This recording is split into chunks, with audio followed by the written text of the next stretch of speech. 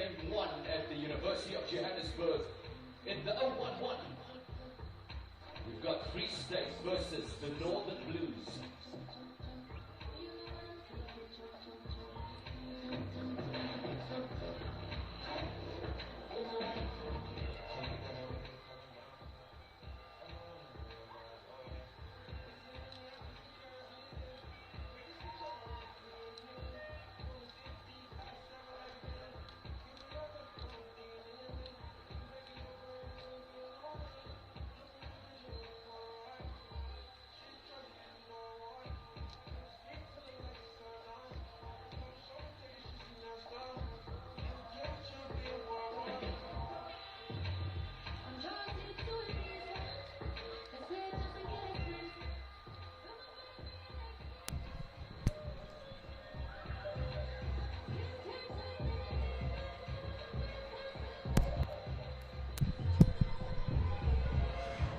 Well, this is it, ladies and gentlemen. This is it. It's day 1 of the Senior Interprovincial Tournament here at the University of Johannesburg, UJ AstroTurf.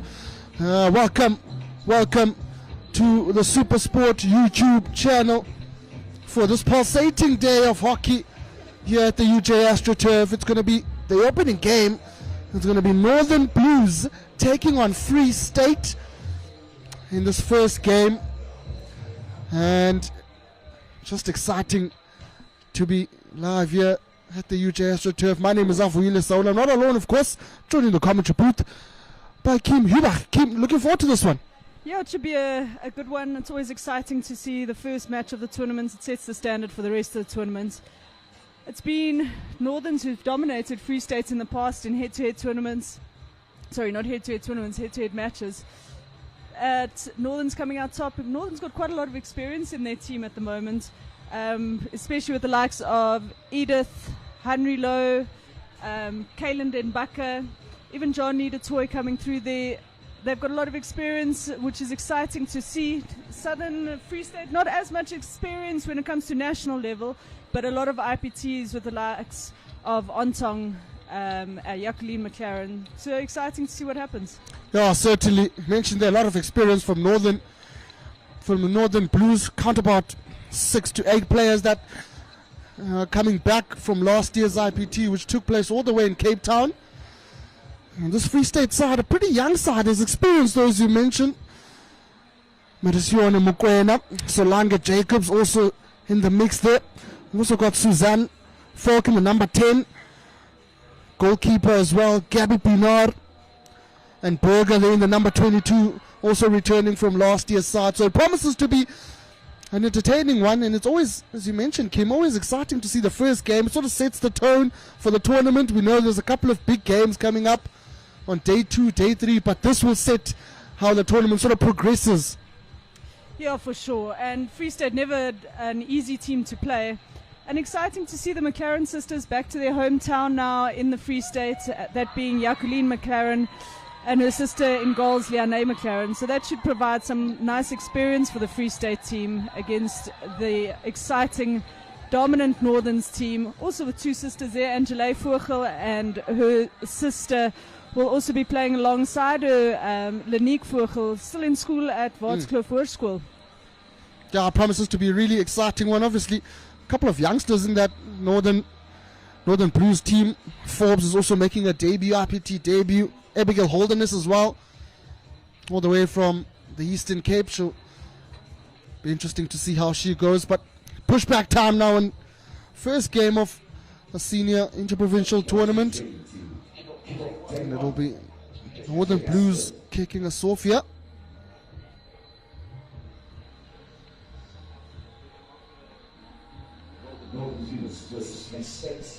On your screens, the Northerns Blues in their traditional sky blue and navy blue, and to the left of your screen will be Free State in the green. It's pushed back by Lake and Brissett. It's just Blues now trying to move it around, get some early momentum, comes all the way to this left-hand side through Forbes. He's done well as Forbes here, carries, decides to go to the middle. Some good space that's opened up on that right-hand side. And the Blues now looking to get it inside the circle early on. They've done exactly that. This is a good start from the Northern Blues. And just a hit out for Free State, but good composure there by Free State inside that circle. It's very high press from the Northern Blues there at the start.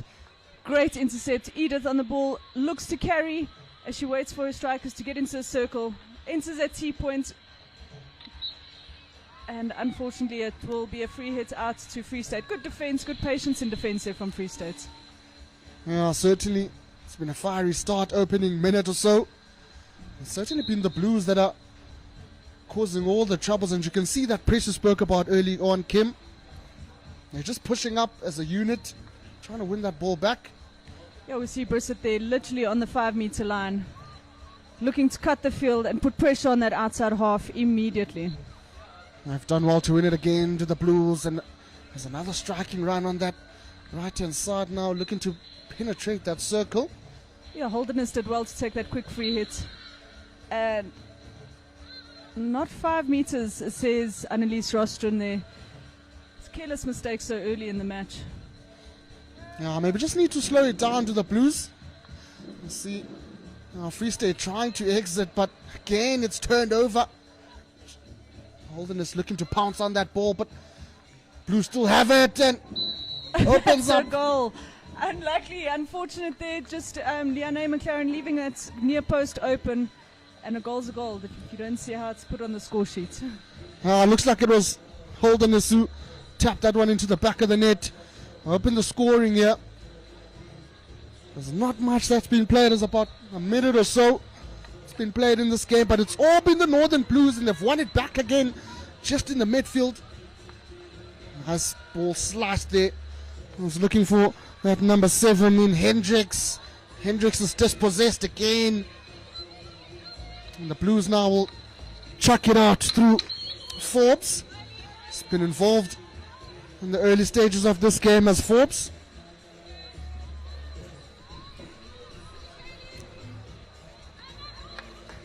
Lorato on the ball, Feinstein back in the midfield. Just losing a little bit of control. And it will be a turnover for Free State. Free States are just needing to keep the ball, keep possession of the ball instead of giving it away quite cheaply to the Northern Blues. As we see them push a high press, a running press onto Free State, and it works out well with Den Bakker making the intercept. There's Holderness now inside the circle. She goes looking to find a foot and win a short corner, but it will be a long corner instead. Yeah, it's been a positive start here from the Northern Blues. Started like a house on fire. It feels like Free State haven't had a chance to sort of get into the game. No, they definitely are on the back foot at the moment.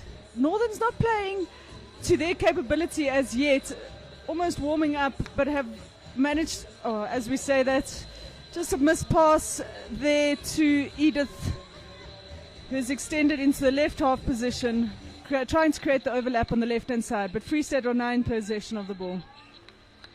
Free State now. Schools gives it to Boer. Who's also one of the youngsters in this team. Just was in matric last year. All the way in the Western Cape. She's dispossessed. She wins it back. Does the number 11. Nice slap inside the circle. Can't find a teammate. And Free State will want to do more of that. Just try and play all the hockey in the right positions. Sort of elevate that pressure that they've been under early on in this game. It's a quick free hit there by McLaren as she drives into the circle. Well, a little bit of a tussle there, but it's picked off. And that will be Nicola Forbes moving it out.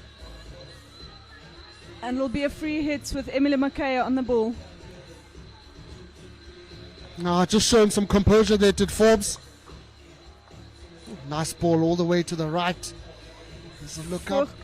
Furkel looking for the long ball. It's intercepted, but they'll come away with the free hits once again. Then Bakker on the ball, looking for options as substitutions are being made. Looking for the long ball and manages to find the stick of Anya Tromp. Anya Tromp really doing well. She powers through and wins the first penalty corner of the game for the Northern Blues. It's certainly been coming. Have been awarded for the persistent attack of the Northern Blues. It'll be interesting to see how they go about this one. Northerns have got quite a threat at the top of the circle, both with Anya Trump on the flick, Sio setting up on castle number 2, and the massive slap from John Lee de Toy, as well as in her artillery she has the drag flick too. Jean-Lee de Toy is up there. Anya Trump is also up there. The push is good. Stop is good. They go for the flick. And just wide. It's unfortunate, sorry. It is a great flick by de Toy, just not on target there. And you mentioned that threat that she poses. So Free State will need to be wary of that. If that had gone a couple of meters on target, we could be talking a different story. Here's Forbes again. Has a look up, does Forbes, finds Vogel just unfortunately hitting the back of her stick. Yeah, Lenik Vogel making herself present early on in this game. A youngster as well in this team, as you mentioned earlier on, still in high school. Yeah, just come back from the all-girls tournament down in Cape Town, which her team came back with victory, which was fantastic for her. And now straight into a senior IPT. No rest for the wicked, Kim. No rest. You see the Northerns Blues just pressing Southern Free State there. Hoping to keep them into a corner. Trump on the high press. Vogel putting pressure onto the outside half there.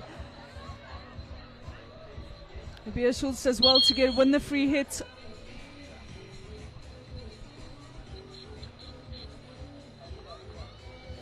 Yeah, just a bit of patience needed here from Free State. Maybe that's a good option, but picked up by McKay. Okay, goes all the way to the back to Toy. And this is good movement of the ball here from Northern Blues. Oh, coast to coast, left to right, and they managed to get it on that right-hand channel. Inside the 23, now inside the circle. Just needed a touch, but good hockey here from Northern Blues. Yeah, much better passing, good pace of hockey. The connection's much better from the Northerns Blues.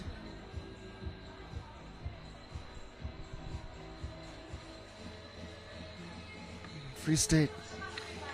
Once again, route 1 ball. Looking to slap it to Ompila Hendricks there on that left-hand side. Looks like they're reverting to that option, Kim, of just trying to get it out of danger instead of passing the ball around and looking to win those free hits and making their way up the AstroTurf. Yeah, just releasing the pressure really. But the Northerns at the back are so composed and make really good connections. Good post up there by Lenique Vogel. She moves the ball to Trump, high up in the field. Just not able to trap it properly, but they managed to come away with the ball. Opportunity. Good save there by the goalkeeper. Once again, Free State looking to outlet here as best as they can. Oh, intercepted once again, that time by Forbes. And this looks a bit dangerous from Northern Blues, all the way to the right. Oh, and it's tapped in. And it's a second goal. And the Northern Blues are certainly ramping it up here. 2-0. And again came beautiful hockey, coast to coast, from the left to the right, inside the circle, tap in, goal time. Yeah, definitely good work there by Holderness, looking for that far post. And great positioning there by Lake and Brissett on the far post. Free State on the restart again, under pressure is on Tong. Does well to just find a teammate who's looking that time around. I believe it was for Nkoba on that left-hand side. Once again, it's turned over and Northerns will get an opportunity to sort of build here from the back, get into their mojo. Scored 2 cracking goals early on in this game. Oh, beautiful skill there. All the way to the back it comes now to Vogel. Vogel passes it over to the left-hand side. I believe that was low. Interesting, the umpire says it hit the back of her stick there. McLaren on the ball for Free State. Opts to play the ball around the back. as Free State have gone to an outlet with 4 at the back. Great pressure by Trump, but well managed by Free State, just lifting it, creating the danger there. Yeah, and you get a feeling, Kim, that Ontong will be crucial there at the back for Free State. She just has that presence of a leader, strong as well. And she'll be key in their plans to outlet as best as they can. Yeah, definitely. Her experience, you can see it in her composure as she plays it out. But unfortunately, just not getting the options coming forward. That's a good effort there by the Northerns Blues. Shots on target. Jordan Boer now comes out with it. Just looking to get an outcome there in that corner. I've seen a lot of hockey being played in corners, and she does so well. Win a hit for her side. Northerns Blues thinking it was taken quickly. Possibly could have been. But umpire Annelies Rostron saying take it on the 16-yard. All the way back to Ontong. You can see that press coming live here. Oh, I've done well to find Hendricks. Oh, I beg your pardon, that is Nkoba. Pushing up now on the right-hand side is Nkoba. Just runs out of gas a bit. And it opens up for Northern Blues, but Free State have won it back again. Some good play there from Mokele. Yeah, Free State just struggling to find strikers in the circle because they're forced to defend so much. I don't think they've got their numbers up high. Edith on the ball, great quick free hit, finds the T-point to Brissett. Looking for the cross, but just unable to get it through, lifting the ball up. And you mentioned Free State just struggling to push up the field. Of course, they've got just 2 players. Oh, what a beautiful pass there to the left-hand side. Here's Bianca Reese-Gibbs. She's got 2 defenders on her shoulders, does Reese-Gibbs. Does so well to turn, still has the ball. It's a scuffle there. She's done very well, but as we said, no numbers, no support there. It was 3 versus 1. A second striker coming in there late through Nkoba. McLaren looking for the big ball in, but it's well intercepted by Anya Trump, who wins the free hit. Low on the ball, looking if she's got a height there for, she's got a great aerial on her. Her and John Lee DeToy, which can be very lethal in the northern setup. Good post up by Trump.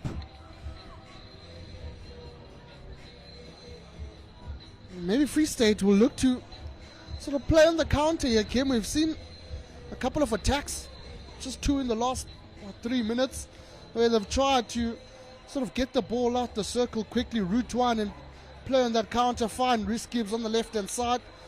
Northern Blues striking hard here. Brought back.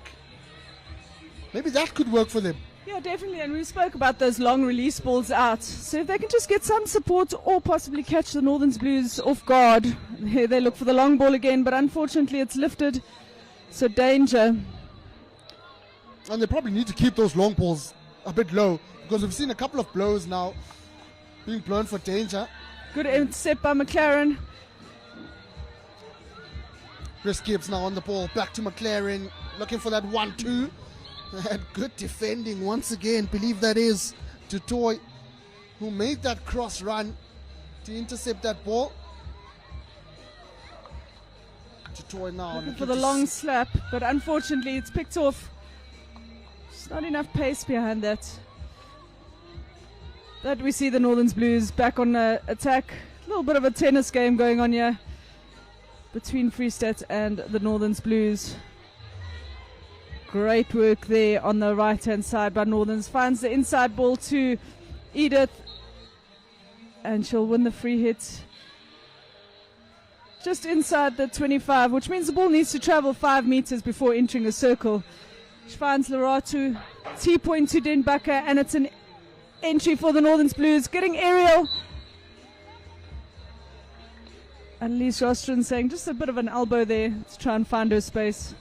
Yeah, that looked a bit dangerous, and you felt if the ball had made its way across the circle, there was a Northerns player patiently waiting on that far post. Could have certainly been a different outcome for the ladies in blue. Pass now to this right hand side. It's here which is looking for at number 13 in Koba. But the connection's just not clicking yet for Free State. That'll be one of their concerns early on in this game. Yeah, they'll definitely want to have a chat about that at the quarter break. It's the overhead by Vogel, well picked off by McLaren, but just coming off her body. Quick start. Engelke to Ntopa. It's a great defense there. As we spoke about, the great experience by Shamelda Ontong. Imperative for this Free State team. Yeah, and that's it. First check has come and gone. 2-0. The Northern Blues leading. Kim, if you are in the Free State dugout now, and you're part of the coaching staff there, what are you saying to the ladies? Sort of try to get them back up for that second quarter. Yeah, I think Coach Taryn's definitely going to have to speak about the support up high, the concentration of getting that ball low out of the back, because they are getting it through the Northern's defensive line, but just the danger coming out of it. And they're definitely going to have to make more connections and limit their double turnovers that have been occurring at the moment. And certainly, and I guess from the Northern Blues dugout, coaches there, Coach Omari Pinache will be quite pleased with how they've started this game, with intent, and that press as well has been quite impressive, how they win the ball back in those crucial positions. Yeah, definitely. We've seen the high press from the Northern Blues, and especially those starting strikers. They really put a lot of pressure and put focus on cutting the ball so that they're not able to make the double transfer, which caused the outside halves to turn over the ball quite easily or lose control on the sideline. Oh, certainly. 2-0 now they lead the Northern Blues. Second quarter will be quite crucial for Free State to try and bounce back in this game. As you can see the instructions coming there from the dugout. Just trying to encourage the ladies to stick in this one. There's still a lot of time to be played. 3 full chuckers. You know, one chucker in hockey is a long time. So Free State will certainly be motivated that they can get back into this one. Yeah, for sure. I think there's a lot of things that they can improve on, which is exciting for us with the 3 quarters of this game left. It'll be interesting to see if Northerns will want to work a few more penalty corners. Only one coming in that first quarter. So the Northerns Blues have a massive threat at the top of their circle. With Mbaka, you've got Henry Lowe, Anya Tromp, John Lee de Toy. And it'll be Northerns Blues with the pushback, Tromp to Molokoi, Engelke. And good press there by Free State, just unable to win the ball. Yeah, showing some intent early on here. The Northern Blues, and they've opened them up quite early. Here's a chance, and going for the tomahawk shot there was, I believe, Bailey Engelke looked like it, eh? Yeah, the number 6, just going for glory, and that, what a cracking goal that would have been. Yeah, really great. But it's nice to see, if you look around in the circle, Northern's Blues getting players in positions, the correct positions on the far post for those tap-ins, which will prove crucial as the tournament continues. Here's another chance, just missed. That's another golden opportunity there. Corner begging for the Northern Blues that time around. Mukwena. Free State trying to get out of trouble here early on in the second check. They started well with that press. They've been under pressure ever since then. Northerns once again. It's a brave pass, but she's gotten away with it, has Bailey Engelke. To Toy now, all the way to the right hand side. Another slicing pass. This is some good hockey here from the Northerns. Oh, yes. And that is a stroke. Brissett has done so well to keep the ball under control. It's so hard to defend. And as a defender, you want to make that tackle, but it's the last thing you should be doing. Just patience and keep the pressure on the ball. Emily Mockay up to take the flick against keeper Liane McLaren. Okay.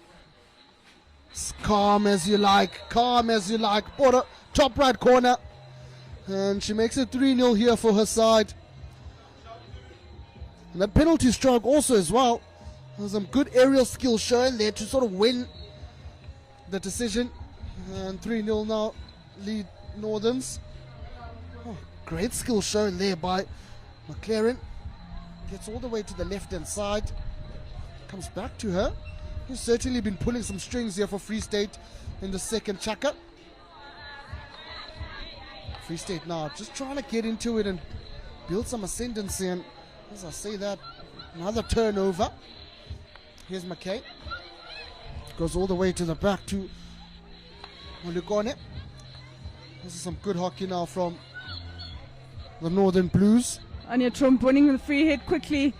Just not able to make the connection with Brissett up front, who's looking for the ball on the inside.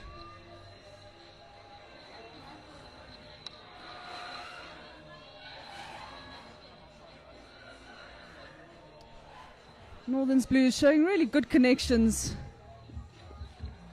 Good double tackle there by Trump and Edith.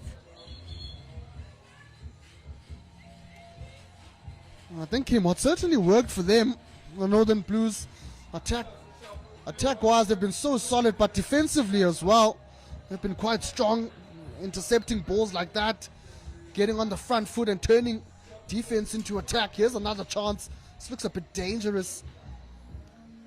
Still has it. Oh, great first strike. Just unfortunately hitting her back stick, but really good idea there from Lake and Brissett. But you can see the danger that comes with sort of winning those balls in midfield and striking up. That striking run for Mukwena sort of opens up the field for the Northern Blues. Yeah, what's nice to see is them transfer the ball. If they win the ball in the left-hand channel, it's a quick transfer to the opposite side, which is exactly where the space is, which they've seen, and that created that space for Ntopa to carry the ball through.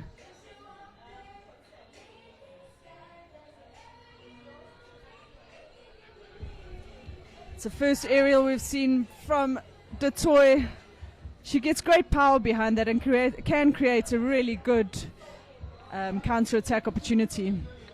Free State ball looking for the opposite side of the field, just unable to make those connections as we saw in the first quarter. Yeah, I just need to build a bit of confidence to Free State. You should feel that halftime break is to come a bit sooner for them, just to regroup as we see now. Flock on the ball all the way to the right. I believe that's Hendricks. First opportunity really for Free State to penetrate that circle, and some good defensive play from the Northern Blues. They've won it back. Have Free State still an opportunity. Here's a chance. The shot comes and it's a beautiful goal. Cracking goal there. Yeah, she did really well there, Andrea van Bosch. Good opportunity for Free State, and actually their first real opportunity, and looked quite threatening in the circle there. Not sure if they caught the Northern Blues just slightly off guard, but well done to them for that comeback. And certainly, and wouldn't have been possible without that win back from Ompile Hendricks on that right-hand side, winning the ball back, getting inside the circle, creating that opportunity for Van Bosch, who had all the time in the world really. Slams it past the goalkeeper, makes it 3-1. And they're back in this one now. They just need to keep opportunity for the Northern Blues again. It's a little bit scrappy there in the circle. Ball cleared up high by McLaren, but Free State will win the ball.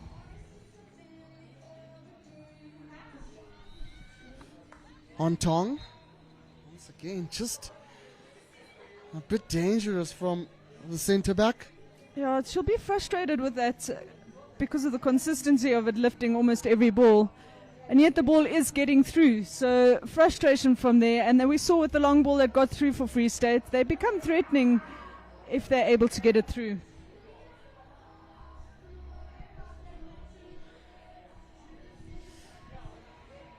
Edith on the ball. really good defense there by Ontong. She's been solid in their defensive work. Yeah, certainly been the standout has Ontong, as Northern's now to build from the back to Toy. This looks promising and fast, some good skills as well.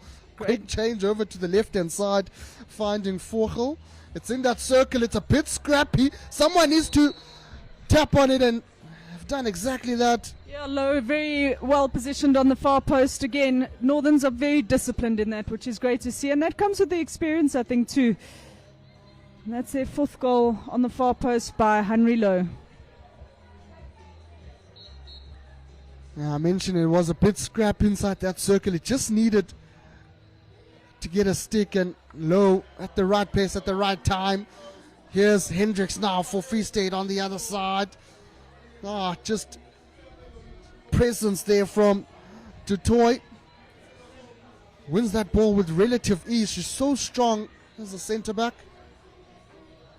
Yeah, she really is a presence at the back there, and her long slaps through the lines are very dangerous if your marking lines aren't correct. Northerns once again showing patience after scoring that goal. Decide to come all the way to this left through Vogel. She's the one who slapped it into the circle for that previous goal. She does exactly that again. Will be a long corner this time. Ringelke on the ball.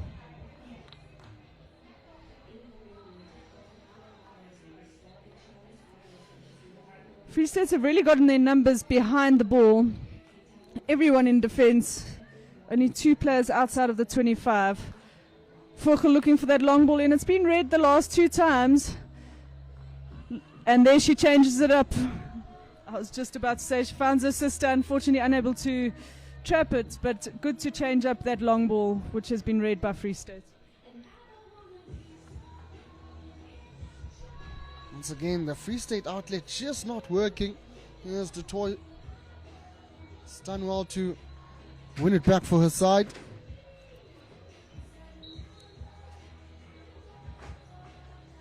Tutorial once again, a bit of patience here. Oh, nice ball again to Vogel. Finds a stick of Denbacker, who's done well. Goes aerial, looking for the penalty corner, unable to get it. And just not getting the shot off. She'll be frustrated with herself there. But Free State not able to control it on the sideline there. And Northerns will have an opportunity through Trump to attack the circle again. Trump looking to use that baseline. Been dangerous, have the Northern Blues rotating subs now, making a couple of changes.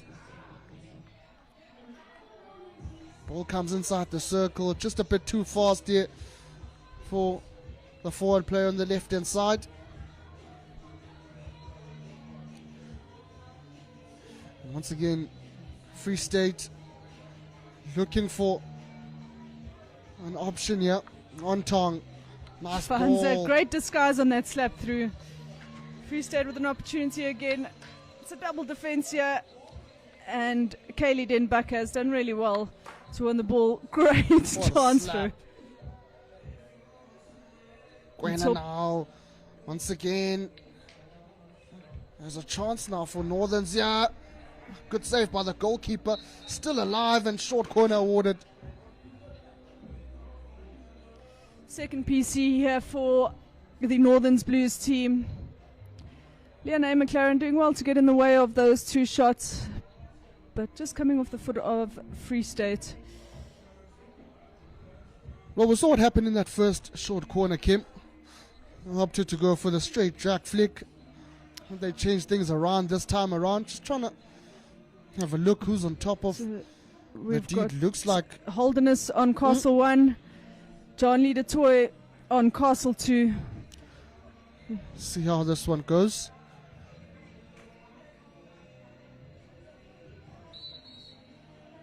Push is good. Stop is good. Holderness this time around.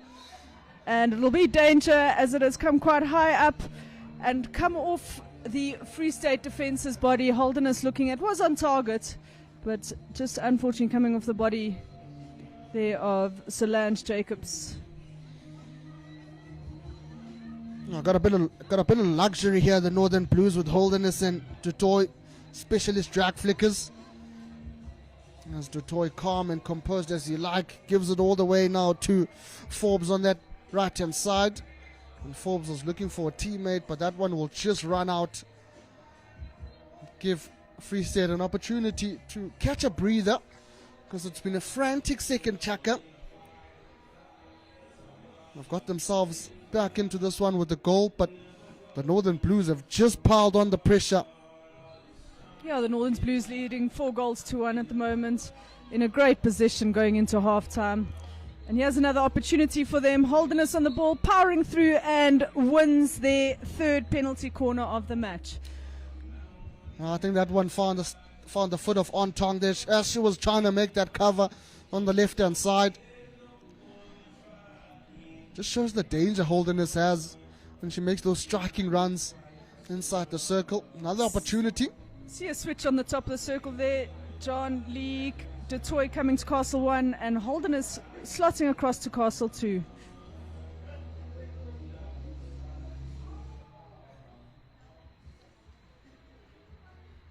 Another short corner here for the Northern Blues. Push is good once again. Flick comes in. The goalkeeper this time around called into action. Still alive for the Blues. And that shot just fizzles out. But another good flick on target there from Dutoy this time around. Yeah, really well done. And well picked up there by Ntopa on the top of the circle. I think she almost had a little bit of too much time to make a decision there. Chose to do the backspace front stick hit, but just not able to get it off. Aerial ball picked off by Denbacker. Does well to keep possession and transfers around the back. Dutoy looks for the long ball, connects with Trump, who loves to attack that T-point baseline. Extra pass, and that is what Northern Blues does so well, is scoring on the far post through Ntopa Mokoena. Yeah, their second goal now on the far post in this chaka. And Mokoena just positions herself so well just to tap it in. And it's 5-1 now. Certainly running away with it are the Northern Blues. And they've made it look quite easy.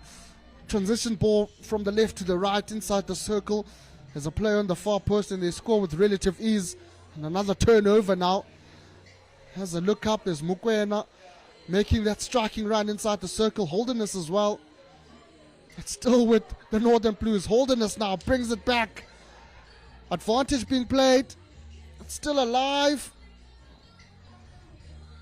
Just a bit slow there from the Northern Blues, but they've done well to regroup Mokoena to Vogel. Dutoy. Yeah, the Blues looking really, unfortunate mistrap there, but the Blues looking really threatening when they enter that baseline. Great positioning in that 9-yard area by all players involved. And I have the feeling that is where they will be scoring a lot of their goals this tournament, will be in that 9-yard area. Just unable to get a connection there. Unfortunately, it's a really good ball there from Henry Lowe. And she's good at spotting those long balls. Yeah, I think it also just shows the awareness, Kim, of just knowing where your teammates are making the run, being aware of the spaces as well that have opened up. Free State, again, just struggling to outlet there. That time around, there was Schools there on that left-hand side that was dispossessed.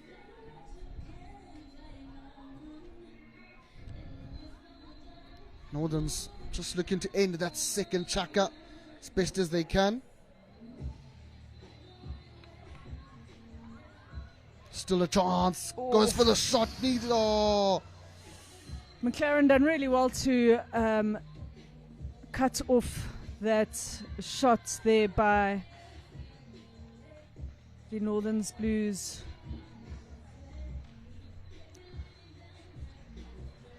Just over a minute remaining now in this second chaka, and certainly Northern Blues will go into the dugout, smiles as they look for a sixth goal. It's done well there to win it back. Here's Berger. Well, Berger's done well there in the second quarter for the Free State team. It's almost like they're looking for their combinations in the field, but she's done well on the left-hand side there. Good movement now by the Northerns Blues. Great intercept there by Nabila Schultz.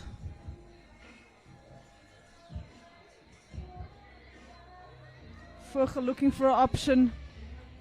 She's unable to find her sister there, who's trying to post up.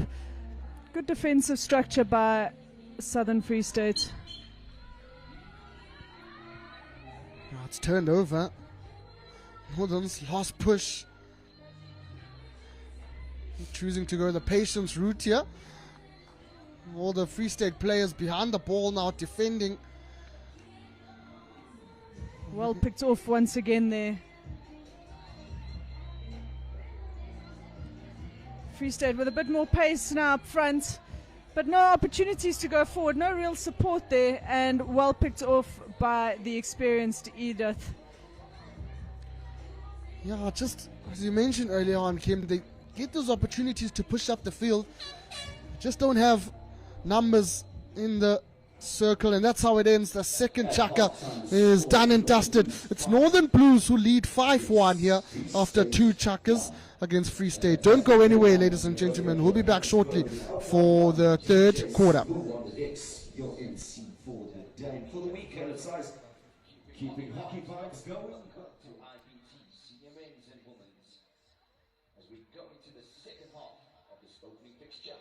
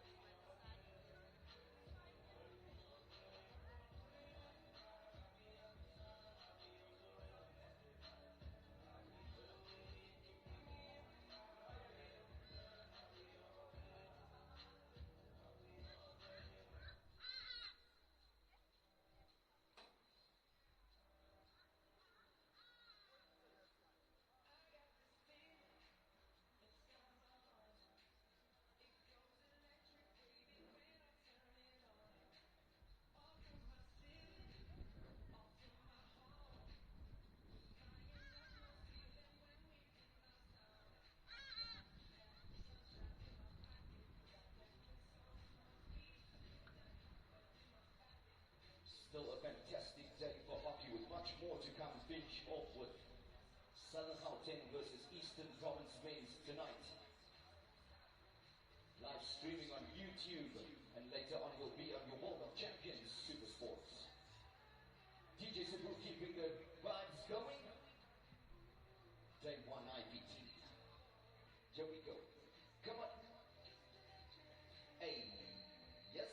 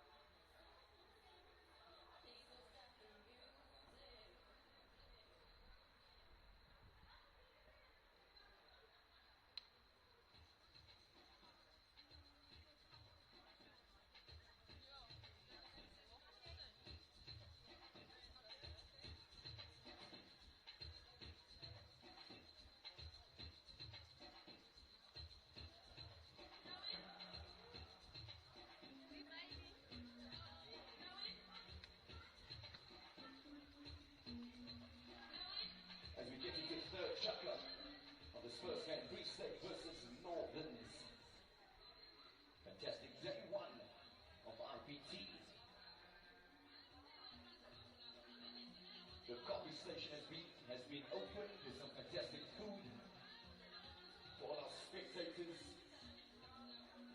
Tuesday in the 011 Johannesburg, University of Johannesburg. Welcome to IPT.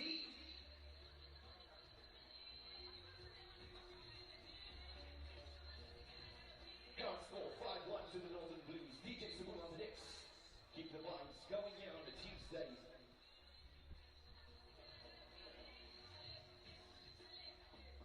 Can Free State steal 1 or 2 goals to get back into it? Or will Northern's extend the lead in this opening fixture?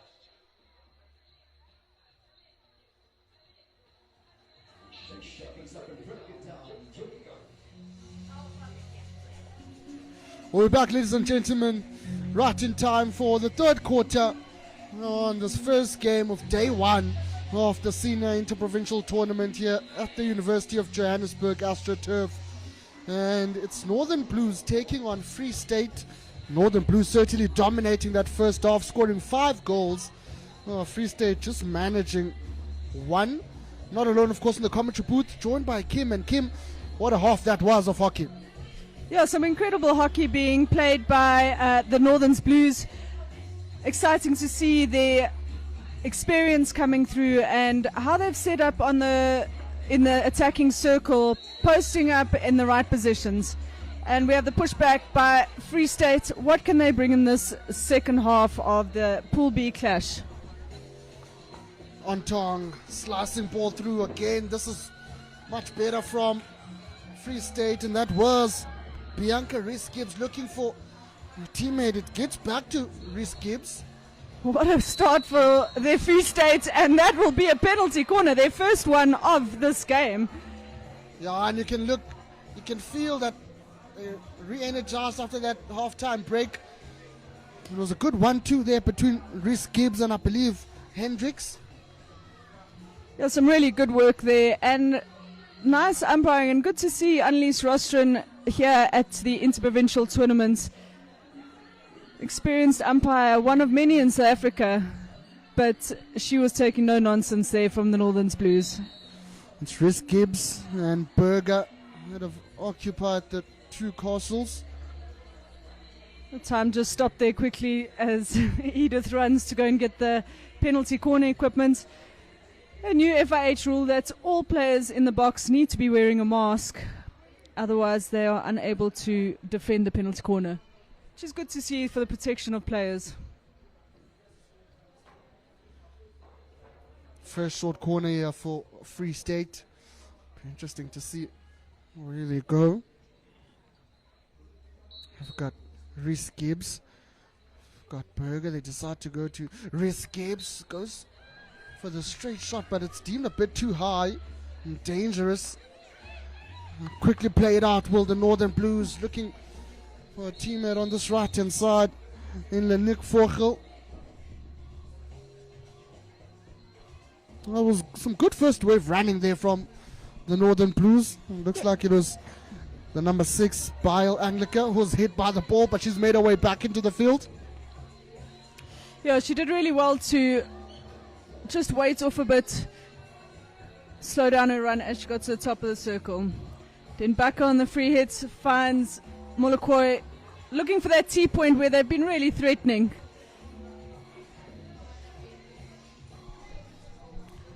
Certainly shown some positive signs here of the Free State goals.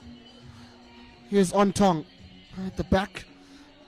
A good slap just outside the 25, but it's won back by the Blues. Here's a chance now. Waiting for the Tomahawk shot there. I believe it was Forbes. And they look quite dangerous. You mentioned earlier on, Kim, they look so dangerous when they enter the circle to the Blues. That was another example as it gets to Hendricks now. Hendricks taking on number 20 there in Mokele. Wins that battle, does Hendricks. The Northern Blues are definitely going to have to look at their press, and I'm surprised they didn't revisit that at half time. With those long balls from Free State getting through all the way to the top, almost into the attacking 25. And we saw Free State score their first and only goal so far of this game. through one of those long balls and then working that penalty corner from a second long ball that's come from a 16-yard free hit. McLaren trying to make a connection in the circle, but well picked off by the Northerns Blues. And they push up now to the Blues. Lelik Vogel making a strong run on that left-hand side. She's waiting for the ball. Doesn't quite come from Anya Tromp, but she does so well. Tromp shows a bit of skill, but Ontong is there to deal with the danger momentarily, though. And yeah, it's quickly taken out now by Berger, looking for Hendricks, but that one will just run out.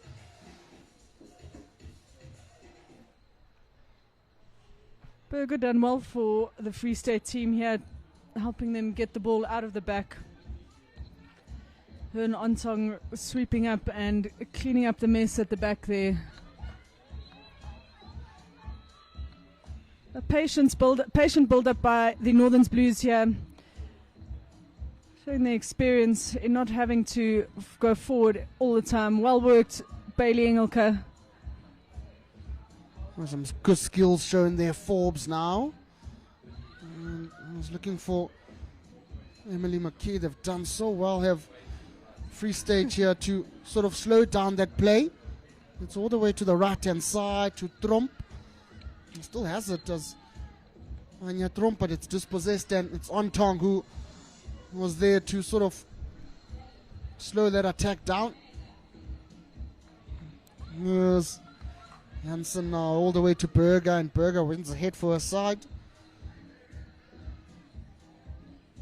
I've certainly started much better, have Free State in this third chukka. Showed a bit of intent. Go forward as well. Looking for that long ball again, but well picked off by Den Bakker, who transfers the play to Brissett. Brissett looking for Ntopa. She manages to pick it up just behind her. Holds it up, looks for the long ball in, but well picked off by Ontong. Tromp on the ball again. Goes to the reverse stick shot, but well defended by Free State there. I've certainly shown some composure at Free State in defense. This third chukka. Spoke about Ontong and her influence at the back there. Berger also coming alive in this third chukka. Danica Janssen as well, the number 5, was just made away off the turf. Here's Ontong again with that slicing ball, but it's dispossessed. And they'll build again, will the Northerns. Calmly, Dent Becker this time around. All the way to the right. This is another opportunity, looking to use that baseline and get a short corner. Yeah, that will be a hit for Free State. Yeah, real committed defense there by Solange Jacobs. And just forcing the obstruction between Trump and Lowe. Ontong on the ball again. Goes for the long slice ball, just lifting it. We haven't seen her lift it in a while. Goes off Trump. Look, Northern's looking for a quick free hit through Holderness. But the umpire wants it on the exact spot. Quickly played by Northerns. Oh, shot comes in. Just ricochets off the crossbar. And oh my goody. Believe that was low. What a strike. Yeah, nice quick action from her there. Finding that crossbar. And we saw the power behind it with the rebound off all the way to the top of the circle. Outlet not quite working here for Free State. And the Blues will calmly take it back. As do well to win it back to Free State through Nkoba. Have another opportunity to sort of slow things down here. Go to the back. Trusted talisman in Ontong. Another slicing ball through. Just can't find Hendrickson. They've done well here. Have the Blues through Emily McKay. Well defended there. It's that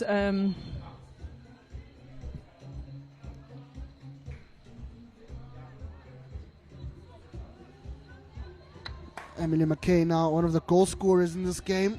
Was all the way to Low. The Northerns just possessed here by Free State. Something we didn't see a lot of in the first half. Certainly pushing up Free State. Trying to not concede. goals in this third chukka.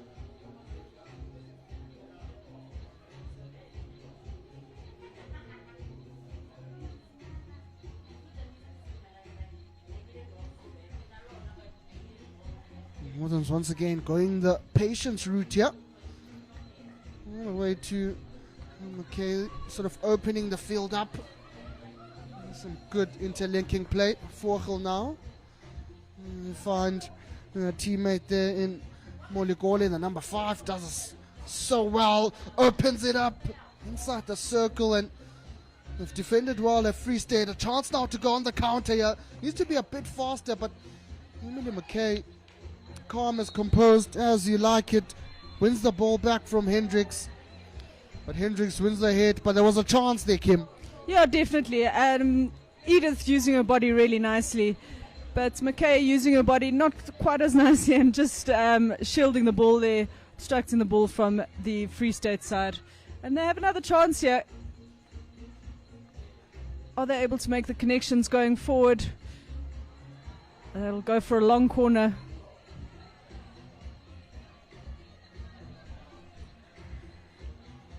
McLaren now. Interesting to see, though, if we look at this from the side of the field, there's not much mini strikers in the circle for Free State, which means they've got to almost dribble it in to create an opportunity for themselves. Well, they've just got 3 there. They've got Berger, Rhys Gibbs, and Hendricks. Of course, Isaiah April as well, the number 9. Lacking some numbers in there. And dispossessed again. Some good defense there from the Northern Blues. It's nice to see that as much as they've scored a lot of goals, they're still willing to do the hard yards defensively, winning the ball back and trying not to concede any other goals in this game. Yeah, it's important to keep your momentum. It's only game 1. As you go on in the tournament, goal difference might come to play. And Topa on the ball. Makes a great run. Just can't find Holderness up front.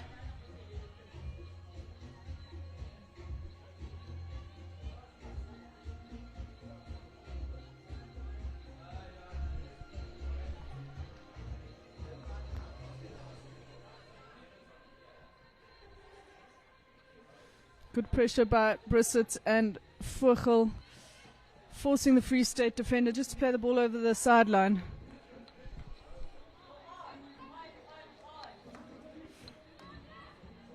Mokele all the way to a teammate there at the back, and moving the ball nicely. Northern Blues. Here's the toy. Comes back now to Mokele. The toy once again. Oh, looking for Mokwena there on that left hand side. It just bubbles out. Certainly all about game management now for the Northern Blues. Just seeing the result through, making sure they don't concede as many goals. Give Free State opportunities to get back into this one. All the way back to Jacobs. Jacobs is dispossessed that time around, giving away position at a very crucial place. Here's Holderness now inside the circle. Wins a long corner. Free States have a change in goalkeepers there. They're not having to make too many saves. One shot on target from the Northern Blues, cracker shot from Henry Lowe. But we see Gabby Pinard in the goals the second half for Free State. Mokele all the way to the right. Some good defending there from Free State. Patience again here from the Northern Blues. To a slicing ball inside the circle. That was so dangerous, and they've won a short corner here. And Patience at the back turned into an attacking opportunity, which results in a short corner and another chance to score here for the Northern Blues. It's their 4th penalty corner of the game. They haven't scored yet, having 3 on target. The first one just slightly off target. We see on the top of the circle, John Relow on Castle 2, Abigail Holderness on Castle 1. We know they both have really good flicks. John Lee also with a disguise slap. Not sure they'll give away too many variations, so possibly just a straight off the top. Push is good, stop is good, holderness. Flick goes wide again, second time now. Seems to have come off a defender as they get given a long corner. Can they take it quickly? It has been. Holderness done well and wins another penalty corner for the Northerns Blues. Just that intent of that quick long corner inside the circle. Winning an opportunity now for her side is Abigail Holderness. Another short corner here. You mentioned they won't give away too much variations. It's still day one, first game of the tournament. You sort of want to keep your tricks in the bag as the tournament progresses. Yeah, for sure. There is no need to give anything away. They have, however, swapped personnel at the top. Or not swap personnel, but swap castles. DeToya and Castle 1, Holderness and Castle 2.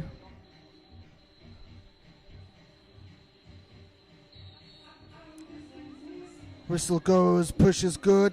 There's a bit of a variation coming in there. They were looking for a player on the far post was DeToya. It's nice to see, just to change it up a bit.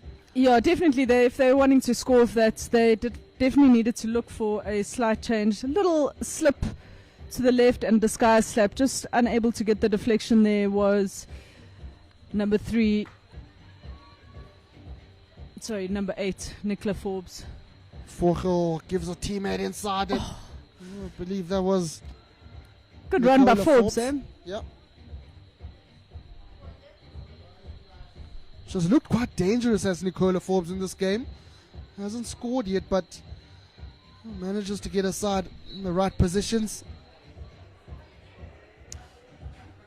Free State's defensive work a lot better in this second half of this Pool B clash between the Northerns Blues and Free State.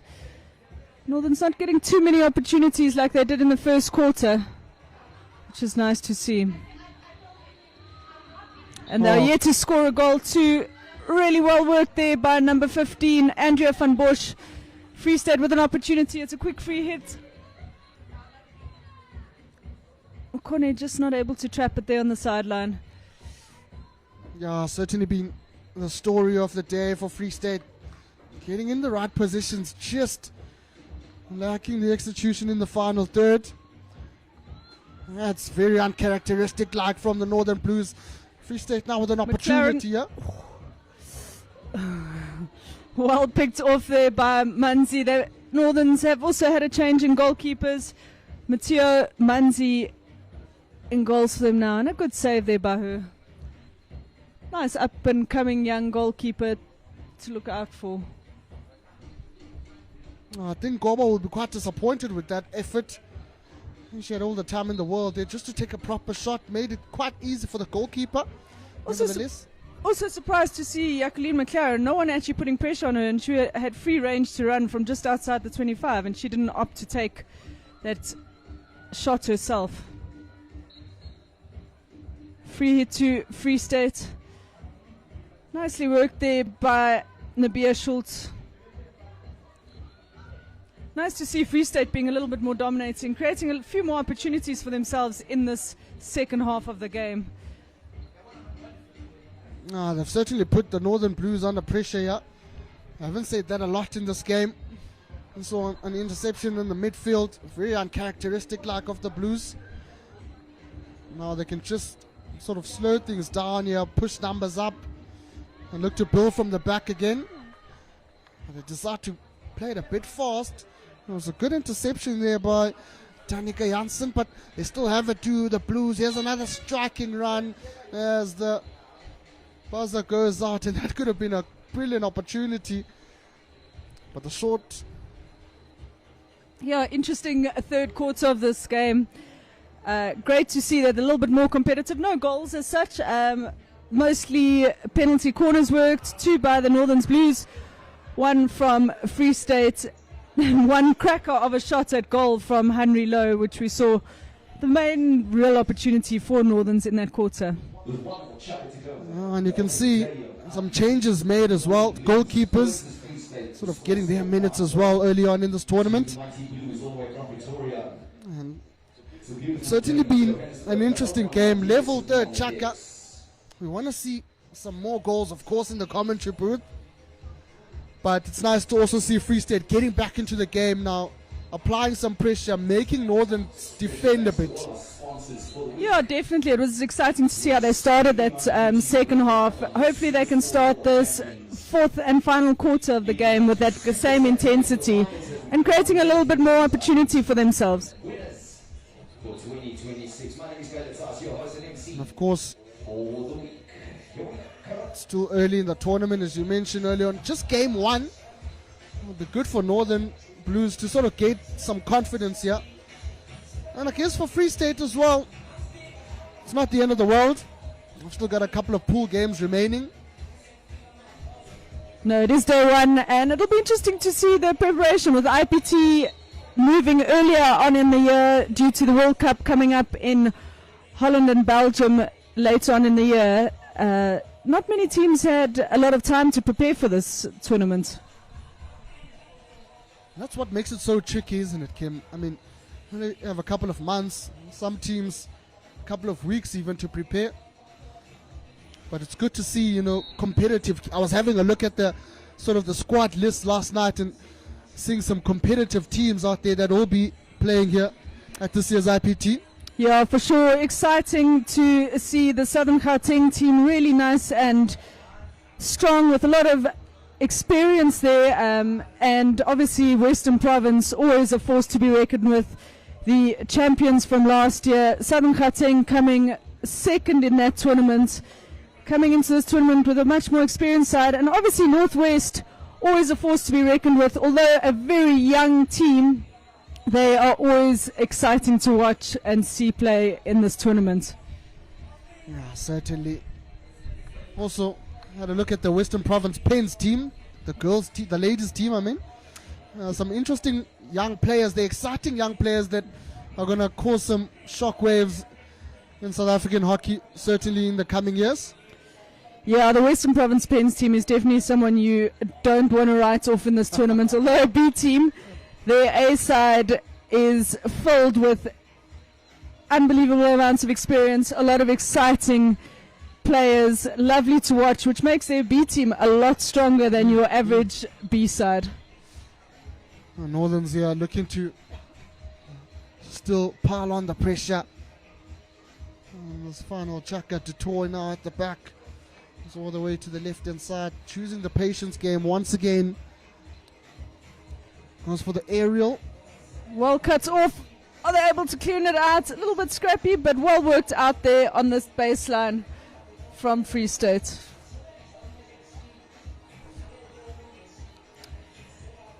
Free States are notoriously known as a team that starts off a little bit slow in the tournament. You definitely want to get them on game one because they seem to build in their confidence as the tournament progresses and as they get to know their connections. And we've seen this in the second half of this game. Oh, certainly. You want to get them out the way quickly and move on. And when they start finding their straps, you've already got your 3 points against them. There's Jacobs now almost dispossessed there at the back. Slammed Looking again for that long ball. Hendricks just drifted to the other side of the field. Onsong has found her on a couple of occasions, which proved really threatening for Free State. I wonder what the thought process was to drift to the other side, maybe vary it up a bit. Free State forcing the Northern Blues to play it quite deep around the back, but not putting any real pressure on them as they work it out quite easily. They find the stick of Molokoi, frustrated as it gets broken down. Yeah, did well there, the number 11, Jordan Boer, just to slow things down, because that did look a bit dangerous. There's a couple of Northern Blues players on this right-hand side looking to cause trouble. Still with the Northerns now through.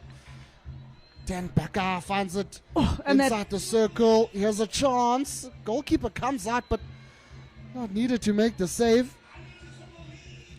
Here's Free State now through Chris Gibbs.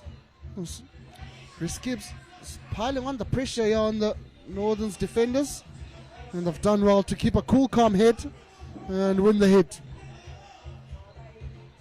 Mulakoi on the attack. She's done well to find in Bucket, two of the most experienced players here in this team.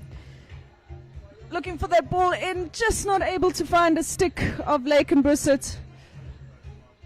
Or Forbes running in on the far post there.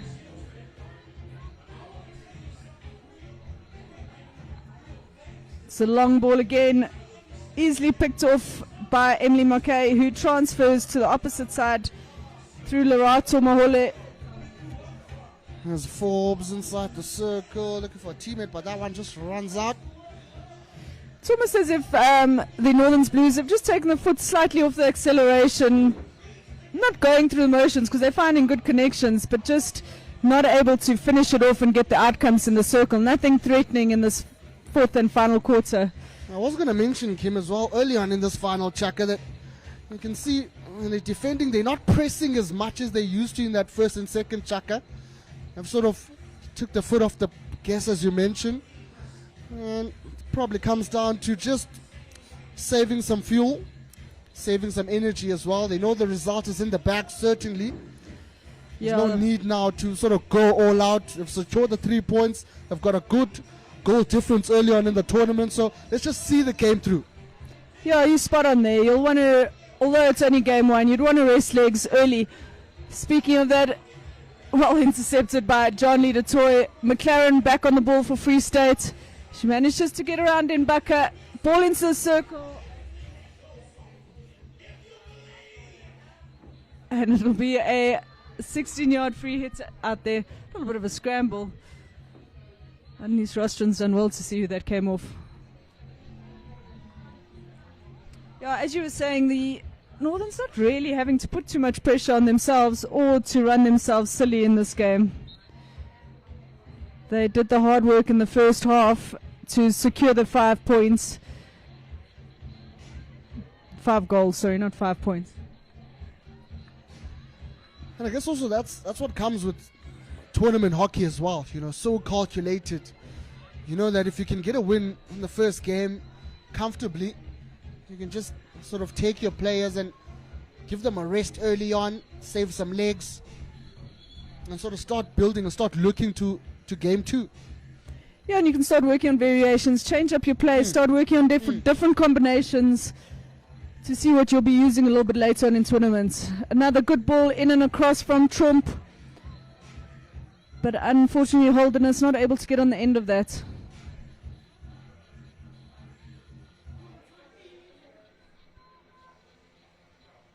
Free State now from the back. Nabila Scholes, she's dispossessed. They might have taken their foot off the gas here, Northerns, but they're still looking for goals. What, some good play there. Edith is so experienced in that section of the field. She uses her body so well, and a lot of the play coming through her and being worked really well in the second half for the Northern's Blues.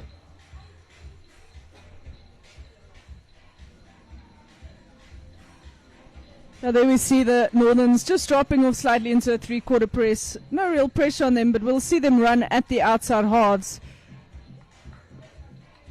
Picking off that long ball now from Cassandra Forbes. Edith on the ball.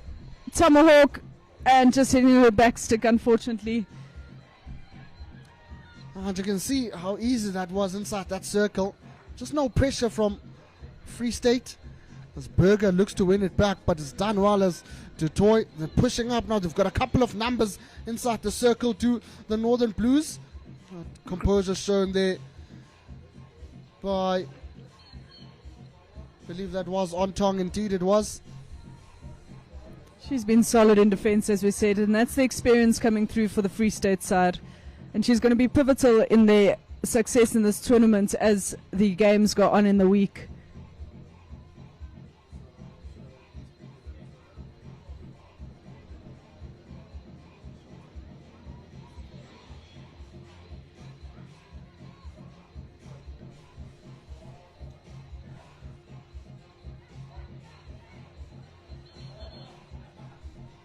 Yeah, just over 5 minutes left of this first Pool B clash at the IPT here, held at the University of Johannesburg, and we've seen some exciting hockey. There we see the youngster Lenique Vogel putting good defensive work. Nice to see a hockey player with great speed. She is a top athlete sprinter, and she uses that so well in her game. Yeah, she's a talent, Vogel. Certainly one to look out for in the future. And she's making it tough for senior players while even at high school, so that says a lot. As Free State look to push up the turf now with not much remaining in this game. Guess for them it will just be lessons to take from this game, Kim. Just go back to the drawing board, see what worked, what didn't work, and try to sort of fix that for the next game. Yeah, for sure. I think, and if I'm wrong, I'll take my words back, but I don't think they had much match play preparation leading into this. So it'll be good for them to go back to the drawing board, watch the videos that have been provided, and to fix a few things. There have been some really good plays as well, but there is definitely aspects that they can work on. Both teams, in actual fact, will have a lot to work on coming into their second games tomorrow. Exciting to see tomorrow. Northern's Blues against Southern Keng should be a cracker of a game. The Gauteng derby. As we go into the last 5 minutes of this first game of the Ladies IPT 2026, stay tuned for the next game coming up. Should be a good game between the reigning champions Western Province and the young talented team of Northwest.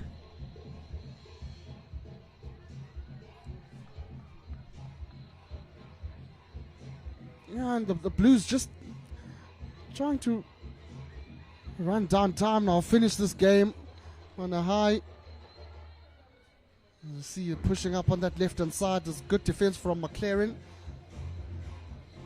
They've come out with it, but just bobbles out and beats the Free State player. Calm, composed hits leader now. What a slicing ball. Oh, through Mukwena. Here's a chance now. Look at the pace here. Showing the shot comes in. Advantage played here by the umpire and can't use it. The Northern Blues still has it. Does Mukwena. Turns on the pace again. Looking for a teammate on the far post, and that opportunity goes begging. No, one almost thinks that's a set play of theirs to run the baseline and look for that far post. She has done so well and is so exciting to watch play. Great speed, great change of pace on her attack, and is a real threat for the Northern's Blues. I was just going to say, Kim, the way she sort of changes it up and sort of bursts into life is something extraordinary. Causing troubles here for this Free State side.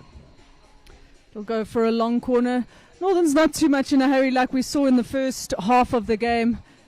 They're quite happy to take their time on the free hits. Free State doing well to defend that.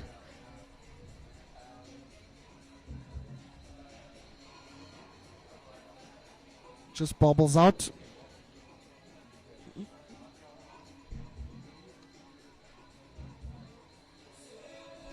Yeah, they'll run the clock down as we go into the final 2 minutes of this game. Not much action in this second half. No real goals. Only 2 penalty corners for the Northern Blues and 1 penalty corner for Free State in that third quarter. Not too much happening in this third quarter. No real shots on goal. Definitely no penalty corners worked. Yeah, it's certainly been a scuffle, hasn't it? Both sides going end to end, trying to sort of get another goal. As we see now, Brissett on that right hand side looking to push up and cause a bit of trouble for Free State.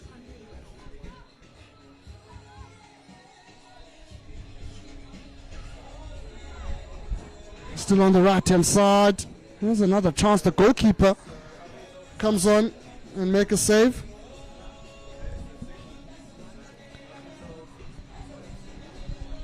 Will be a long corner here for the Northern Blues all the way to the back. This is calm, composed hockey. That one just runs out the baseline, and that should be it. No, just a minute remaining in this one, and it's certainly been a good performance from Northern Blues. For sure, they've done the hard work in the first half and put the pressure on and worked really, really well to secure their 5 goals in the first half, and now they can just work and almost go through the motions.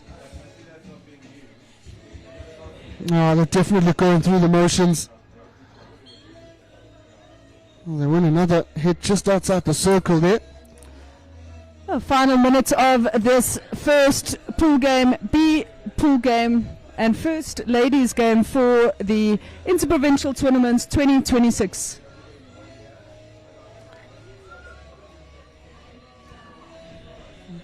Just pushing up for the last time. Well, Free State dispossessed.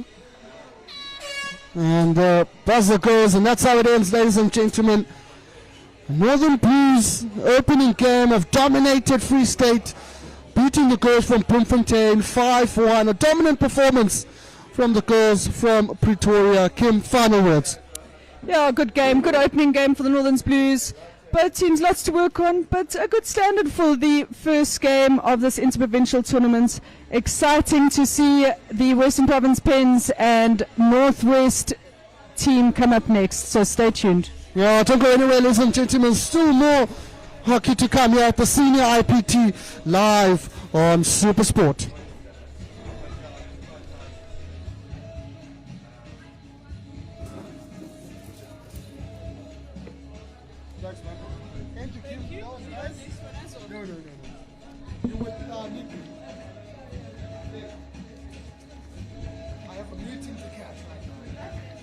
A confident start to the tournament by the Northern Blues, winning that one 5-1 against Free State.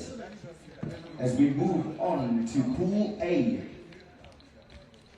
Northwest versus Western Province Pens, all the way from Cape Town. A fantastic day, day 1 of the Senior Men's and Women's IPT 2026.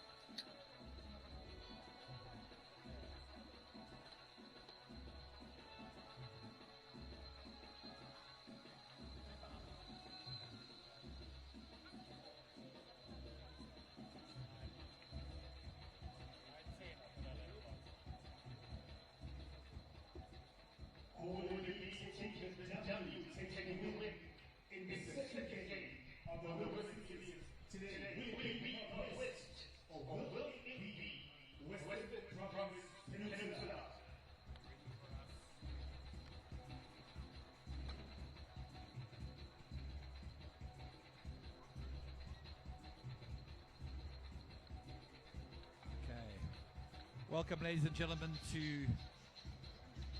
men's and ladies interprovincial hockey. It's at University of Johannesburg, this UJ Astro facility, and we're getting ready for a Pool A clash between Western Province Peninsula and Northwest. I'm delighted to be joined in commentary. I'm Nick Wyatt for SuperSport, but I'm delighted to be joined in commentary by 136 cap international star, initially out of Northerns. I know there's an allegiance change. We'll talk about that in a moment, Kim Hubach. But Kim Hubach, welcome to commentary today and welcome to IPT 2026. Thank you so much, Nick. Great to be here with you. Yep, definitely an allegiance change. Northerns feels like ages ago. In the meantime, I've been at Northwest, finished my playing career there, and now assisting the Southern Keng team. Excellent. Kim, you yourself attended 26 interprovincials. I think I had 10, and I thought I was a lot, but 26 is in a different world. We just saw a Pool A game, or Pool B game a moment ago, where a very handy Northern side, I mean, I was looking at the team sheets last night, and that Northern side just reads so beautifully with regards to balance all over the field. Came out with a 5-1 win over Free State. You called the game. Did they look as good as they look on paper? I think they are still easing into the tournament. Obviously an experienced side, incredible experience there, especially with the leadership of Edith Molokoi. I do think they've got a lot more to offer. I do think they've got a few things to work on, especially their pressing. I found wasn't exceptional, but definitely a team to look out for and definitely going to be a threat in this tournament, without a doubt.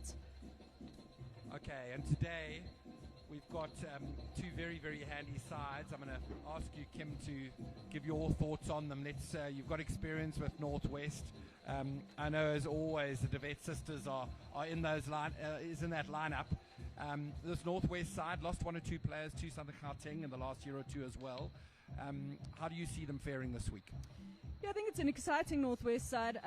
Sorry not to be a part of it to an extent, because I think they've actually got a real great balance. I was chatting to Nelson, between youth and some exciting players that they have taken up in the last year or two that have entered into the varsity setup, and some great experience. Nice to see Academy Spurshot and Ane playing for them. Ane hasn't, I don't think, and I'm speaking under correction, hasn't played a senior IPT for Northwest, as she's always been involved in their under 21 setup. And the DeVette sisters, definitely not to be overlooked at all. And Northwest getting quite a few international caps recently in the last couple of series and tournaments that the international team have played. So it will be interesting to see what they provide. And Certainly Gemery and Ane will fulfill an important part in the midfield. I saw both of them when they were part of that S Under 21 fold, and both excellent players, and they'll be critical, a critical advantage to Northwest today. Yeah, for sure. And Ane also now in the senior setup got her first senior cap, which is lovely to see and really well deserved. I think she's worked hard for it over the years. Okay, we're turning our attention across to this Western Province Peninsula side, and so many players in the Western Cape. You know, you go through periods in hockey where sometimes a national coach will be in a particular city, and leading into the 2024 Olympics, Giles Bonnet was based in Cape Town, you know, the Olympic and the SA coach, and so many players relocated to the Cape, and it's left them with an embarrassment of riches amongst players. So this Western Province Peninsula side, although the second string for Western Province, will still pack a punch, won't they? Yeah, definitely. I was chatting about it a little bit earlier. A Penn side is always in contention for that top 4 spots. I think they've got incredible depth there. They've got some really great experience. Again, some good youth too. But as we said, the Western Province A side is got a silly amount of experience and some great players there. So this team has just as many, especially the youngsters, some exciting youngsters that we'll definitely be seeing in the A side in the not too distant future. Well, let's mention a couple of them. Leah Duplessis, you'll see her wearing 14 for Pens, and Leah was player of the tournaments at the Under-18 tournament last year, and then went on to go to the Under-21 World Cup. So she was included in the side.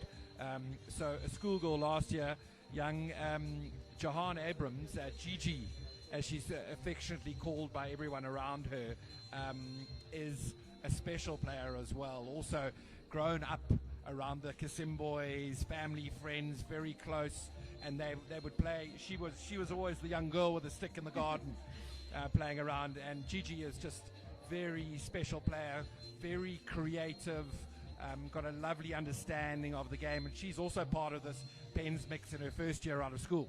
No, for sure, and definitely, she's definitely one of them that will be coming up very soon.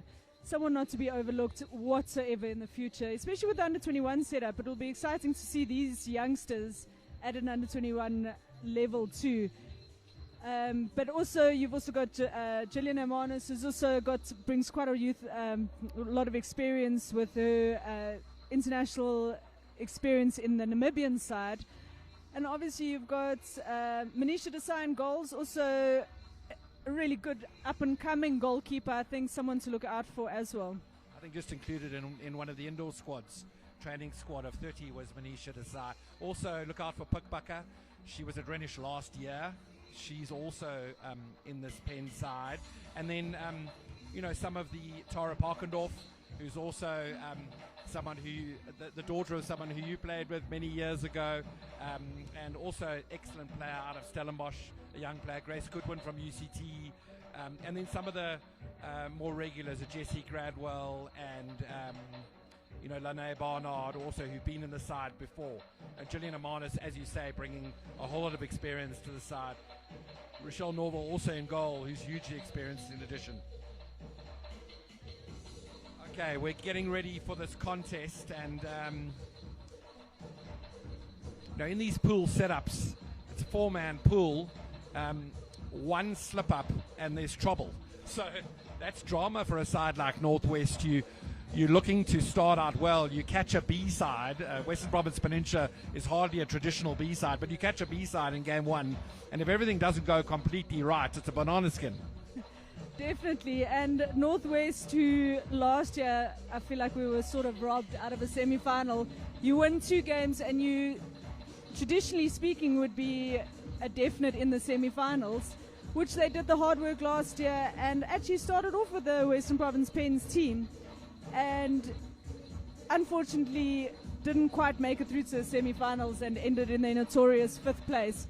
So this will be a grudge match, I think, opening up the A pool tournaments this year. Well, there's nowhere to hide after this pool game either, because you've got KZN Raiders, which is an absolute rock star list of players, and then the Western Province team we spoke about earlier on. So it's an important start for both of these sides. This will be the result that they know, both coaching teams, and my word, do we have some high-level coaching teams. Jared Pitto for the coach of Western Province Pens, and he's ably assisted by the very experienced, across all age groups, including ladies, Natalie Steves, who I consider one of the highest EQ coaches out there, really a master in man management, isn't she? Yeah, she is really good in what she does and the way she manages. She was also an exceptional player, and I think that's what she carries through, is her experience as a player. And she started her coaching career quite young, which was nice to see. Okay, and also on the northwest side, Nelson Kamainel coaching, and assistant coaches are substantial in Sheldon Rostron and Sean Hulley, and there's huge experience in the two of them. Yeah, for sure. Nelson is a good coach in himself, really worked well.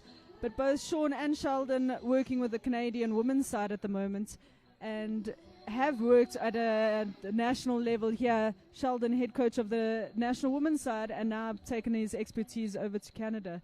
So they've definitely got all the experience when it comes onto the bench. Probably one of the most experienced coaching staffs, I'd say. So, both teams exchanging pleasantries on the halfway line. It looks like starting in goal for Pens is Rochelle Norval.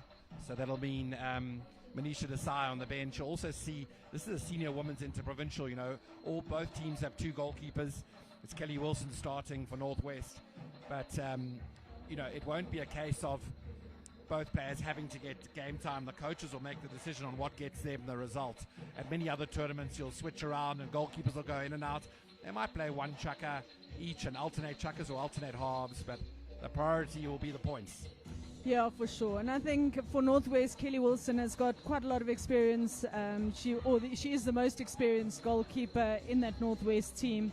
Rebecca Haswell is coming in as a first year a student at the Northwest University. So it'll be interesting to see how they manage that.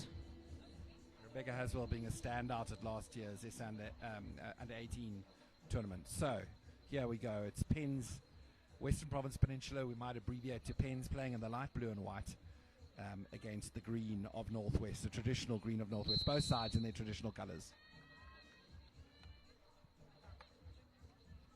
So it looks like Grace Goodwin starting in the middle at centre mid for Pens. Down the line from Shauna Mitchell. And a good first win on the left-hand flank for Northwest. Lovely roll step into the middle, but beautifully picked up by Lana Barnard. She shifts it left into the midfield. It's young Gigi Abrams on the ball, getting Goodwin into space. So Gigi Abrams will be happy with that first touch. For an 18-year-old to be in a senior IPT is quite a thing. She's already gone to an indoor IPT, so she knows the feeling of playing with the adults. Good pressure put in there by DeWett's sister. That being Shanae DeWett. Well, it's everyone gets confused about those DeWett sisters. I remember calling them in a game before, and a DeWett sister is easily good enough. I asked them never to change their hairstyles because you can spot Shanae with her bun on top of her head. So it's Abrams carrying it into the circle, looking for an opportunity. She does win the hit just outside.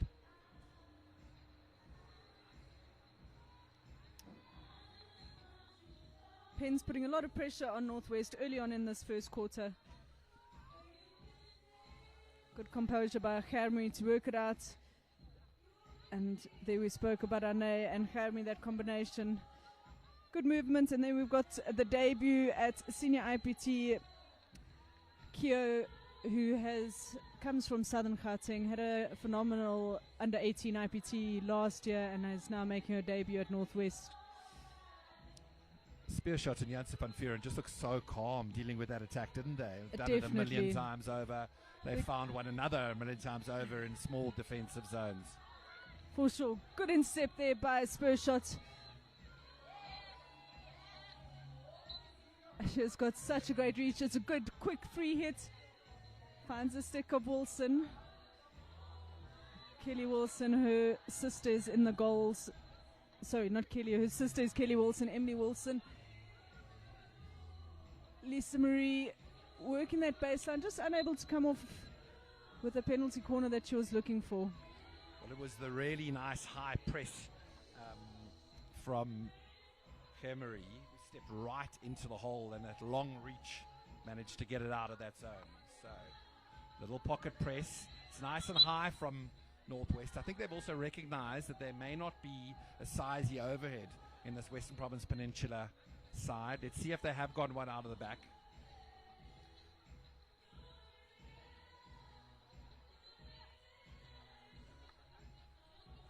So Shauna Mitchell out of the back and transfers it across to Lene Barnard down the left-hand side. And Peninsula retain possession. If Northwest are dropping off slightly, wanting to force the ball to that right-hand side and block it in there. So the big transfer across down the line, but well read by Northwest. As you quite rightly said, it looks like it's a bit of a set play to allow that ball to go there and win the ball off the first pass down the line. Naraya Bell on the ball there. Gets all off to Nomsa Mzizi. Both just made their international debuts against Canada.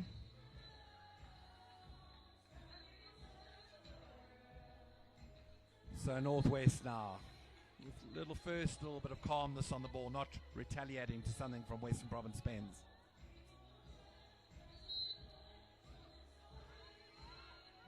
Opportunity for DeVet to just control that ball before the umpire blew it for danger, but they picked it up in the press and done beautifully. It was Emily Wilson who managed to pick up a stray Peninsula ball and immediately looked for the high transfer to a strike onto the baseline, but the strikers hadn't managed to get into that area so quickly. The press is certainly high. It's at about three-quarter level, allowing the pocket ball to come in.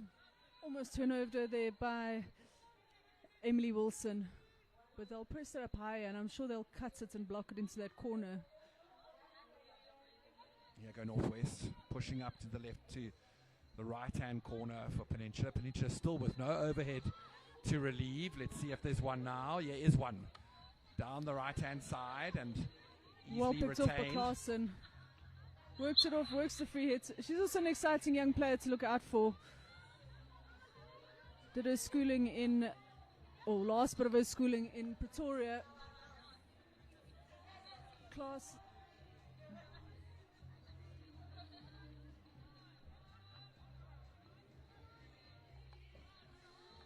So recycling for Northwest now. Beautifully thrown. Maria Bell down there. Left-hand side for Northerns, and it's Pens that come away with it. Trying to look for a counter-attack, and Isabella Boyens was keen to get on that, but down the right-hand side it goes. Jasmine Kelly with the ball also decides to recycle. All a little bit indirect at the moment, isn't it, Kim? Yeah, it feels like it. And Pens, what they do really well is get their numbers across into the channel where the ball is. Here's an option. Kyo. Sorry, correction. That's not Kyo, but rather Tabulani Metu, who played for the under-21 side last year. It's actually quite nice, Nick, to see that the under-21 side, although it's good to see them at this tournament like this, but to see the players in their original provinces. I 100% agree. It gives them that provincial identity. Also gives them an opportunity to play sometimes a more constructive role within their provincial side. So it's corner time for Northwest. They're first. Really nicely handled onto the foot and put in it. And Castle 1. We've got Naraya Bell, who's a threat.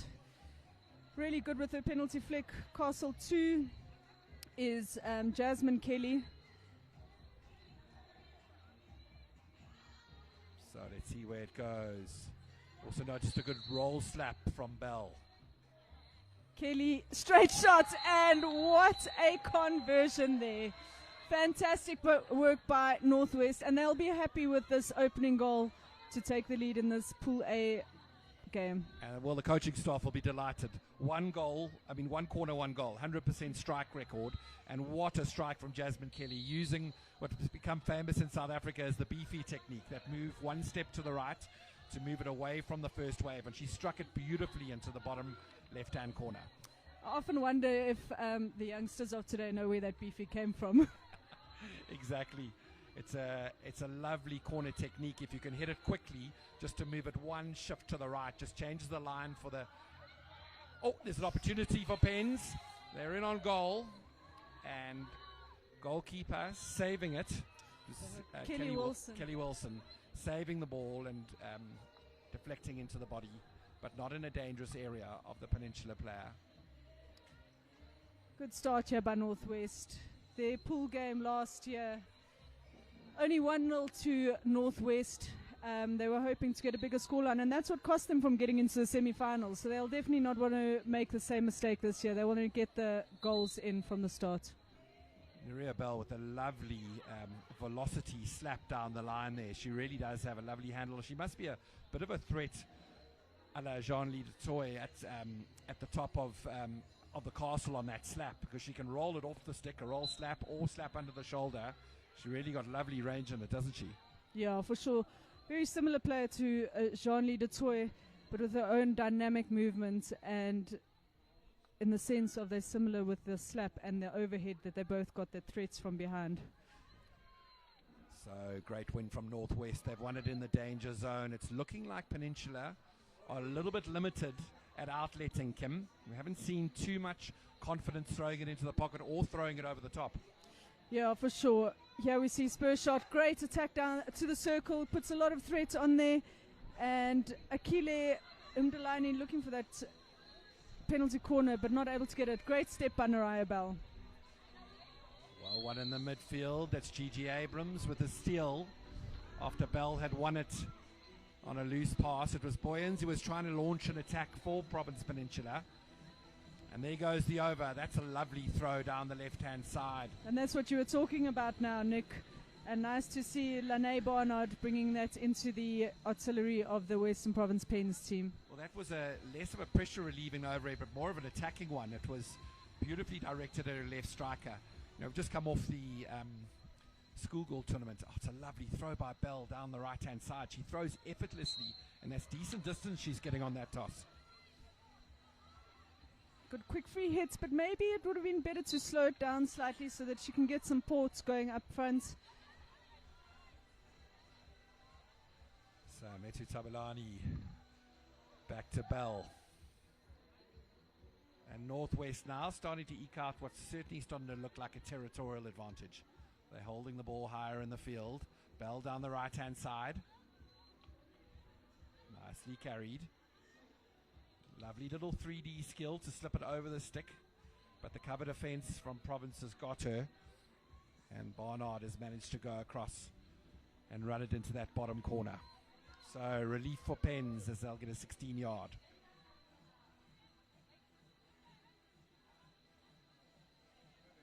A little bit of a higher press by Northwest here. The Pens have done well to work it out. Beautifully carried by Abrams. Lovely pass and nice interplay, but just the reverse stick slide. So interesting to see Abrams. She played attacking centre back in the Western Province schoolgirl side last year, and she was given free rein to really create like an additional midfielder, almost playing a 3-4-3 at times. Kim, allowing Gigi Abrams to push. She started out at left link.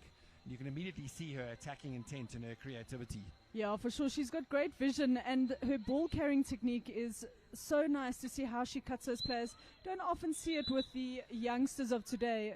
It's almost something we've got to bring into our coaching lineup again, is to how to cut off that player.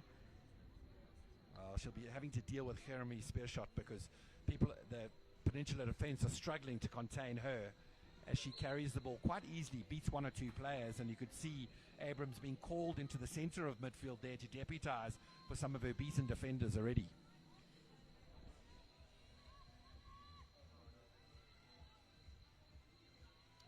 So Peninsula it is. looking for some smooth outletting. It hasn't looked smooth so far, and they'll want a little bit of success. Move it down the right-hand channel, but just out of play as Donna de Vet trots off after putting in what is always an enormous shift at the back for her team. Yeah, the de Vet twins, really, you can't floor them on working hard, both in attack and defense. So half-court press allowing Northwest down the right channel of Province Peninsula. There's an opportunity here, 3 around Janse van Vuren. She shifts it out to the right and lifted dangerously in from the right-hand side. I was listening to a fascinating podcast the other day. Some of the top players in the world, Jip de Mol was the one who ended up saying that they see a future rule in hockey that a lifted hit ball into the player will result in a yellow card. That's at the level that's international. It's Abrams again with a lovely run down the middle of the field. She's actually really looking confident receiving in that pocket, turning and going. De Mol was saying that the hit is used so irregularly in hockey now and they practice so much that a hit which causes the most danger out of anything into someone could result in a card going forward, and he was an advocate of it. Makes sense. And especially at an international level, it'd be tough for the youngsters if that rule comes in, because sometimes they just can't control it. Well, but at a higher level, for sure. We've seen the chaos of the overhead rule. Give 5 meters, but you can move in once they have it under control. Every single umpire, every single player has a different view of that. At pro league level, it works beautifully. Yeah, I think it's almost easier to umpire at that level in the sense of it's more clear, given players sticking to the rules actually, and got a better understanding of the rules. Exactly, a better understanding of the rules from the players, a better ability to execute around those rules, and then obviously a much more nuanced understanding of how to blow it from the umpires. So, well, it was a nice opportunity for Northwest, and she had carried it, called it 3.5 yards, and needed another 1.5 yard carry before going into the circle. And that rule also is interesting. So it's resulting in so many reversed corners or reversed carries into the circle, not carrying at 5. Also, not being 5 is resulting in a lot of short corners, and the actual rule was just brought in to stop danger, right? Just smashing the ball into the circle. So we've lost our way a little bit on the way that rule is being applied. Yeah, I agree. It's interesting to see how it's changed, and Nick, you'll also be there where the rules have changed exponentially over the last couple of years, purely for the safety. But interesting to see how players and coaches have coached to get around those rules. I was once again watching a couple of Bennett Hibbert Trophy 2 weeks ago, the big schoolboy tournament, and now the Bold Tex Girls Challenge, the big schoolgirl tournament. And some of the umpires even starting to blow a version of the set rule in outdoor hockey. In other words, if you turn into a player and you smash it without knowing where it's going, they're saying you are creating the danger. You weren't making a specific pass. So that might also be something that comes into the game. Yeah, for sure. I think that's definitely something to be looking at, because a lot of players have become quite clever in using that, and it's definitely dangerous. And you do know where the players are around you. Okay, so Penn's captain, Gillian Amanis, at centre back now for this Penn side. As Kim was saying earlier, she will be a critical part of the experience set for this Western Province Peninsula side. Very established Namibian indoor and outdoor international is Gillian Amanis.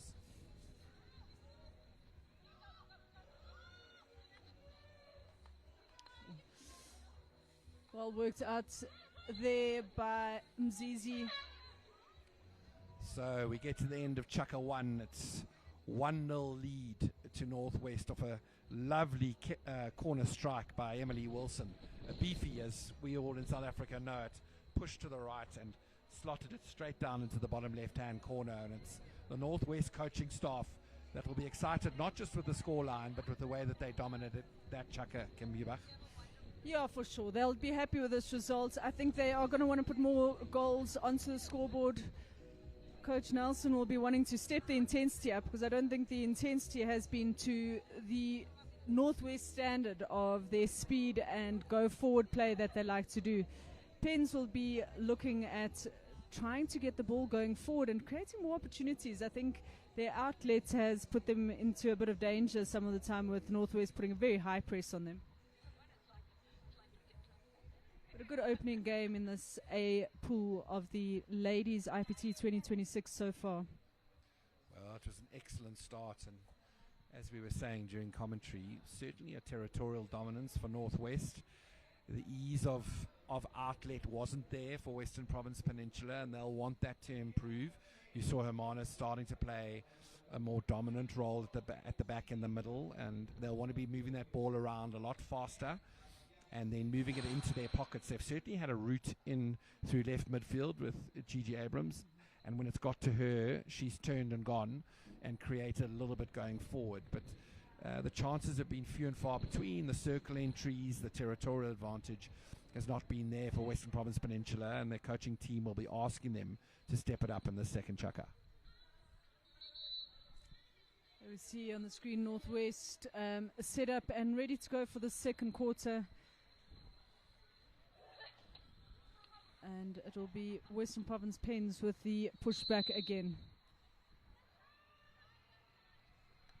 It's been a change in goalkeepers for the Western Province Pens side. Manisha Desai up now. And as we spoke earlier, both goalkeepers have got really good experience and are some great youngsters coming up. Unable to control it is Bell.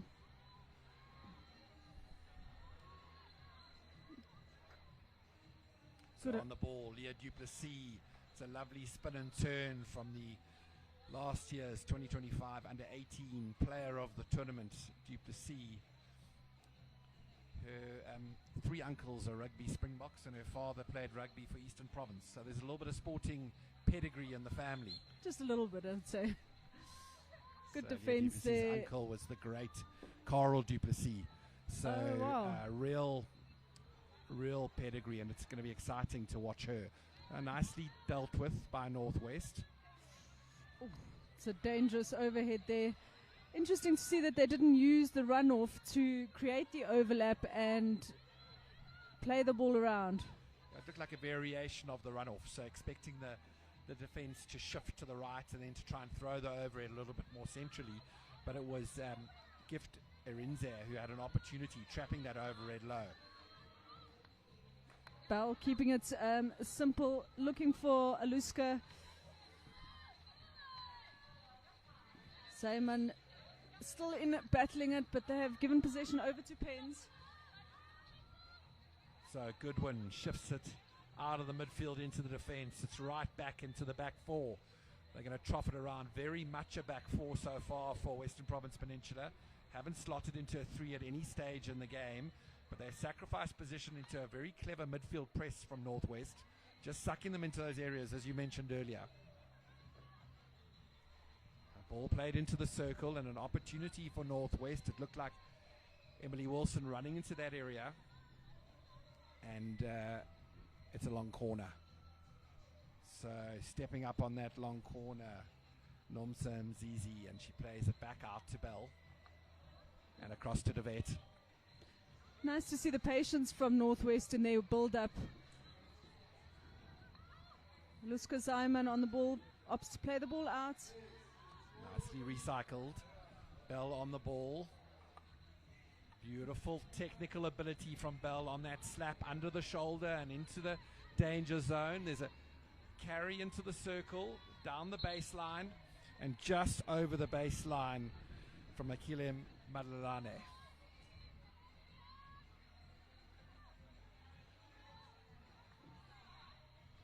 So it looks like Hermanus has been brought into this role to try and give Pens a little go forward. That ball speed was better, and suddenly there was an opportunity down the right hand side for the right defender. And Shauna Mitchell just struggling to control that and not able to get away. So DeVet on the ball. So happy to recycle. This turf runs beautifully. You can see the players trust it. Very much four at the back and into the midfield now, where Janse van Vuren and Spearshot will play a key role. It's a lovely carry by Jasmine Kelly also. Looking for the long ball in, but just coming off the foot. Oh, doesn't seem, maybe the umpire thought it was a stick. But good ball in by Anne Janse van Vuren. it looks like Pens are definitely putting 2 to 3 men on Van Vuren as she receives the ball. So she's not able to give her go forward that she normally brings in a game. Look at this lovely press again, but it's got through, and Peninsula have an opportunity.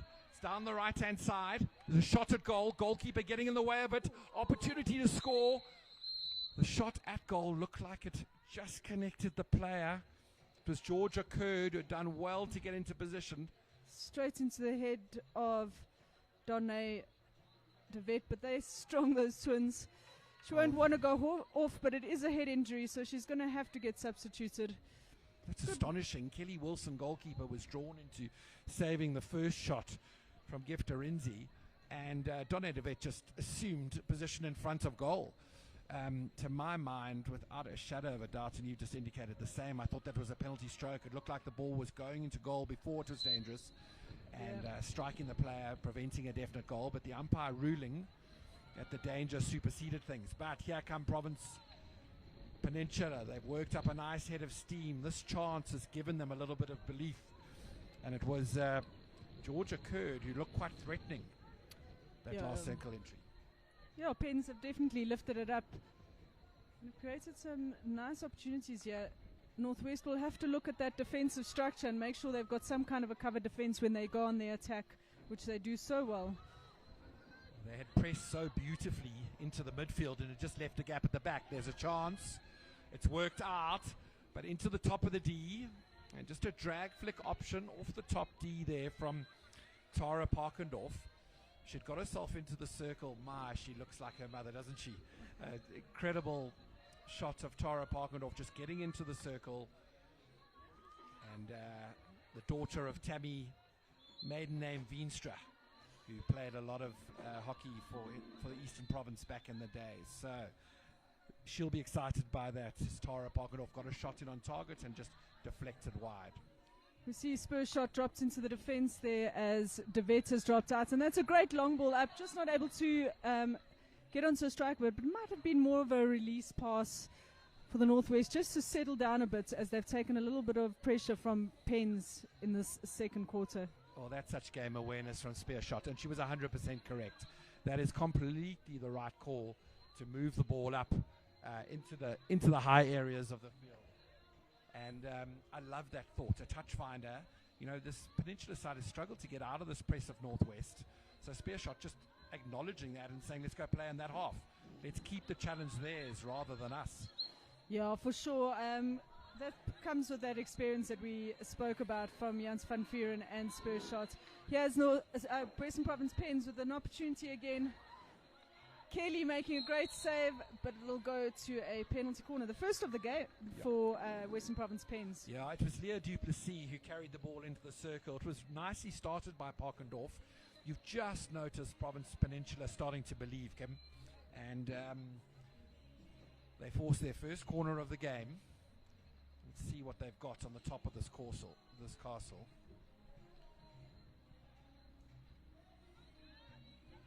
Okay. 2 castles, one set up to the left, one to the right.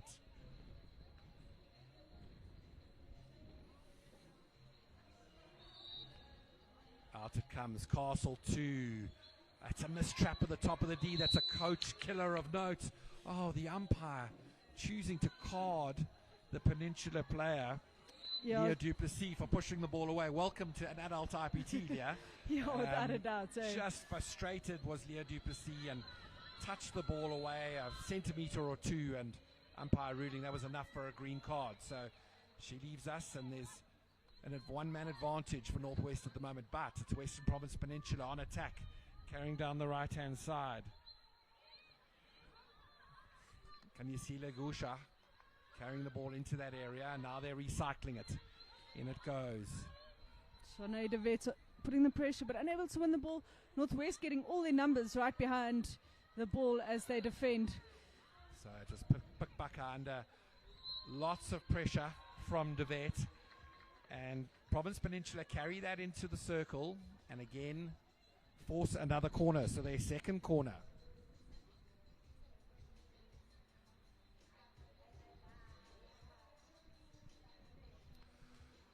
Yeah, missed trap in that first one. They will want to sort that out as it went to Castle 2. And we see up at the top, Gigi Abrams on Castle 2. And it looks like Cassidy Boyens on Castle 1. So, will it go to Abrams? If it goes to Abrams, it'll be a drag flick, or perhaps a drag push for a deflection. Let's have a look. Castle 1. It's a drag flick and it's in. Off the keeper. And it looks like Isabella Boyens, who creates parity for Western Province Peninsula.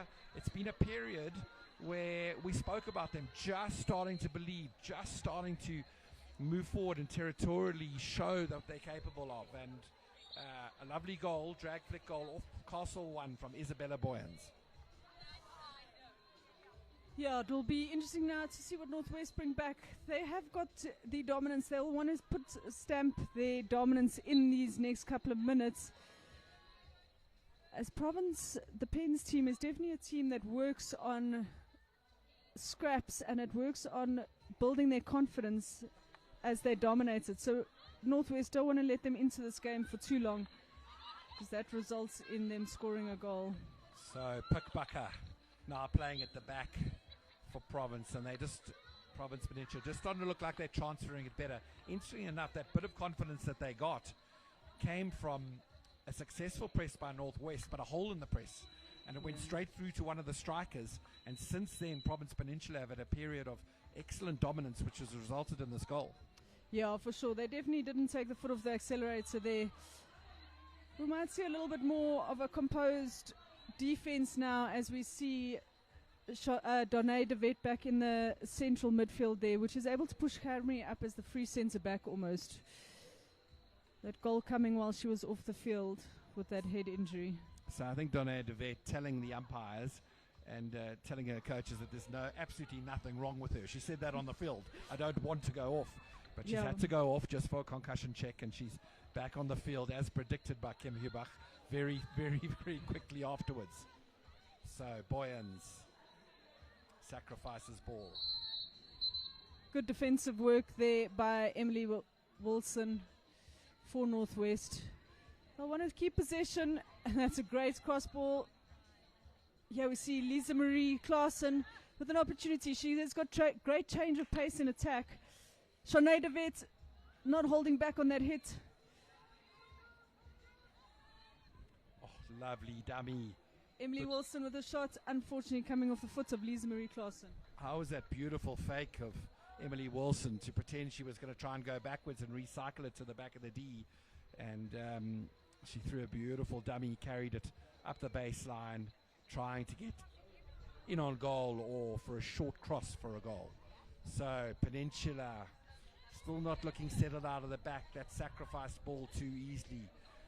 And Coach Patar having an urgent word with his back four there.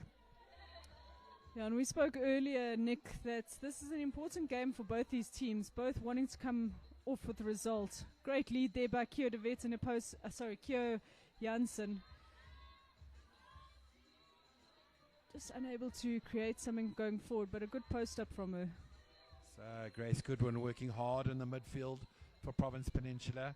She's often got Janssen van Vuren and Spearshot to deal with, so plenty to do in that situation. Another ball to the face. This time it is Jess Gradwell.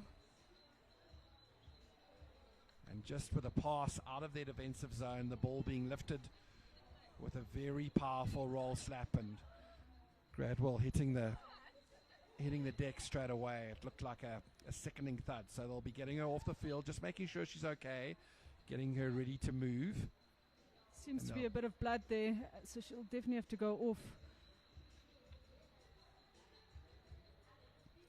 So let's just recap while we wait for the game to start. Kim Hubach, if you had to give either team an advantage now, it feels like it's been quite even Steven with the first chucker ruled by Northwest. And then Western Province Peninsula coming back more recently. Yeah, definitely Northwest dominated that first quarter, and they'll want to come back into it. The teams have an opportunity now just to quickly regroup, and hopefully they'll put on a bit of more pressure now as we go with Almost 4 minutes left of this first half of the opening pool game in Pool A. Western Province Pens will want to keep the pressure that they have shown so far and build on that momentum that the goal came from.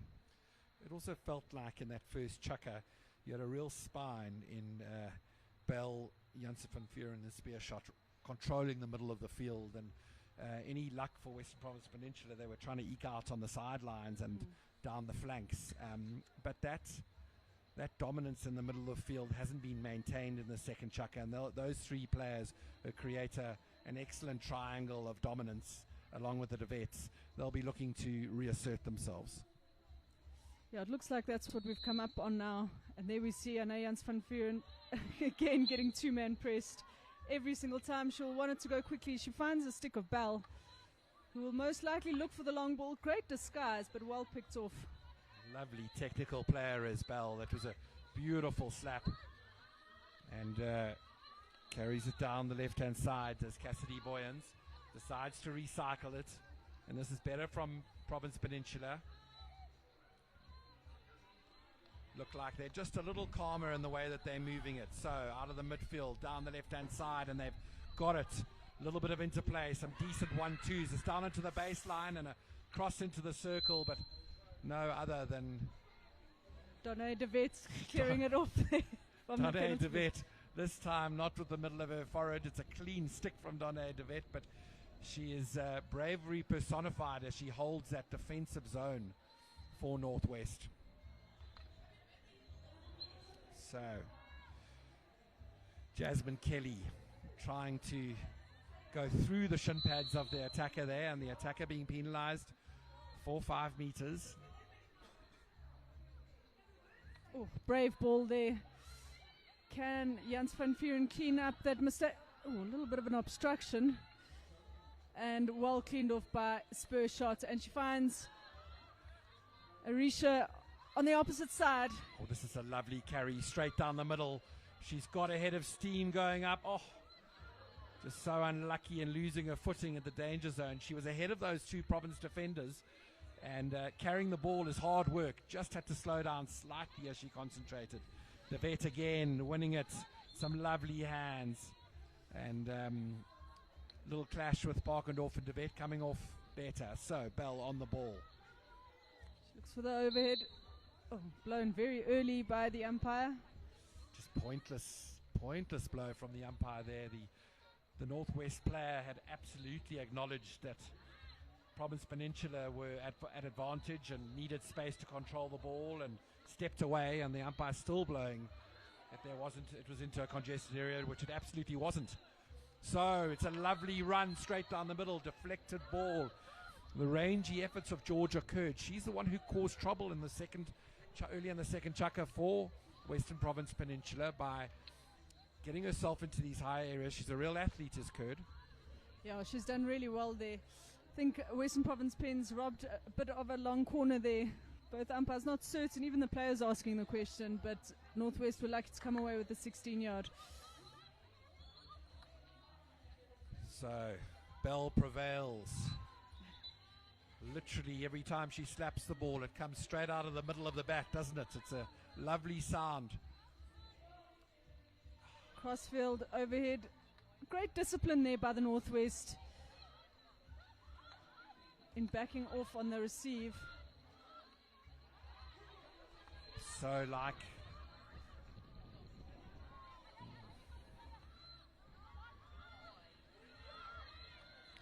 it's the final minute of this first half.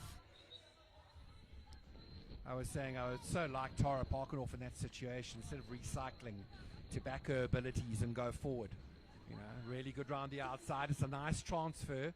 That short pass and immediate transfer into the circle, used famously and internationally by the Belgian national men's side. Always look to play it into the center of the circle and then deflect it into the goals. And there were no runners on the far post. It's always hard to defend that because you're focused on the ball. You don't expect the quick pass in. It's a lovely change of line for the attacking team. Good aerial skill by Bell. Bell getting no advantage from the umpire after that lovely bit of play, and it's Parkendorf who prevails. She comes through now, does Tara Parkendorf. Great defensive work there. Fantastic work by Northwest to move it out and to the opposite end. You're pretty sure there that Pens had to carry on with that attack wide. The moment they came inside, spear shot, Janssen van Vuren, De Wet, Bell, all very, very capable players holding that central area for Northwest. And second attack in as many minutes into this attacking zone for Northwest, and they managed to make it to half time. I would say a fair call to say first chuck it to Northwest, second chuck it to Pens, and the score exhibits exactly that, one each. So a short corner strike from Emily Wilson, and then a lovely short corner drag flick, almost parried by the keeper, but only into her net for Isabella Boyens for Western Province Pens. It's half time, 1-1. Please join us shortly after the break.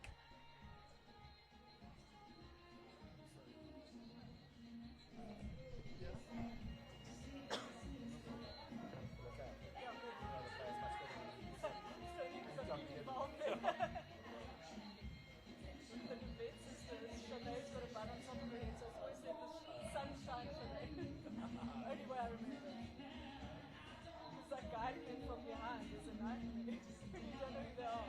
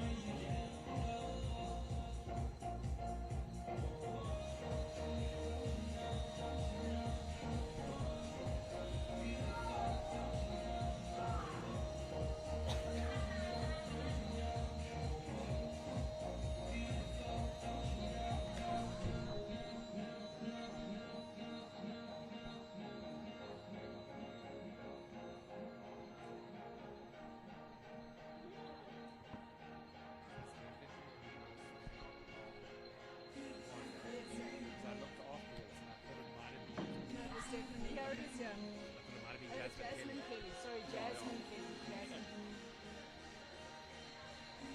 Sorry. No problem. I was like, I don't know that, but No, I it saw- was I a don't big know. girl who hit it, and then I saw Wilson across the ball. I didn't know. I don't know this guy.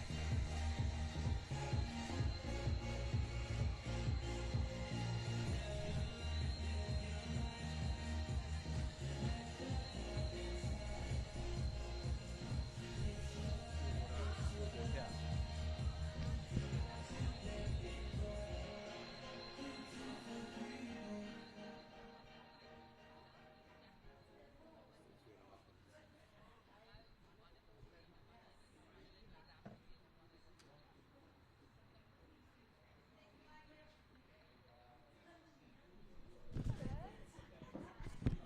Lovely to see you. I recognize the voice.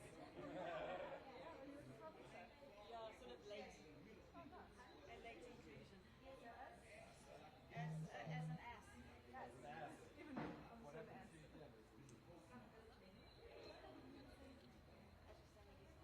The right space.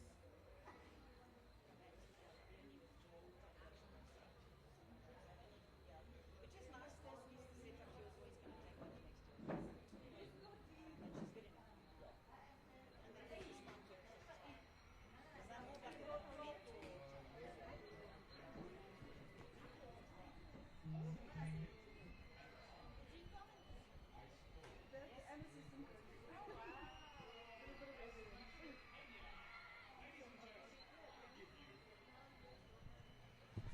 Welcome back to University of Joburg. It's Nick Wides and Kim Hubach here for SuperSport, and it's beginning of the second half in this Pool A game between Western Province Peninsula, that's Western Province's B side, and Northwest. We won all. We'd made an error in the first half. We're referring to the goal scorer for Northwest incorrectly. It was in fact Jasmine Kelly that smashed that ball in from the top of the goal, and it was Isabella Boyens who returned the favour in the second chucker of the game. And Kim Hubach, a game controlled by a couple of results on corners. Yeah, it's been really a very evenly matched first half of hockey. Both teams will definitely want a result from this game, this opening game, a must win for both. So it'll be interesting to see after the halftime talks what each coach has done and who comes out with a bit of fire to get that goal and get the win. Okay, beautifully handled out of defence for Northwest. And they recycle it. Not too much control down their right-hand side.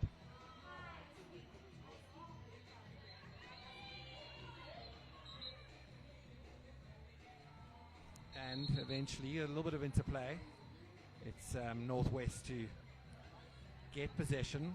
A deep right-hand corner, and Peninsula looking for this opportunity to press. They really are a relatively flat three at the back, so they've pushed one forward into the midfield. She drops out now as they get the ball, and they're about to trough it around, and it's Cassidy Boyens on the ball, troughing it into Great to the step back. there. Unfortunately, stick check.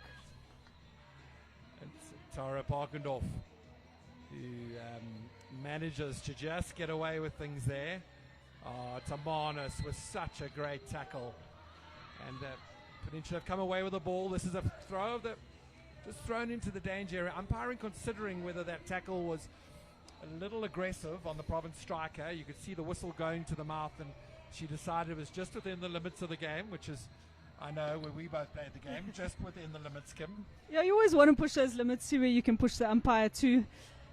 And it was a good physical battle there by the defender to cut the striker off. Kim and I both were defenders, and you know that as the ball's coming into the striker, a little knock, well-timed knock, as they're readying themselves to receive the ball, does so much for the defender and their chances. So it's Boyens, it was Lane Barnard carrying the ball beautifully there, some close quarter skills.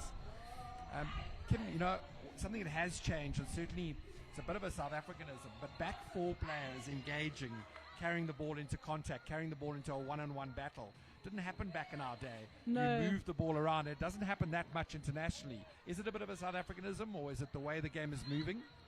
I think now coming over into the coaching role, it is something you recognize that the players do go into contact a lot. And I think maybe it's the old school way of coaching is you want them to try and move the ball around, creating those 2 versus 1s. But in saying that, I remember we were also told to do a rolling maul, go in, get the foot, and get a quick free hit. So interesting to see it. Yeah, it's.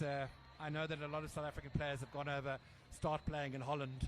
They're playing either in the back 4 or 2 of the blockers, which I guess are the traditional left and centre midfield, start carrying the ball, and the Dutch coaches and the players like what are you doing? There's an opportunity for Province coming into the circle here. Province Peninsula started this chukker very well. They haven't let Northwest settle, and even the press coming out of the back for Northwest has been tricky. It's into the circle now, and it's that threat. Georgia Curd received the ball on the left side of the circle and just didn't control it properly. I think the umpire ruling that it had bounced across and hit the wrong side of her stick. So into the pocket for Northwest. Spear shot across the back to De Wet. And Bell. Oh, What a ball. Bell's technical ability. I mean, we've seen her slap the ball, hit the ball there, clean as a whistle, She's got the overhead it overhead. over Yeah. 50 meters. They moved her a little bit onto the left-hand side. She come back into the middle now. That obviously rotated into a 3. And you'd want Bell in a central area so that she can use those distributing weapons that she has to ping it all over the park. Yeah, she's an exciting young player to see come through the ranks and has figured out how to control her game. So in the next couple of years, it'll be nice to see what she brings off. Danae de Wet working the ball out there. We see Bell slot across onto the left side. In my opinion, one of the hardest positions on the field. Maybe to get the ball out, but just giving away possession there with the aerial as Western Province pick it off. A little bit predictable for Pens from Northwest there as Bell trundles across. We know she's going to throw an overhead, and the Province defence was able to set up.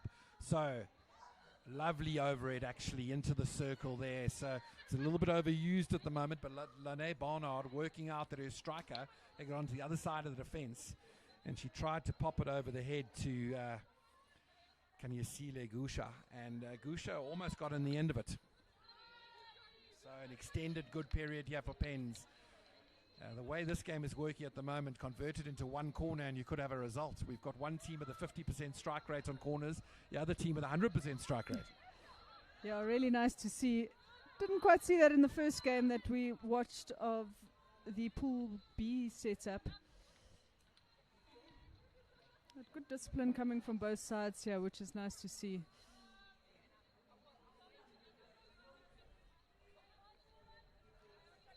So it's Peninsula trying to break in on this left-hand side into Goodwin in the midfield. She carries the ball nicely, carried it through 3 tackles, gets the foot, and that was outstanding from Grace Goodwin. She didn't move the ball that much there. She was able to physically get through those gaps and take hits each time she went. Her body position meant that as the ball changed trajectory after it got knocked a couple of times, she was still able to drag it through, and she earns the corner for Western Province Peninsula. So let's have a look at the weapons that are on the field at the moment. Castle 1, Isabella Boyan. She scored the first one. Castle 2 is Leah Duplessis, the young 18-year-old on the Castles. Here it comes for Peninsula. Key moment in the game. Kim Hubach. Change of the injector, so it seems like the deflector just broke the circle a little bit early. Well seen by the umpire. It is the help umpire there who indicated that. So new injector in, and we see a change of keeper for Northwest there with Rebecca Haswell in goals. So corner time. Boyans looking for another chance. It's gone to the other castle, but it's gone between them. Oh, Baka manages just to win the ball. Transfers it back to one of her teammates. And she's through. So good to see Lisa Marie Claassen working all the way back from the halfway line and picking that ball off just before the baseline. Umpire asking the mask to be taken off. And good work there by Northwest to keep that ball out. Bell on the ball again, looks for that long slap. Just not able to find a striker, but there's a reverse press there. Shauna Mitchell doing well for Peninsula to move it out of that area. She was under a fair amount of pressure. That ball was still bobbling around, and she had two strikers around her, did Mitchell, and managed to get it out. Just going back to that corner for Peninsula a moment ago, as Bell unleashes another scud down the left-hand side of an overhead. The coaching staff will be so frustrated. I mean, that ball went the push out between the two castles. You know, Yeah. you have such rare opportunities. Work so hard to earn your third corner of the game, and for it to come to nothing because phase one is incorrect is frustrating. Yeah, it is frustrating, and that's just the discipline there. And it's hard to come in as a pusher or injector to. It's a great ball down the line, but it's hard for the injector to come, and you haven't actually concentrated. You've got no time to really set up it because it's a rear ward. So how brilliant is that rule in hockey that if your striker breaks at a short corner time, you have to rotate your injector? It is absolutely devastating for a coach. You'll have worked on your corner, you'll have your primary people on the field, and you suddenly got to roll your primary injector off. Yeah, for sure. So I've actually been sitting on the sideline amongst the parents, which is always tough to do when you know the rules and they don't really know the rules. But they don't understand that that you actually are at a disadvantage. It's a huge disadvantage, and it's an exceptionally clever rule because often that early break of the striker can be the difference between winning and losing a game. And so to make it such a penal rule that can affect your team so badly, and look at how it affected Province Peninsula there, it creates unintended discipline. Yeah, for sure. And especially what we've said here is that their conversion rate has been really good for penalty corner conversion rates. And this game is so tight at the moment. So it's Lane Barnard with that big slap out of the back. It was lifted, but the umpire ruling not dangerous. If it had been dangerous, it would have been a short corner to Northwest. So she got away with that one, not in a dangerous area. Bell again having an unbelievable game is the young Northwest defender.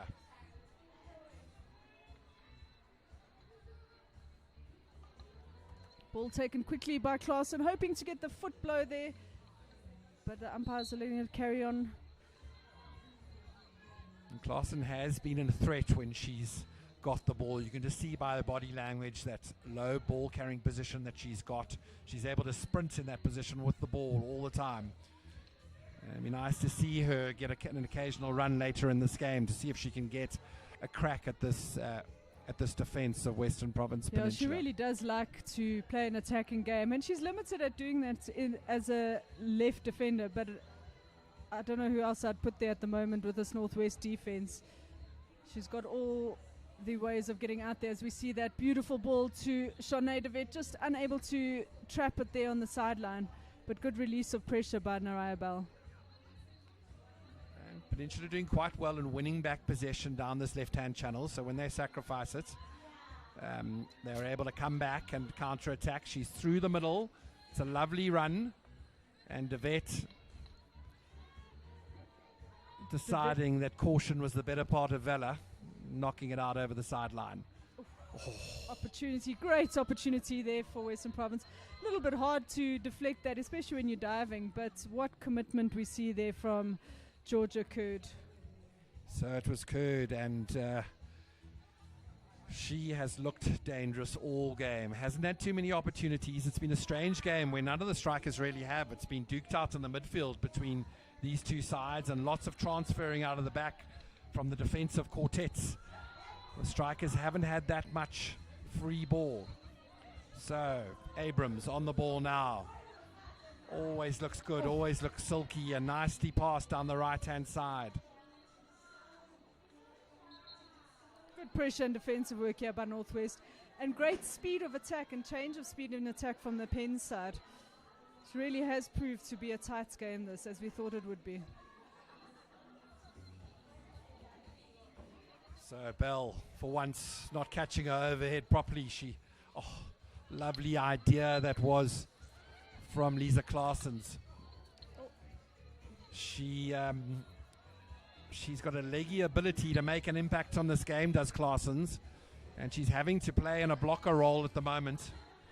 And you want to see her higher in the field. I'm sure Northwest will push her higher in the field when they have all of their midfield resources back on field. So, spear shot, having to work hard. It's into the circle. It's an opportunity for Pens. Inevitably, George occurred close to it, and umpire ruling that off curd stick the ball came, and so a 16-yard for Northwest.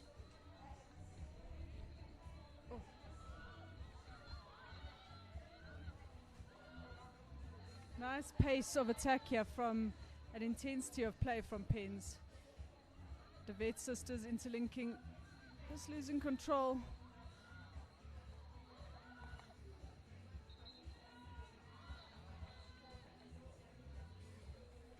This is an outstanding period in the third chukker for Western Province Pens. It's all them right now territorially as they push harder and harder to try and break down this formidable defense of Northwest. Some Zizi there on defense, really doing well.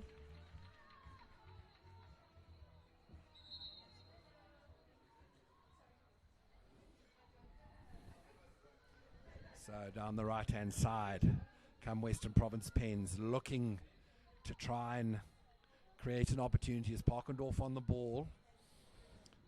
And Northwest have got their whole team behind that ball. Absolutely every single player in the 25.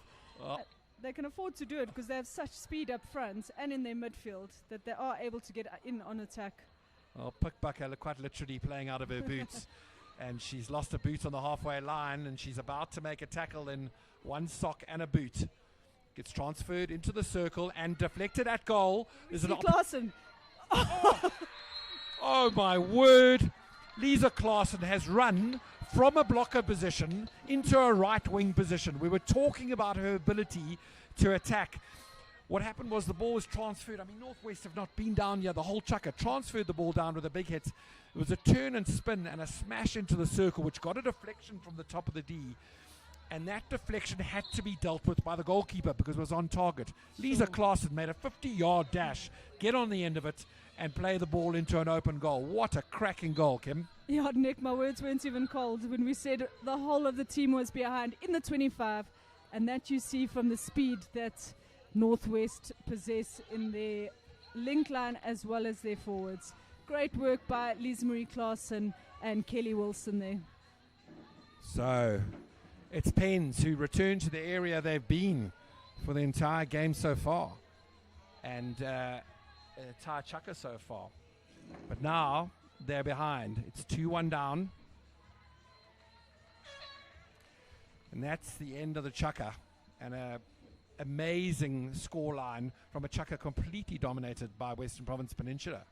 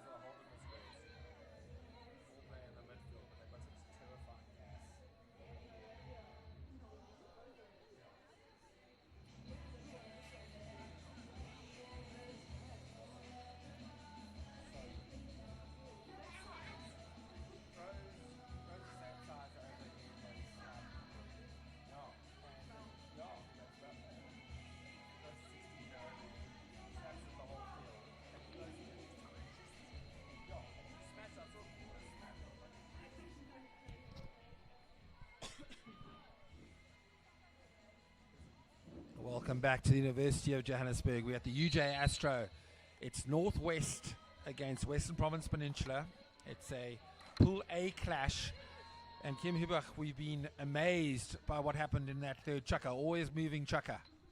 Yeah, absolutely. Against the run of play in that quarter was Northwest, who were literally defending with their whole team and got a breakaway goal, and incredibly worked by Lisa Marie Klaassen into that far post, and Wilson working up on the side. Well, we'd had two short bits of communication, one or discussions. The one was, I said to you, I'd love to see Klaassen higher in the field because of how attacking she looks and how much speed she's got. And the second one was, you said to me, all 10 out players were in a left quadrant in their own 22 for Northwest.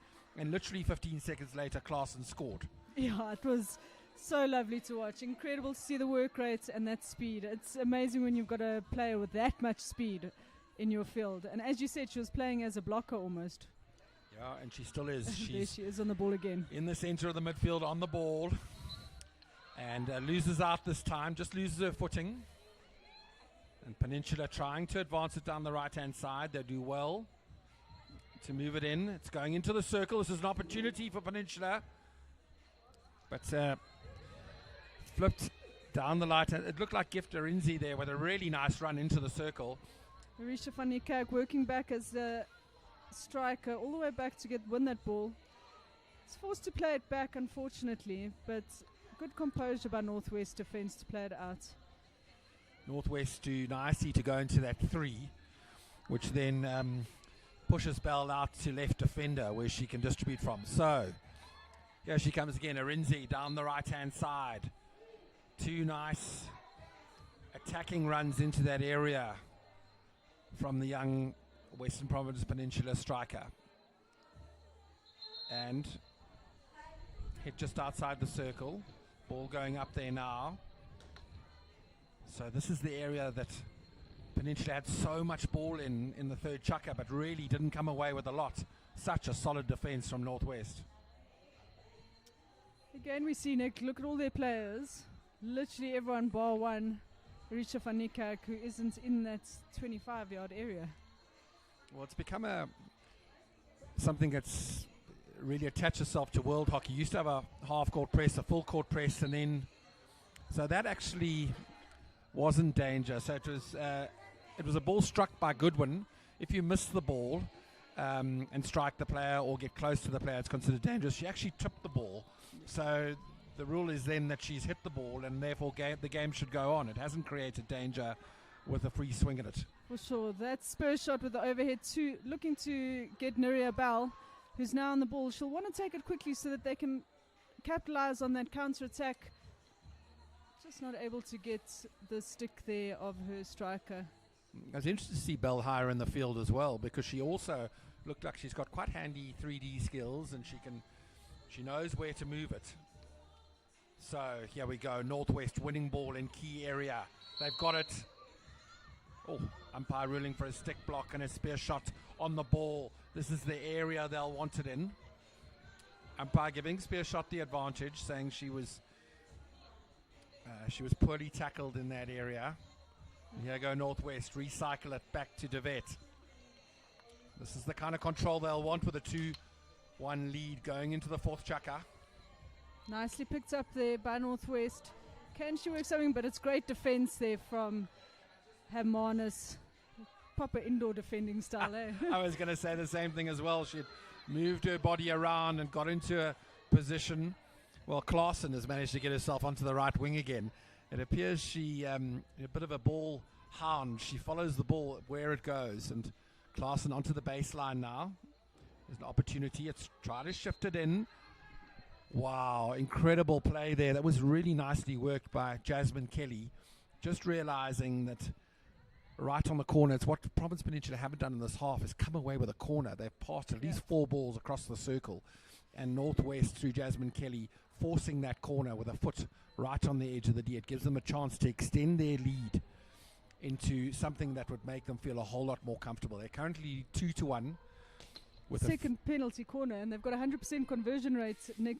So, and they've got all their penalty corner specialists on. Got Bell on the top. Jasmine Kelly, who worked the penalty corner, is not on the top of the circle, but we've got Harry Spurshot, who's got an incredible hit. Goes to Castle 2. Spurshot, hit, well run down. Well, we saw Spearshot crack one earlier in the game with a touch finder. That was the hardest ball seen hit at the Astro today. So I have no doubt that this ball's going to go to Spearshot if they have a choice. Goalkeeper Denisha Masai in goal for Peninsula. These waves will need to get there. They've swapped over now. Spurshot's on Castle 1. Castle 2. Bell looking for the deflection, the variation. Wins another free hit. Another penalty corner, apologies. So Bell just getting into her technique of slapping a little bit late. So when that ball's being stopped, you've got to be halfway through that slap. You can't be starting it. Otherwise, you're going to collect wave and ball at the same time. Here it goes. Spear shot, we thought so. Pass out to the right. Back in, a little zigzag, and the zag was intercepted on that zigzag. So decently deflected out, but Northwest doing well to bring it back into the circle and reinforce the corner. Excellent play. 5th PC for Northwest. See Jasmine Kelly coming in with the call.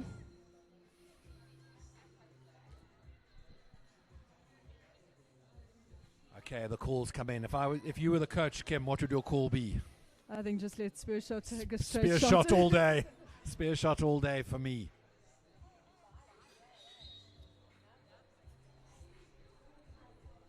Oh, good variation. Getting in there, looking for the deflection. Is Bell on the slip? Oh, unfortunately, not able to get it. Pens are off with a quick counter attack. You want to move the ball. And none other than Donnae de Vet cleaning up for Northwest at the back. So let's just go back a second to that corner. I really like the variation. Both waves were running at spear shot because she was the main threat. Spear shot dummy as if she was going to hit. Carried it into the circle and slipped it inside to Bell. And Bell, for all money, was 2 yards this side of the P-flex spot with an opportunity to drag it into the top corner. The way she's been throwing overheads, you thought she might have, and she didn't quite catch it. Yeah, unfortunately, I don't know if she didn't catch it or was she looking for the deflection, but she had all the time in the world there to pick her spot in that goal box.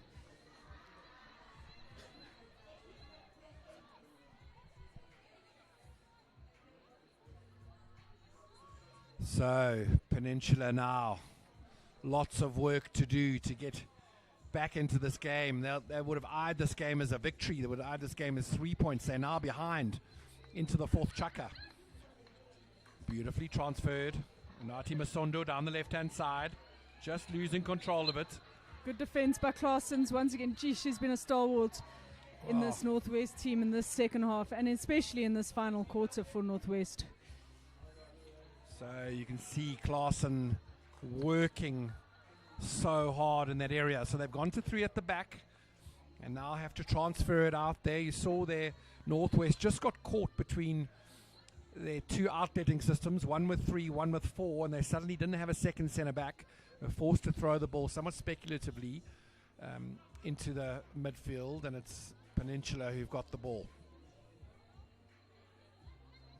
Very high press from Northwest at the moment, hoping to win it here, and it's almost done so by Emily Wilson. So the first half corner goal scorer will be telling her team, no doubt, that she's 100% corner striker, isn't she? Yeah, for sure. And Kia Vaughan putting good pressure, forcing Pens into that corner. Are they able to win it without creating a foul?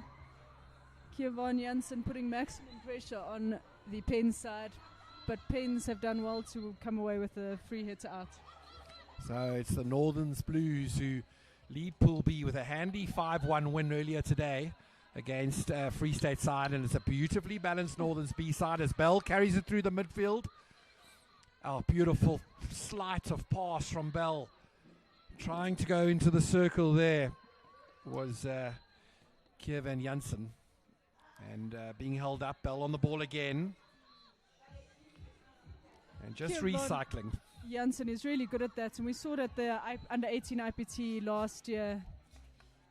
She works the ball well. She's not a top goal scorer, but she sets those goals up really, really well. So here go Northwest into the circle. They go. It's an excellent carry. Umpire ruling that Aluska Zaiman had gone over the baseline, and it's a 16-yard. So Penn's being pressed by Northwest now. Quite rightly, Northwest saying there's not much, and they've won it on the right-hand side. There, as you were saying, press. Emily Wilson with a beautiful ball across the front of the goal, looking for diving deflectors, and they were quite literally bouncing in on their chins there, but just out of their reach. Yeah, great work there by Emily Wilson, and she's one of the quick players. We saw that earlier in the second goal for Northwest as she created it up on the left-hand side. A little bit of a change of dominance in this fourth quarter once again. Going Northwest's way, the middle two quarters were ruled by Pens mostly. Penn's throwing away possession into the midfield, and you put it onto the solid stick of a DeVette, and you're not going to get it back. So look at this press. It's so zoned. The whole Northwest side moving across to the left-hand side. Parkendorf on the ball, but sacrificing possession as this press strangles Western Province Pens at the moment from Northwest. They really are doing very well. Yeah, it's one thing that Northwest do very, very well is their discipline in their pressing. And sticking to the game plan is what they're renowned for. So DeVette beaten in the midfield. Masondo down the left-hand side. Oh, beautiful tackle from Msizi. What a stunning win, but the umpire ruling that Masondo had advantage that she wasn't given, bringing the ball back. Here's a chance for Pens. Just going into the attacking zone. They choose to recycle. A little bit indirect. I would want my team to be a bit more direct these days. These days and these hours close to the end of the game. Yeah, it's just under 5 minutes left to go. Great dummy on that hit, and she has done very well to win that penalty corner. So Grace Goodwin doing what Province Peninsula had so much ball going into that right zone of the circle, and Grace Goodwin with the dummy of the hit, convincing the defender that she was going to transfer it and then carrying it, and the defender being forced into a rash tackle and earning the corner for her side inside the 22. So, Province Pens, what have they got to show us on the castle? We've got Peterson on Castle 1, Castle 2. Leah Duplessis. So, it looks like Duplessis on Castle 2. Petersa, deflection, far out. Just not enough pace, I would think, on that ball into the deflection. And the stop just not clean. So Petersa at the top of the D couldn't get full purchase on her pass. Jans van Vieren done well to power through those three defenders. And Northwest will slow it down, although a 2-1 lead is quite nerve-wracking at this stage of the game. Beautifully transferred through the midfield. Northwest looking confident. Wilson winning the quick free hit. Transfers it across to Mzizi.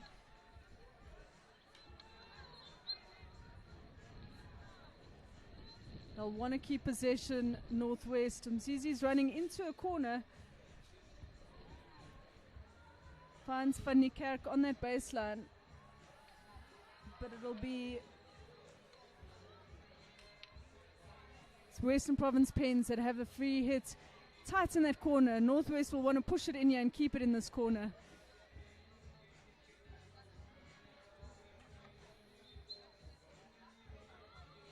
So 16-yard for Peninsula. Last 5 minutes. It's an incredibly aggressive press from Northerns. And they're absolutely swarming this Peninsula side. Absolute full court press. Let's win the ball down in this area, and they have. Zizi with the ball. Good aerial skill to get out of that. She wins the free hit for Northwest. They'll want to slow it down as we go into the final minutes of this. Final 2 minutes, just under 2 minutes left to go. You'll want to play the ball quickly, keep possession. Danae to Bell. to experienced players who want the ball to go to. It's a great ball to Arisha van Niekerk, who's unable to control it on the outside line there. Oh, the ease of power from Bell on that slap. Beautiful slap. Straight down the left, and each time Western Province Peninsula having to build some sort of attempt to equalize from deep in their own field. And it's this excellent pressing from Northwest that is, if the result goes their way, will absolutely be the reason for it. So Georgia Kurd running and trying to receive the long ball. Western Province Peninsula now must advance their press. They must step up high into the field, but they know Bell has got a 50-meter overhead easily. Yeah, for sure. And it's the final minute, and she opts for that overhead. It's done well. Northwest won the free hit. You'd want to slow it down, or you'd think they'd slow it down. But they are hungry for more goals.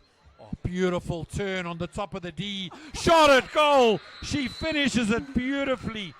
That's Tabeleni Emetu. Tabeleni Emetu. What a strike. She received at the top of the D. She had so much to do. A lovely spin, went into the circle, far post, and keeper Desai could do nothing about that. Fantastic work there by Northwest. And just when I thought they'd want to slow it down, they were hungry for more goals. That's what cost them last year. Their semi-final was the goal difference. So they are aware of how important it is to pick these goals up in these games. Pens looking to bring one back, as they know. Mzizi just dispossessed as she's tackled by 3 players. Bell, cool, calm, collected out the back there, wins the free hit for Northwest, who are now slowing it down as we go into the final seconds of this incredible game. So well done by Northwest, and it's their very aggressive pressing that has resulted in Good just not able to keep it inside, but they'll be happy to keep Pens here in their attacking half. Spear shot running through the middle, and she's back on it. His spear shot, lovely in and out. It's a beautiful transfer into the circle. Oh my word, Metu again. Jeez, That what incredible play. Brilliant interplay between spear shot and Metu with a first time shot just going over the bar. Outstanding attacking play from Northwest now. Yeah, Metu had the time. It was a one-on-one with the keeper.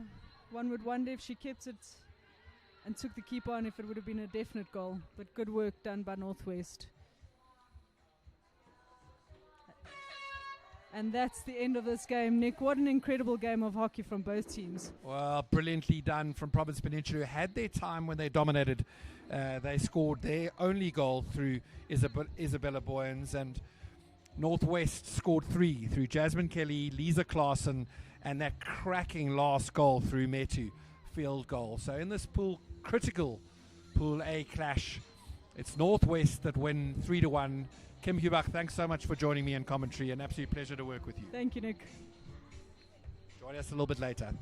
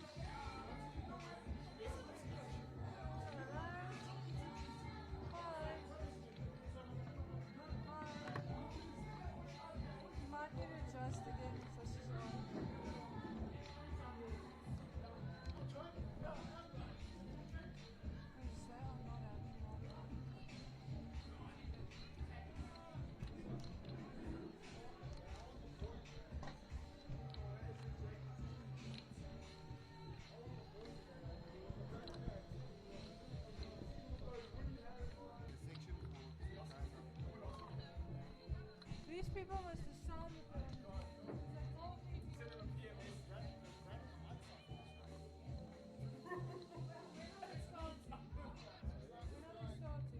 This game.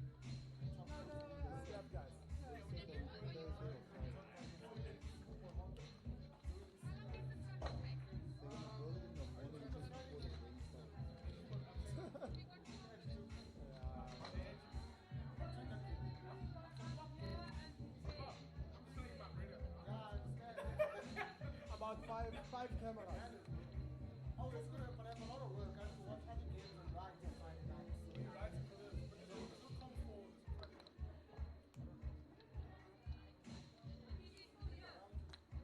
I don't know. He walked that way. When? Before I arrived. Way before.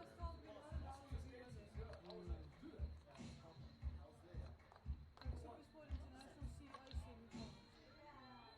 Because it's for him. I'm very confused. They are really doing something else.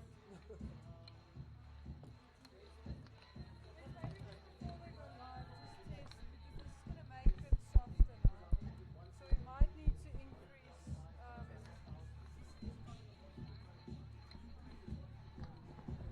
Open shop.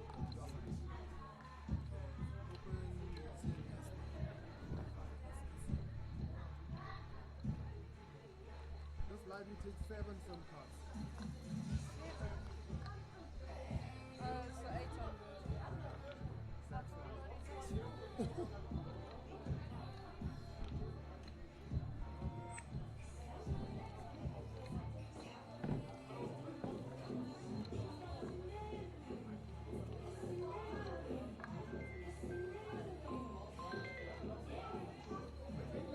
Hey, Mr. Pussy. No, I was just gonna say that this library takes about seven cents. All of them, yeah. Okay. Okay.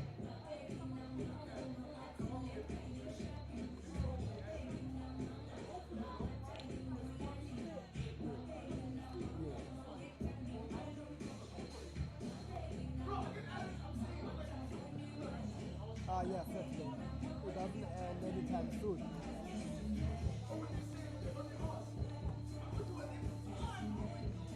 Say again?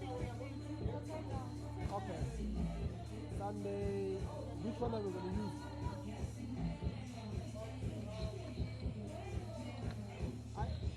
With Lavon, we'll replace. We'll replace. Yes. Okay. Zen is here. Hey bro, to see what's happening with the song. Let's go this man. Yeah, we are increasing them. And for me, it's business this thing, bro. Are we on now?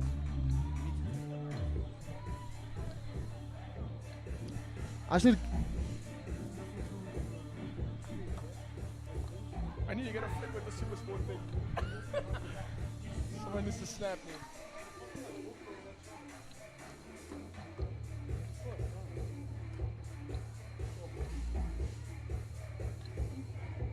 So I stopped taking it like, Like personally. yeah, like as long as I get what's mine, I'm happy.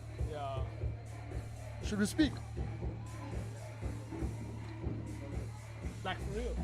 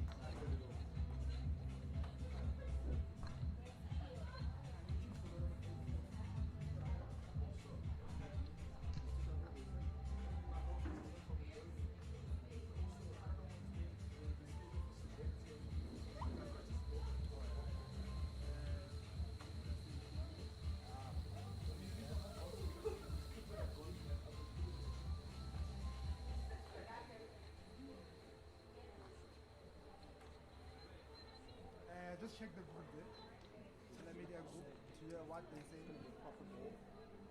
In case they saw I remove the thumbs.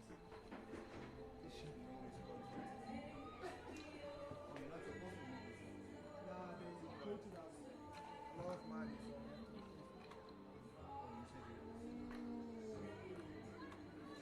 I'm just doing it for the sake of doing it.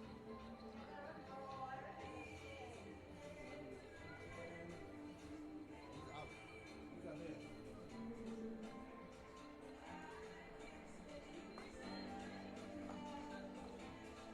Yeah. I don't know.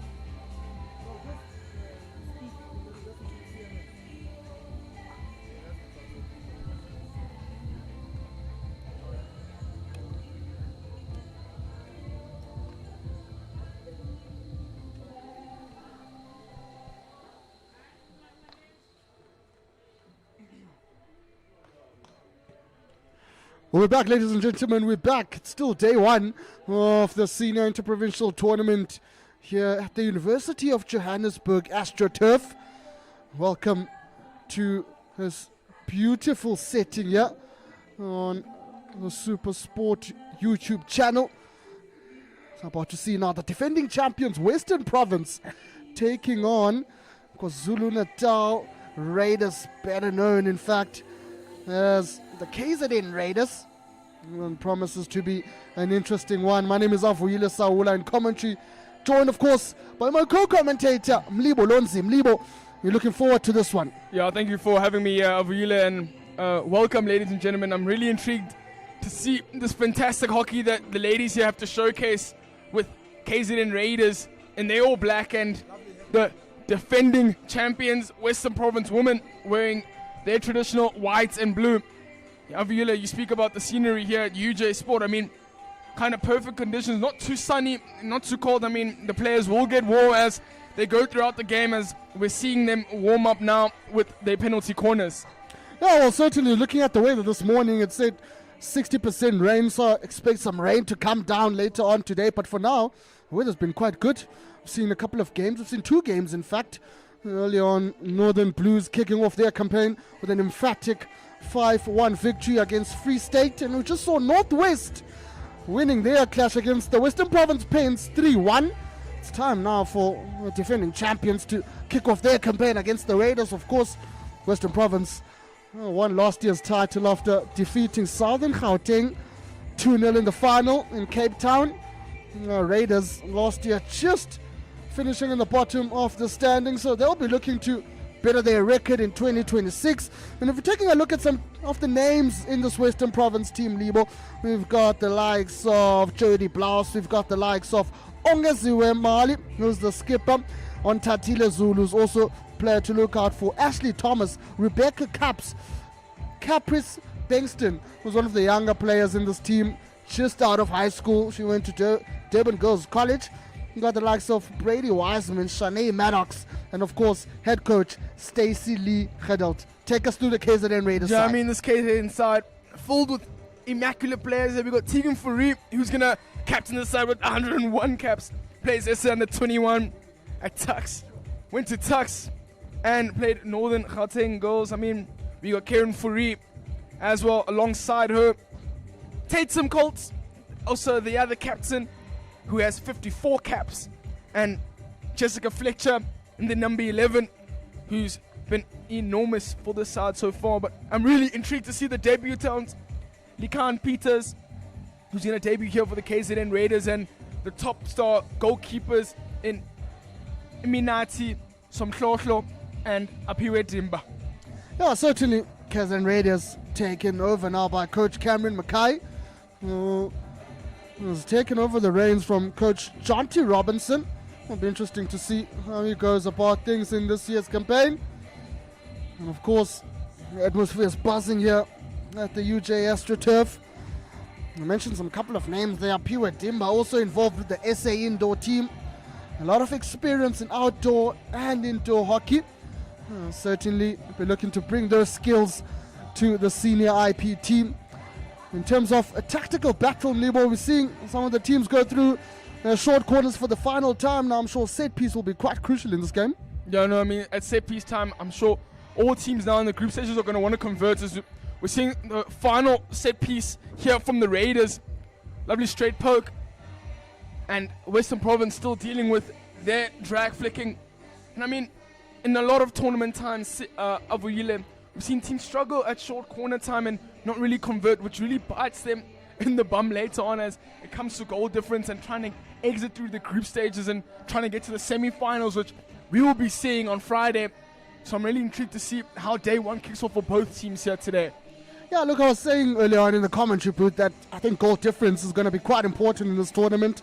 And I think Northern Blues did themselves a favor by scoring 5 goals in their opening match. And I guess we speak a lot about scoring of the goals, but I think goalkeepers will be quite crucial in this game as well. Jana Mary Bortia and, of course, Marilise Van Tonda in the Western Province goal. For the Raiders, it looks like it will be Dimba and Somhlahlo who will be looking to keep the Western Province attack out. So I think we'll be keeping an eye on those goalkeepers and sort of seeing how they go about their business in this opening game.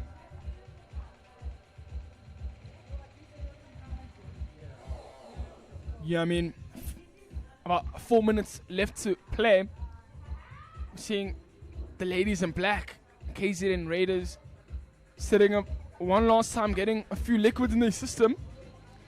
Western Province in a huddle with one last word before they kick off their campaign.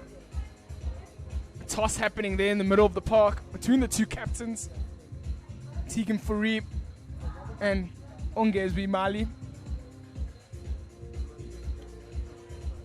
It's going to be an interesting battle between the two sides. As you mentioned earlier, KZN Raiders unfortunately finishing last place last year in the Senior IPT, Western Province taking first. So, I mean, really is a battle of the underdogs from the jump here on day one.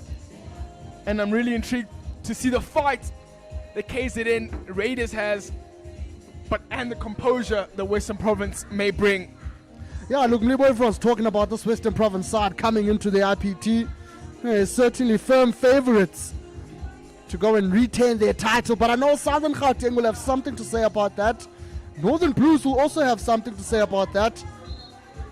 Northwest as well. It's a young Northwest side. It's a young, talented Northwest side that stunned the Western Province Pins. They'll also be looking to somehow get their name in the conversation. The Raiders, of course, will also want to kickstart their campaign as best as they can. You see some of the names there. As we mentioned earlier on, the likes of Tegan Fourie, Tatum Krauts, and obviously Engelbrecht is also in the mix. Having a look at that Raiders side. Not long to go now before the first pushback of this game. The final kudos, the final team talks, and it's time to go. And I mean, if you're in and around the Joburg area and you're really intrigued to watch some fantastic hockey, come down to the UJ Astro, see this beautiful showcase. So I mean, from here, Avuyile, you can only imagine, you can only go into our national team, and you're going to see them here first, ladies and gentlemen. Yeah, I think that's important, Leo, because we've seen a couple of selectors as well that are roaming around the AstroTurf, trying to make those final big calls. Well, it promises to be an exciting weekend of Senior IPT here at the UJ AstroTurf as we about to begin now with the Empire just making their way onto the turf, and the two teams come, and of course by Mali and Furi. They're really excited to see what both teams have to offer. They line up there to get their last visual as they shake hands before the game to show sportsmanship.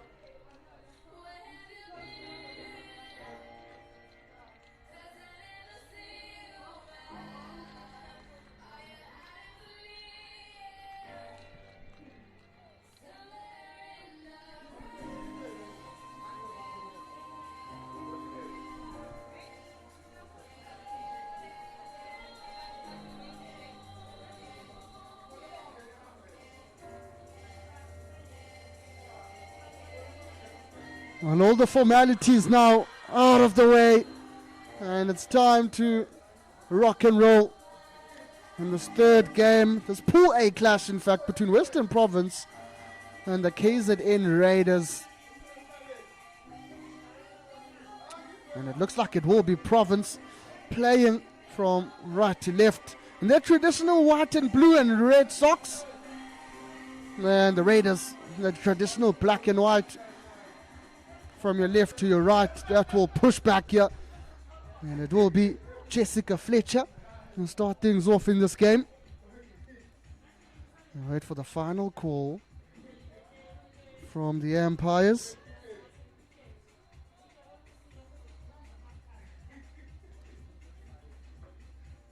And we've got the call, and Fletcher kicks us off in this pulsating Pool A clash between defending champions Western Province and the KZN Raiders.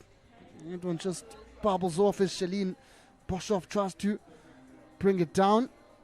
Quite interesting strategy there to give away position early on. Yeah, I mean, early pressure from KZN Raiders. They want to look to press the Western Province side and keep the ball in their attacking half.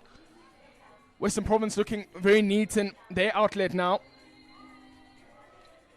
Goes all the way to the right. Managed to get in the Raiders half here.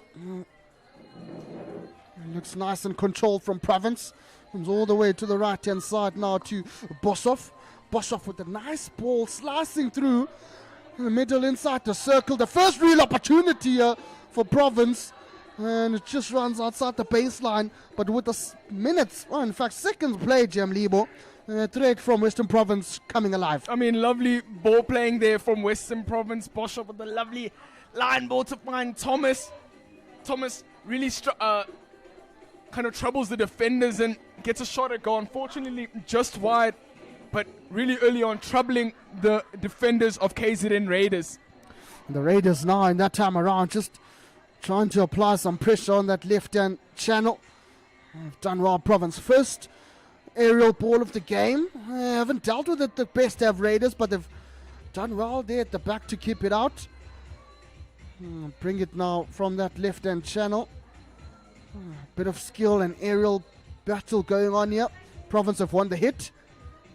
Quickly playing it now. Decide to go all the way to the back. Switch play to Boshoff once again. Been involved a lot early on in this game has the number 12. Come with it though to the Raiders on this right-hand side. It was Tatum that time around, the number 9, who found a teammate in Tegan Furry. Just dispossessed is Furry. So you can see the pace of this game. I mean, really, the ladies here really want it all, and great defending from the Raiders side to not allow Western Province another opportunity in the circle. But Western Province really shutting them out really quickly at the halfway line. Really shows how powerful their defense are. And it's quite interesting here. It'll be interesting to see the press here from Western Province as well. Just to see if they apply the pressure early on the Raiders.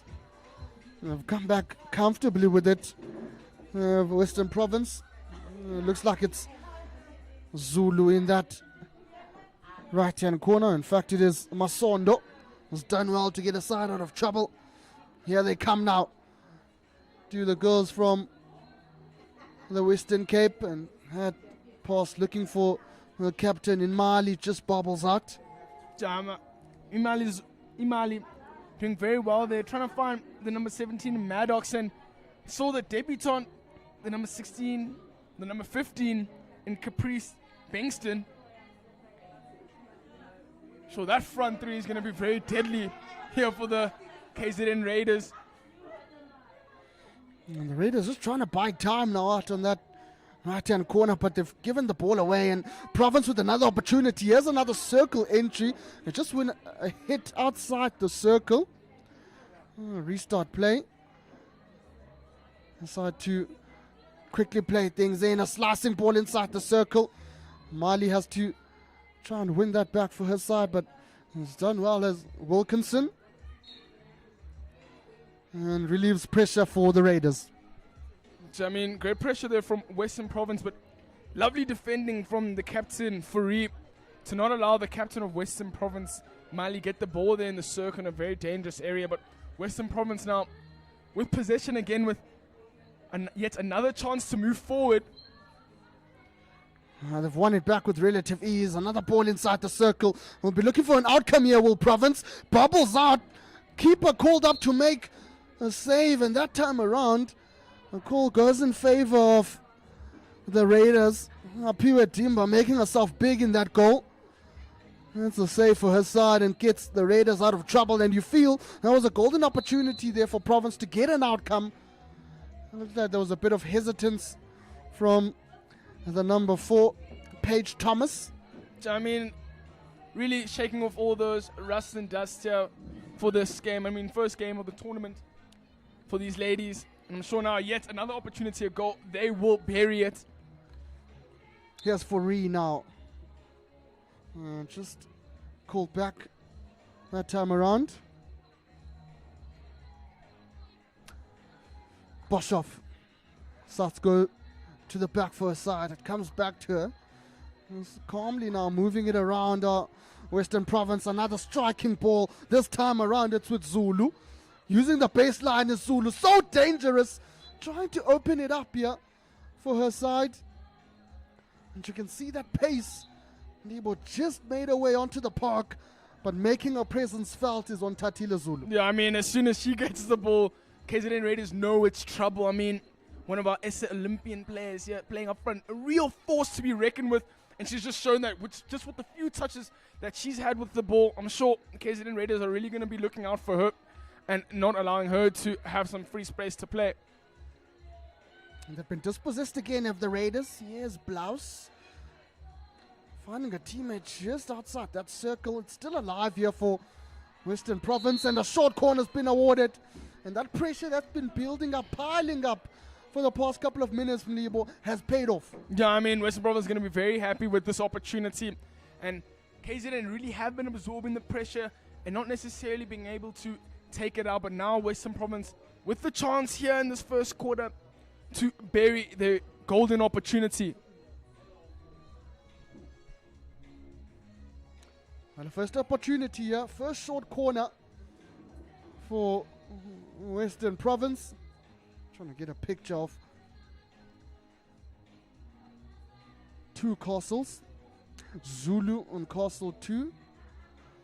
It looks like it is the number 13, Ashley Thomas, on the first castle. Be interesting to see how they go about this one. The push is good, the stop is good, and it's Thomas, and into the back of the net. No chance for the goalkeeper, who made the dive, made the stretch, but goal time for Province. Yeah, I mean, an excellent strike there from Western Province. Looks like they're number 18, Wiseman, who buried that bottom left here, unable for the keeper to even get a little bit of a touch on it. Well done to Western Province, who've now taken the lead in this game to 1-0.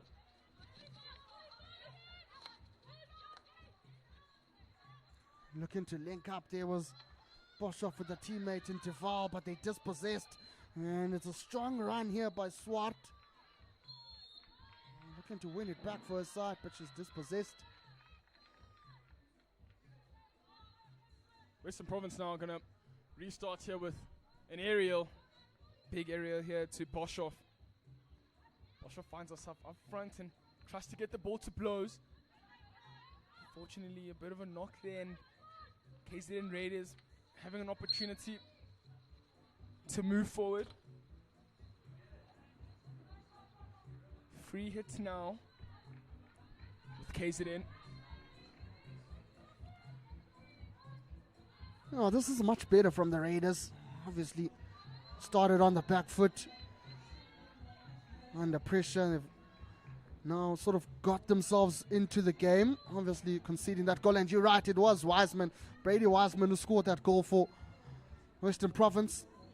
Just a bit hard to see here in the commentary booth as we see another overhead. John, we can see once again Western Province ladies here aren't ready to quit. They really want another opportunity at goal and really put in the pressure on the KZN Raiders.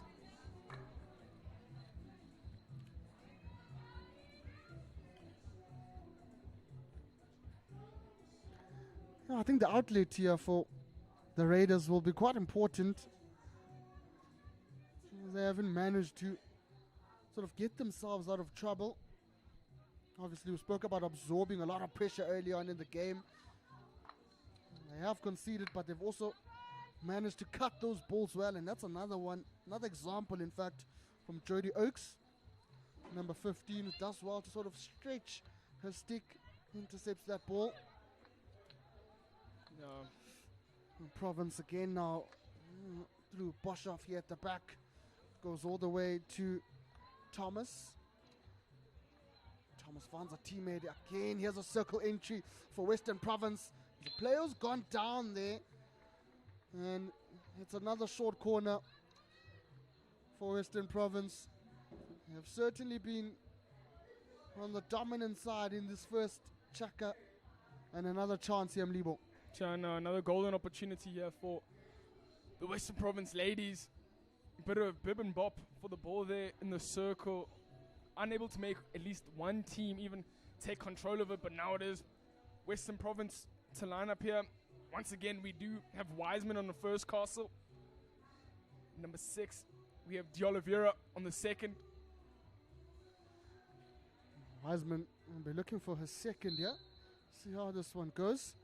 The push is good. The stop is good. It's Wiseman again. And this time around, the goalkeeper had it covered, and it just floats to the right-hand side. Yeah, I mean, great goalkeeping there to cover all her bases. And it's a lovely flick. Unfortunately, just not on target here for Wiseman. I'm sure Wiseman's going to be very upset with herself there, as she knows when it comes to PC time, she's meant to bury it. But now we're seeing Caprice really putting the pressure in for KZN Raiders. She's having a very lovely debut here for Western Province ladies here. D'Oliveira dispossessed. Here are the Raiders now pushing inside the circle. She does so well to get up and win possession back. Does Daniela D'Oliveira, the number 6. Another aerial now just to relieve the pressure. There's a nice push up on that right-hand side.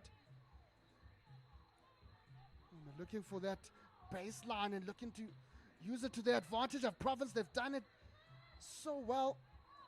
Inside the circle, a lot of bobbling going on there, but they've managed to get it out of the Raiders. And pressure being applied here by Province. Persistent, just not going away. Still have it. Couple of Raiders t-shirts surrounding the Province player. Comes out with it now is Masondo. Decides to go to the right. Back to Masondo. Has a look and decides to just calm things down a bit. Here's Thomas. So you're seeing all the black shirts lined up in their final 25. I mean, it's defending to the death here for KZN Raiders. And they're doing very well to keep Western Province out. Here's Marie sneaking it inside that circle, but they've done well, have the Raiders. And that passage of defense will be quite important because They were knocking Western Province. Still knockers. Thomas gets it back. Decides to go all the way to a teammate in Masondo. And they're building patiently now, our Western Province. Almost broken down that play by the Raiders, but they still have it. Inside the circle, here's a chance. And she was lining it up, was Murray. Just called back. Yeah, I mean, Western Province moving the ball around really swiftly. Unable to get a good shot on target, courtesy of the strong defense from the KZN Raiders side. Sure, the coach there, head coach, be very happy in Cameron McKay. I'll be happy they've managed to keep Province out and they've dispossessed them in that similar fashion. This is a bit more promising now from the Raiders. Some good defending though from Western Province, and they've done extremely well there to sort of get themselves out of danger when it looked like they were going to be under pressure.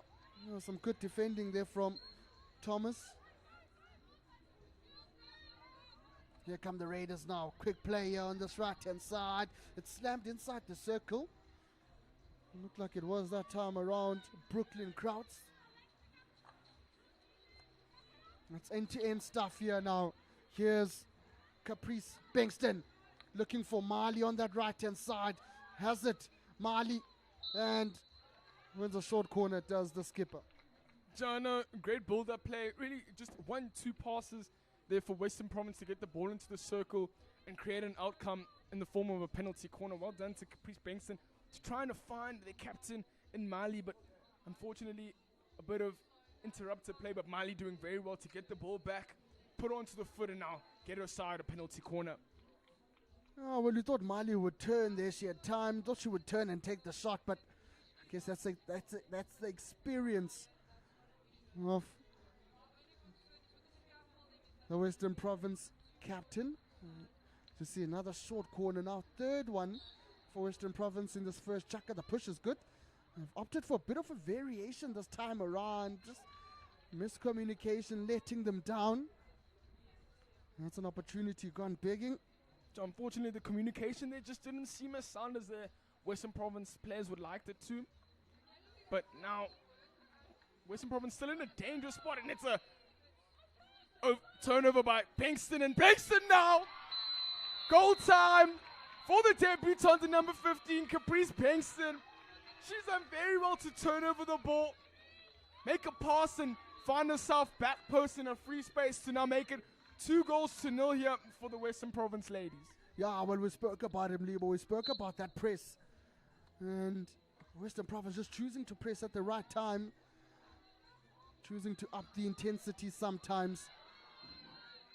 And they've upped the intensity just at the right moment there with the youngster Caprice Bankston winning the ball back, linking up with the teammate inside the circle. It comes back to her and she puts it into the back of the net. No chance for the goalkeeper. I mean, that's the type of hockey I'm sure Western Province are very happy to play. I mean, just the 1-2s and the simple stuff, doing the simple stuff correct, being back post, being open, being wide, and pressing very well. Now it allows Western Province to kind of have the upper hand with 2-0 now. Oh, it is always interesting to see a youngster come into a team. Obviously, Pinkston just matric last year, all the way in Durban. As the buzzer goes now.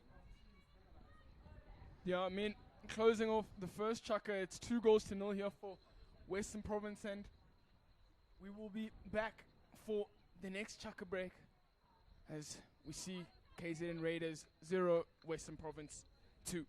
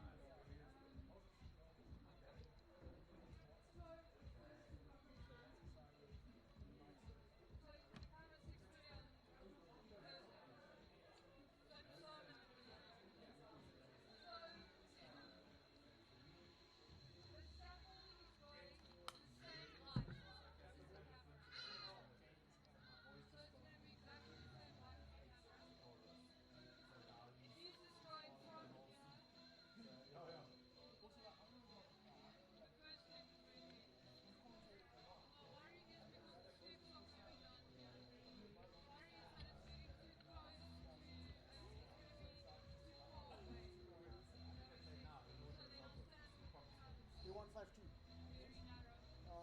Vitsi, Southern Keng Vitsi. You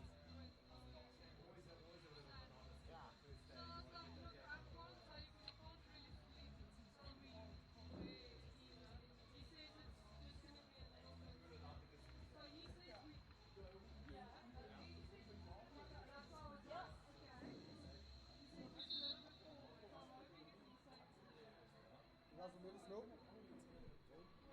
And now I'm back. You had a commentator going, it's so weird.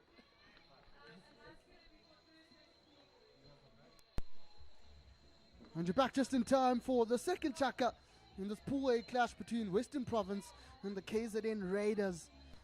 It's Province in the lead here, 2-0 after some cracking goals in that first chaka, and have certainly dominated possession territory. Played all the hockey in the right positions. Have girls, well, the ladies from Cape Town, not alone, of course, in the commentary booth, joined by my co-commentator Mlibo Lonzi. And Mlibo, just the assessment of that first chaka and what you're expecting in this one. I mean, everything that you just mentioned, Western Province very dominant in the correct spaces. I mean, in the penalty, in the circle entry box, they were really lethal there, really troubling KZN Raiders is how they're troubling Western Province now, and just a slight opportunity there for KZN Raiders to bury it, but still not out of trouble is Western Province. And I mean, the Raiders not necessarily having the amount of opportunities that they would like and kind of the openness. But I mean, in the next chuck, I'm sure the talks have been said and both teams looking more powered up and riled up to continue this game. Well, certainly positive start there from the Raiders, with Flurry carrying that ball up the field, finding a teammate inside the circle. Just feel it needed a shot, a stronger shot, and goalkeeper in goal would have been tested. That is of Chena Mary Porter. Nevertheless, Province still in the lead here. And the Raiders all the way from the right-hand side. Nice interception there from, it looked like it was number 9, Kayla Deval. She does well to find a teammate. Looking for Zulu. They link up so well, Province. And Dimba called into action again early on in the second chaka. I mean, Dimba having an astonishing stop there from the likes of Zulu. I mean, keeping the Raiders in this game. And now with possession is, again, Western Province. In the middle of the park. It's lovely to see all Black Tops really going behind the ball to defend. Not allowing for easy passage for the Western Province ladies. And the players look like they've been called out of the turf now, ladies and gentlemen. There's been, I believe, a lightning strike that's come off here at the UJ AstroTurf. So for now, there will be a delay due to weather. And we'll keep you updated as soon as we have an update here on the ground. But for now, it's Western Province who lead the KZN Raiders 2-0 after the first chaka and a couple of minutes played in the second one. Don't go anywhere though. We'll be back shortly with an update.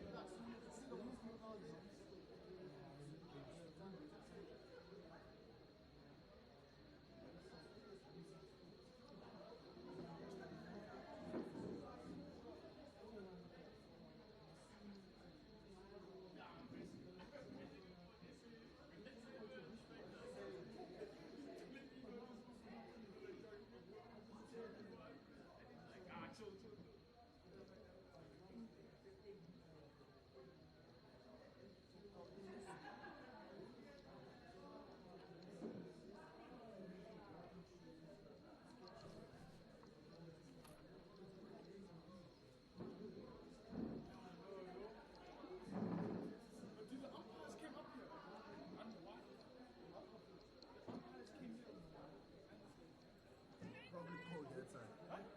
Probably on Flix.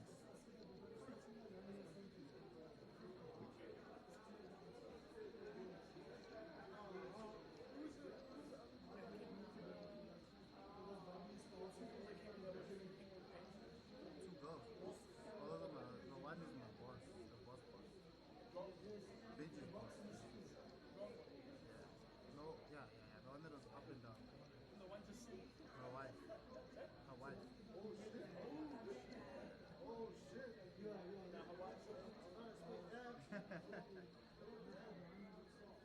Oh, the one who got Jesus thing. Yeah, That one's just top of fire. yeah, the top is fine. We go in those ones. It's like 3.2 that big. Really? So, It's not that big for everything. That's the core. Light work. eating it up there. Africa thingy. Africa AI. AI Sport Africa. Yeah, she must get that goal. Child AI.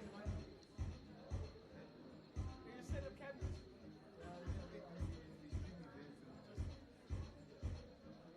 Showing it up, eh?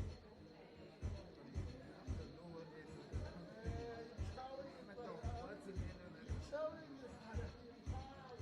You're producing things, you're doing this, you're doing that. So you looking for some area.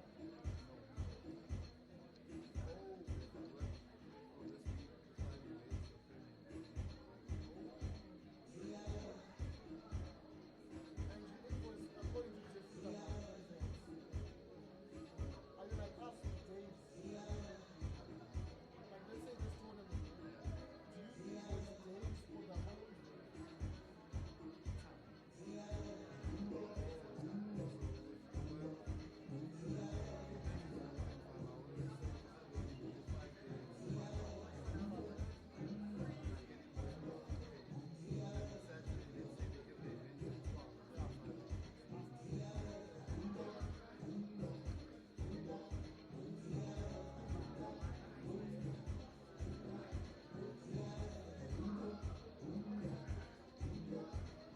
better than nothing in this economy, bro.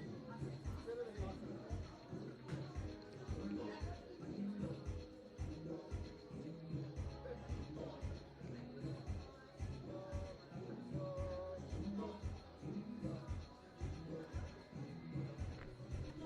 Different than us, bro. I still feel like we are underpaid, but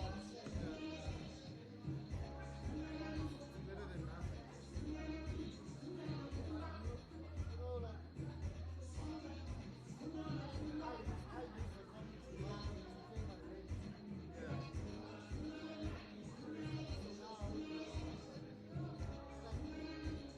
Like a month ahead to pay my rent. So when I get this one, I can pay it on 2 months ahead.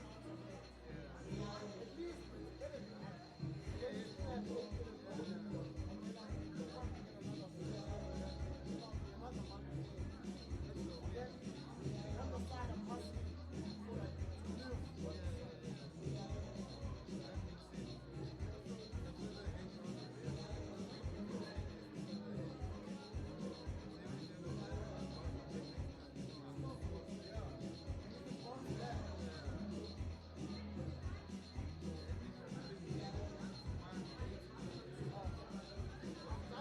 I learned my lesson. I learned my lesson.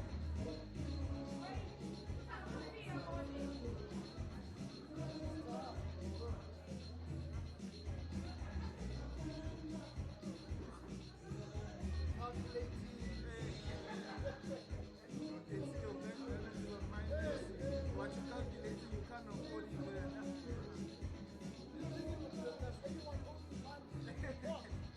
They're paying me this today or tomorrow.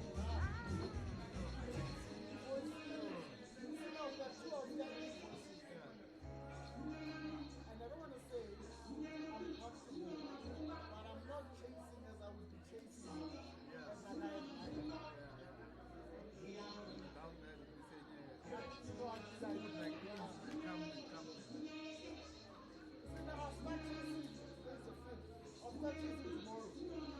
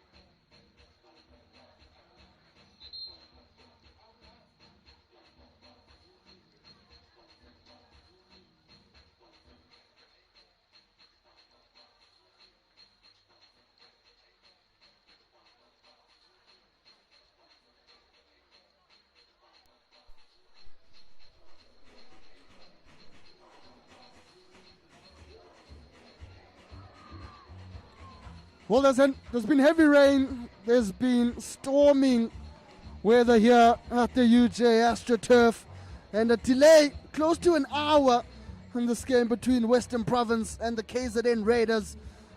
But the lightning has gone away. The rain is still pouring down, but there's no time to sit out, Mlibo. We have to carry on. We have to see this Pool A game through, and we've returned now for the remainder of this clash. It's Western Province leading 2-0, and interesting to see how this one will play out. Yeah, I mean, it's going to be very interesting as, you know, the ladies here just unfortunately stopped in the midst of their groove here in the second quarter. But hopefully, with this warm-up that just happened, they can get their groove back and go right back to where they started, as we are now seeing Western Province's number 6, Danny D'Oliveira, kick us off here. And I'm very excited to see what both provinces have to offer as we start off now.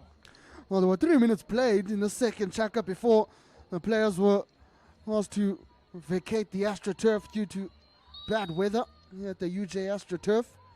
And we're back now, and the province will be looking to build from that first chaka that they had a couple of hours ago. As we see Boshoff on this left-hand side, finding a teammate in Blouse.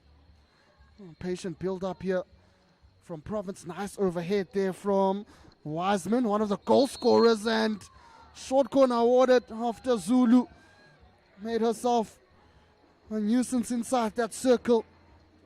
And a good start here for Province. Yeah, no, lovely overhead there from the previous goal scorer, Wiseman, to find Zulu in the middle of the park, unmarked, and fortunately a defender coming in too late there to stop that attack, which now results in a penalty corner in favor of Western Province.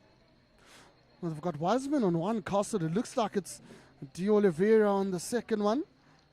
I saw what happened in the first short corner of this game for Province when it went to Wiseman, and she calmly slotted into the back of the net. See if they can replicate that. A push is good. It's a variation this time around, a slap, and it's re-awarded. Who was claiming it there was Boshoff. There's some nice variation there, just to leave it for Boshoff, and she slaps it looking for that far corner there. Yeah, I mean, that penalty corner was executed beautifully. Great defense from the Raiders, though, to cut that attack out, but another golden opportunity here for Western Province. The push has been good. It's good again, opting for the variation, a bit of miscommunication, and it's picked up now by Oaks. As dispossessed quickly was Oaks by Zulu. Zulu looking for a teammate on the right-hand side. We've done well here for Western Province to regain possession here. Oh, just scrappy. And you wonder, Mlibo, whether the AstroTurf is a bit too much wet. Yeah, I mean, it might be a bit sticky here for the ladies. I mean, they're going to have to bear the resistance that the ball's going to have to the Astro. So we're seeing KZN and Western Province battle it out. It's still D'Oliveira. D'Oliveira still with possession here. And she does well to fight for the ball. Goes for the aerial route, does D'Oliveira, looking for a teammate that was making a storming run there on that far right-hand side. Just goes past the baseline. There'll be an opportunity for the Raiders to outlet. Let's see the press here from Western Province, and Zulu has done so well to win that ball back in that corner. 16 now awarded for KZN Raiders. I mean, lovely pressing there from the number 10 of Western Province, Tati Zulu. So now KZN try outlet through one of their captains, Flurry. Flurry now to kick it off for KZN. Flurry, looking for Flurry in that instance. And it just comes back for Province. Boshoff. In the middle they go now. All the way with Deval. Here's Masondo. Deciding to go to the right-hand side. Good interception there. Looks like it's Wilkinson who's done brilliantly for the Raiders on that left-hand side. Want to play it out now, but Province have got it back. Baseline run here, and call goes in favor of the Raiders. In Sorry. fact, Province. Amasondo again, all the way to the back. They're just trying to open it up. Oh, the defending champions, Bosch off with another slicing pass in the 25, looking to penetrate that circle. They've done well. Here's Mali, the skipper. Patience now here from Western Province. Masondo once again. Boshoff. This looks a bit composed and a bit relaxed from Western Province. Yeah, I mean, it's lovely ball movement here from the Western Province women's as they patiently try to find the gap here. And lovely press from the KZN Raiders, number 9, Tatum, who has now found possession for the Raiders, which they haven't had in a specific amount of time. So it's going to be very lovely to see now Raiders with the ball, see what they can do in their attacking half. Yeah, it was interesting to see Brady Wiseman there, sort of putting a body on the line, shrugging off the KZN Raiders player, and showing a bit of physicality. You get a feel that this game needs a bit of physicality, needs a bit of spice. After close to an hour when the players were sitting on the benches. Here's Fourie. Starts to go to the right-hand side as Fourie this time going to Oaks. And she's dispossessed. Playing it quickly now to Province. Here's Blouse on this left-hand side, but the ball just moving at a rapid pace. Yeah, maybe just asking a bit too much out of blows to get to the end of that ball, but great thinking from the Western Province players. Fenton restarts play for the Raiders. Comes back to her, blows. Hits a stick in front of the ball nicely. They've managed to win it in good position of Western Province. Porter now. Did well, did Porter there to get a side in the ascendancy. And all of a sudden now, Province pushing up inside the circle. Here's a chance, the shot comes and just missed. And you can see the threat, Mlibo, turning defense into attack here, Province. Yeah, no, lovely ball in by Thomas. Unfortunately, Burtsa unable to close the end of that attack. And I mean, it's frustrated faces, but not frustrated just yet as Blows with a lovely step there to find the ball as Tomahawk's shot looks imminent, but well cut out. Still in danger here for the Raiders as they use that clearance. Not out of trouble just yet. Western Province are in their attacking third. Well, I still have it. Province Deval now has been central to the attack early on in the second checkup. Just runs away from Thomas on that right-hand side. There hasn't been a runaway team in this second checkup. Certainly after we resumed play, but it's Province who've had all the ball and calling the shots. As we see another overhead there from Wiseman, deemed a bit dangerous by the umpire. Yeah, I mean, I don't think that's the thinking that Wiseman had in mind. I mean, maybe she did see a different space, but unfortunately now ball turned over in favor of the Raiders. So now Raiders are going to move forward, and Fourie, being strong as an ox, putting ball to foot there. Fourie again. To Fourie. Well, some good interlinking play here between Tegan Fourie and Syrian Fourie, the two sisters.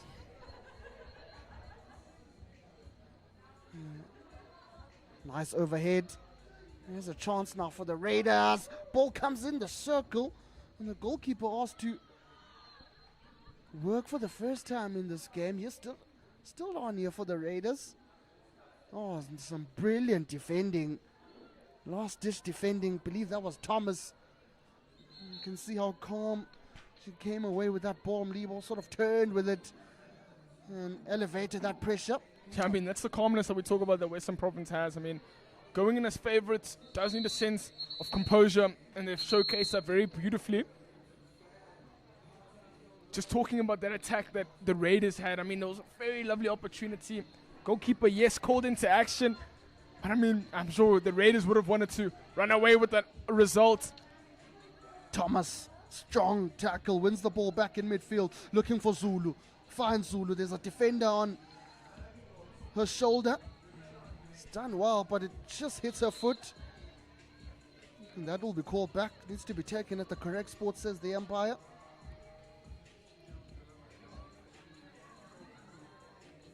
And the Raiders just trying to get the ball up the field. And certainly struggle to find combinations in this game. But after the restart, I must say, they're looking a bit more relaxed, Mlibo. They're looking a bit more organized, moving the ball nicely, defending well. They'll be looking to use this opportunity here. Wanting to use that baseline. And they've won a hit here. Looks like they've won a long corner. Indeed, they have. Here's a chance now. It is Inside the circle they go. Yep. Province ball now. unfortunately just shielding there, but like you said earlier, KZN Raiders really do look like they're playing their brand of hockey. Really getting comfortable here on this UJ Astro against the defending champions, Western Province women. I mean, D'Oliveira finds a lovely long ball, unable to link to Caps. And I mean, it's that fast, imminent attack that Western Province has. Immediately from defense to attack, from 3 passes to reach the circle. So what Western Province have in their mind, and now they have a penalty corner to show for it.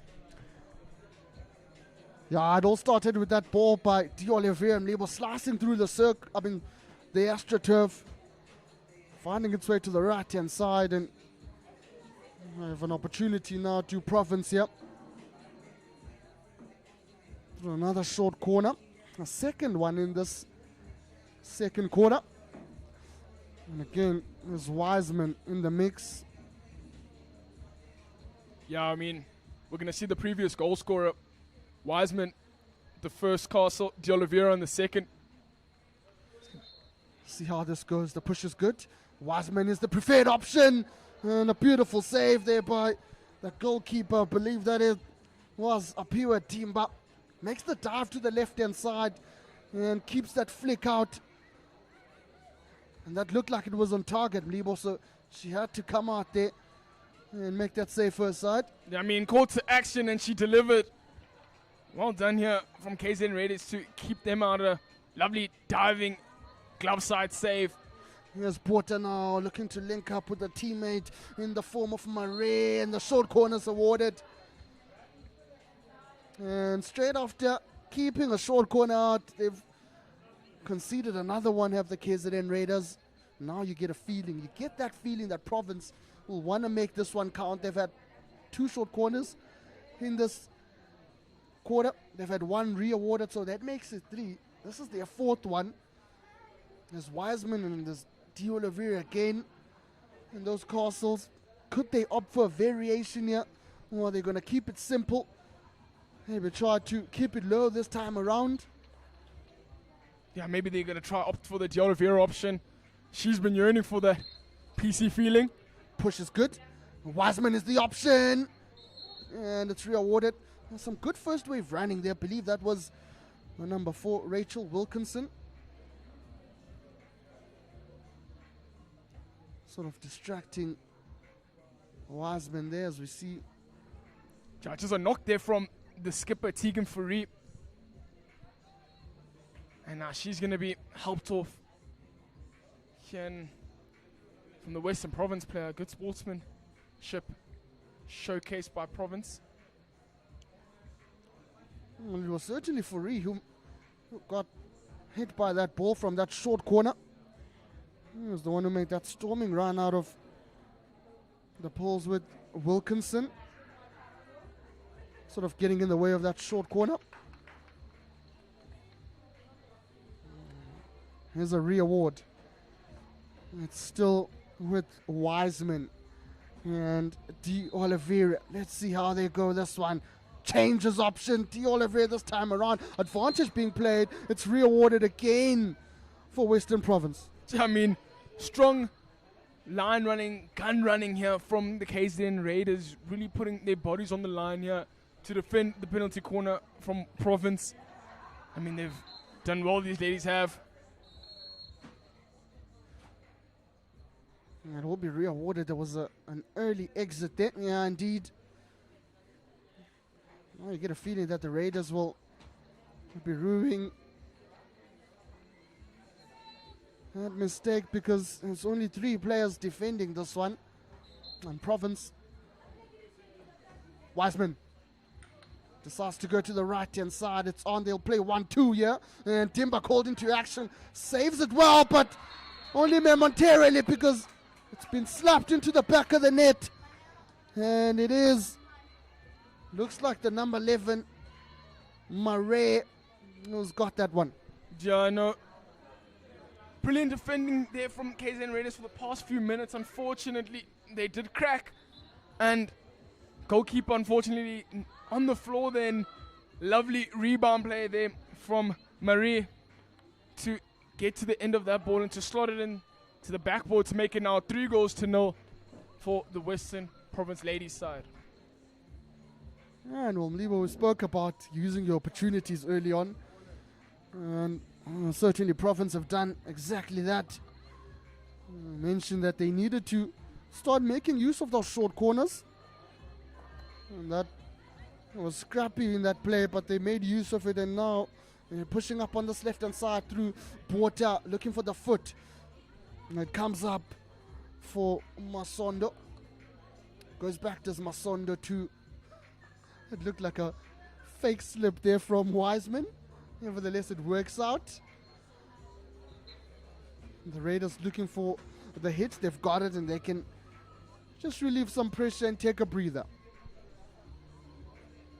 So I'm sure now Raiders are going to be trying to find the gaps in the spaces to find their players. You can see too many white shirts everywhere now. It's Province now.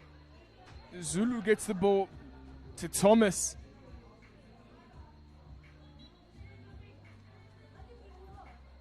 Head outside here, courtesy of Mali. Yeah, Mali just making her way onto the turf now already. Playing a 1-2 with a teammate on that right-hand side. I've got a long corner here to Western Province. Patience required in these early stages of the game. And good defending. Here's Zulu. Zulu looking to penetrate that circle. Still on here for Province. Shot needs to come. It does. And it's another one. Another goal here for the defending champions. And they're starting to ramp it up now. They're starting to up the ante. And they've made it 4-0 with very little time remaining in the second chaka. Champion, well done to Province there. Extend their lead to 4-0 now, and them finding their flair as we come to a close of the second chaka in the first half. It is Province leading 4-0. I'm sure the conversations that each team's going to have are going to be quite different. Maybe the Raiders more about defense and using the opportunities, and Western Province more about how they can close out this game. We'll be back soon. Ladies and gentlemen, don't go too far from your screens.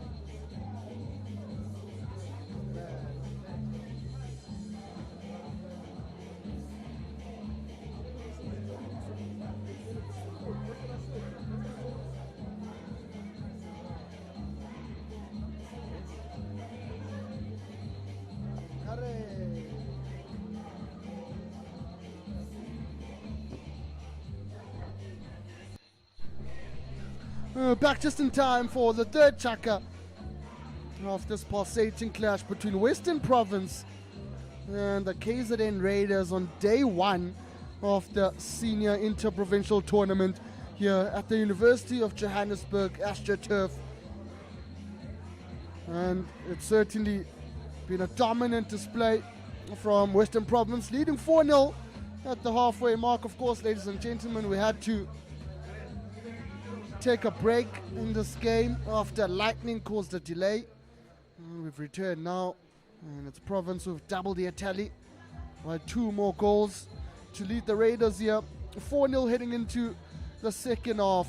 Not alone, of course, in the commentary booth, joined by my co-commentator, Mlibo Lonze. Mlibo, what are you looking forward to from these two sides in the second half? I mean, for the KZN Raiders, I'm very excited to see what attacking powers they have to showcase, because unfortunately, we haven't been seeing a lot of that, but I'm sure now in this second half, in the third chaka of the game, we're going to see a lot more confidence and movement of the ball and a lot of trust. And I'm seeing just their numbers. Number 11, Jessica Fletcher, she's been really dominant there up front for the KZN Raiders, so I'm sure she's trying to find herself on the score sheet. But from the Western Province side, I mean, the proof is in the pudding. I mean, 4-0, they've done absolutely amazing, and now we're off to another start here from the Western Province ladies side.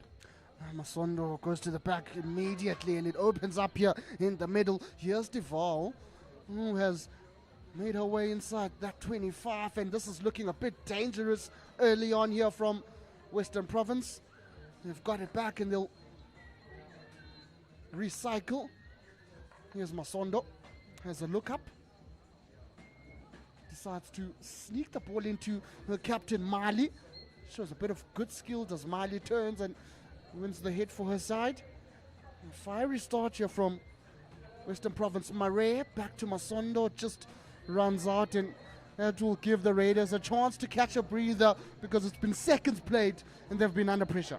Yeah, and the pressure's not going to stop from Western Province. You see the high press here from the Western Province ladies side as they retrieve the ball back, and now through Buerta, they look to turn around and attack through the middle. Have done well, have the Raiders there to sniff out that momentum from Western Province. And just get the ball out and win the hit. So, I mean, KZN Raiders are really going to want to score quickly here and to get themselves back into the game, to really not allow their heads to drop. Oh, that press again from Province, just proving to be a menace for the Raiders. It's getting a bit physical here between Water and I believe that was Jody Oaks, the number 15.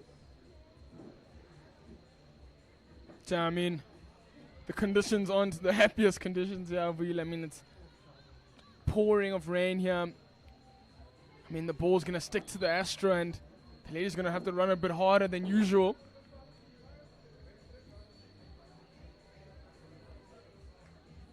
Oaks under a lot of pressure there, but does well to get the ball out.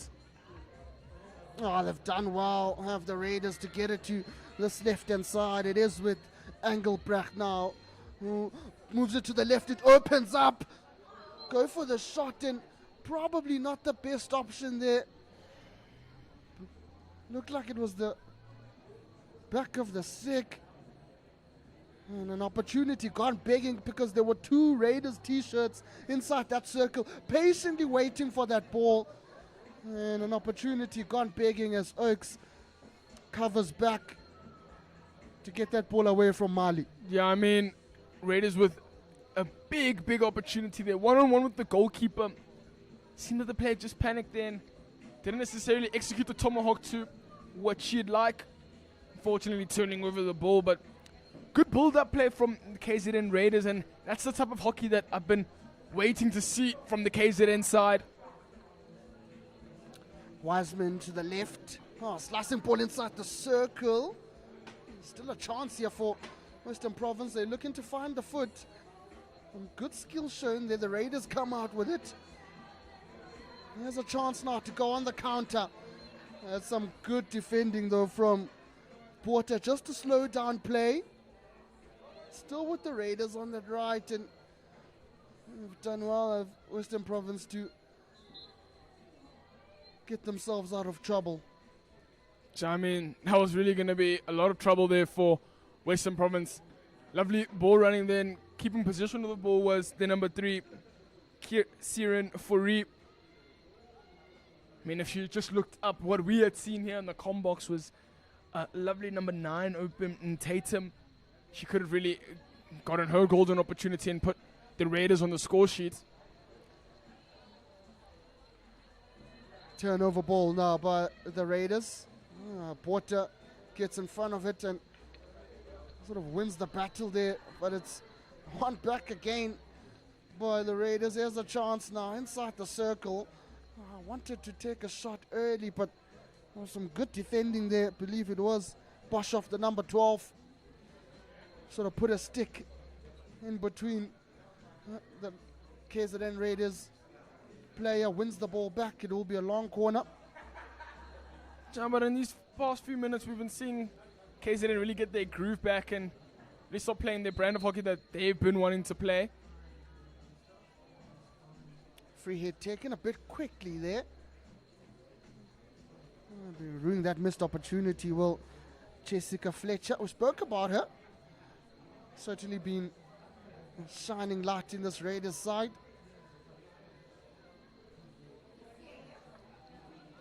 Province once again looking to exit Masondo, opting to go root ball to Kaps. And Rebecca Kaps was dispossessed that time around, but they still have it to the ladies in blue and white. Just dispossessed momentarily. Looking to get it back was Zulu, but Raiders have done well. It's becoming a bit scrappy now, Mlibo. Double turnovers here and there. Both teams can't get their hands on the ball for a couple of phases. They can't string along a couple of phases and cause trouble for the other side, as we see Engelbrecht again on this left-hand side. And to my point exactly, just getting a bit scrappier. Yeah, I mean, it calls to the point of desperation. I don't understand why Western Province would also look to be desperate, as they do have a comfortable 4-goal lead. And, you know, playing down the middle all the time really is getting a bit predictable for the Western Province side. I would, in my professional opinion, I would opt to use the wide angles and, you know, use their links and blows and Burta, who really run hard and do well on the outside areas. And you mentioned that on this right-hand side, Diolivre was calling for it because there was space opening up here. She wins the ball back for her side now, sort of calms things down, understands there's no need to rush it. We're in a 4-goal buffer, we're in the third chaka. We've still got about 8 minutes remaining. We can slow things down here. Preserve some energy, go to the back. And that pass, looking for Wiseman that time around, just bubbles out. It's with Tatum Krauts now for the Raiders. Does well, does Krauts to find a teammate. Dispossessed there. KZN Raiders player that was Fourie. There's a chance now. Zulu on the right-hand side, inside the circle. Oh, just needed to land. Yeah, that was a great display of pace there from Tati Zulu. Unable to string the final pass there to find a Western Province stick. I mean, but that's the type of threats that Western Province pose. I mean, from defense to attack so quickly, it literally takes 2 or 3 passes to now convert that goal. KZN need to be wary with the types of spaces and players that they're dealing with when they do lose the ball. We spoke about this right-hand side, when it's starting to open up for Province. As we see them move it to D'Oliveira now. They're coming to this right-hand side again for Blouse. Inside the circle, Zulu now. It's a bit high. It might be called back. In fact, it's been a short corner that's been awarded. But again, coming from this right-hand side. Yeah, I mean, penalty corner awarded now once again here for Western Province. I think it's the first one in this quarter, this third chaka, the right-hand side, and you know, courtesy of a lifted ball there from Tati Zulu.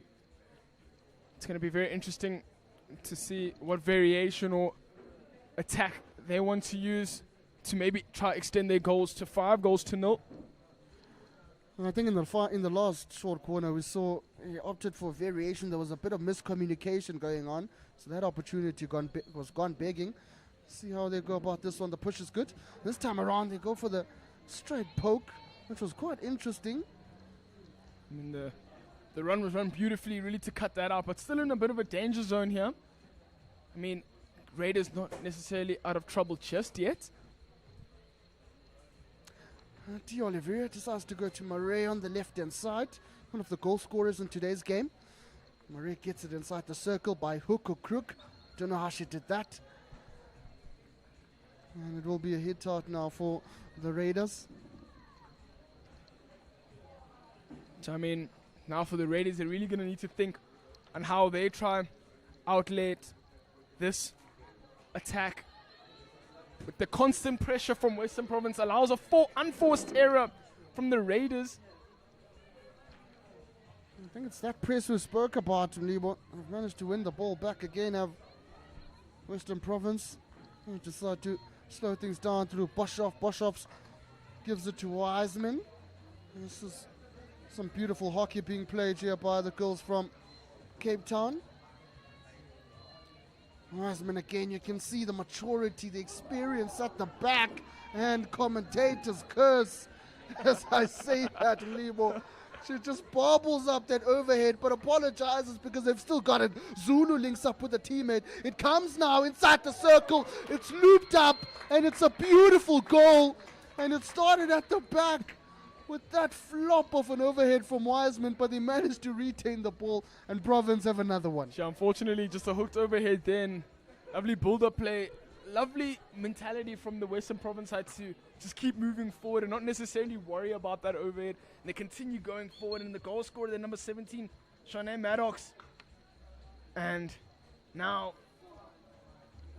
she has an eye for goal. I mean, she's the 5th goal scorer today. And, you know, she's seen herself scoring in a final here last year. So, I mean, she's very familiar to the sight of goal. Oh, certainly Maddox scored in that final last year. Western Province won 2-0 against Southern Keng. Actually, another goal scorer in that last year. Western Province won 2-0 against Southern Keng. Actually, another goal scorer in that final was Wiseman, who's also scored here today. 2 players contributing goals for the defending champs. And just like that, Province are up to 5. And about 4 minutes remaining, just over 4 minutes remaining in this third chaka. They've won it back. They're pushing up now through number 13, Thomas. So just a little bit of a foul there from Olwami. It allows Masondo to restart for Western Province. Wiseman. Comes back to Wiseman. And you can see now all the Raiders players behind the ball, defending for their lives here. Looking for that deflection inside the circle was Zulu. Just runs away. And they're not backing down now, Province here, Mlibo. They still want to go. They still want more goals because they understand the goal difference conundrum that might come into this tournament a bit later on if things don't go their way in some games. Yeah, I mean, the goal difference is a very tricky thing. I'm sure Western Province are going to really try up that, and we're seeing Western Province still move forward again. Another golden opportunity, and unable to get to the end of that. Still in possession is Western Province. Blouse gets it inside the circle. It's with Mali. The shot comes, and it's a beauty. And the goalkeeper, Timba, can't do anything about it. And it's chasing that lost cause. We spoke about it. Blouse on this baseline, gets it back, gives it to the skipper, and the skipper does the rest. Yeah, I mean, Captain fantastic there, Mali. Getting the ball, doing a lovely turn, then slotting it bottom left corner of the goalkeeper. Making it now 6-0 here in this third chaka. I mean, a very comfortable lead here for Western Province. I'm sure they're going to be happy with the start they're having in this tournament. Porter, calm, composed, been controlling the midfield like a boss in this game. Here's the number 21.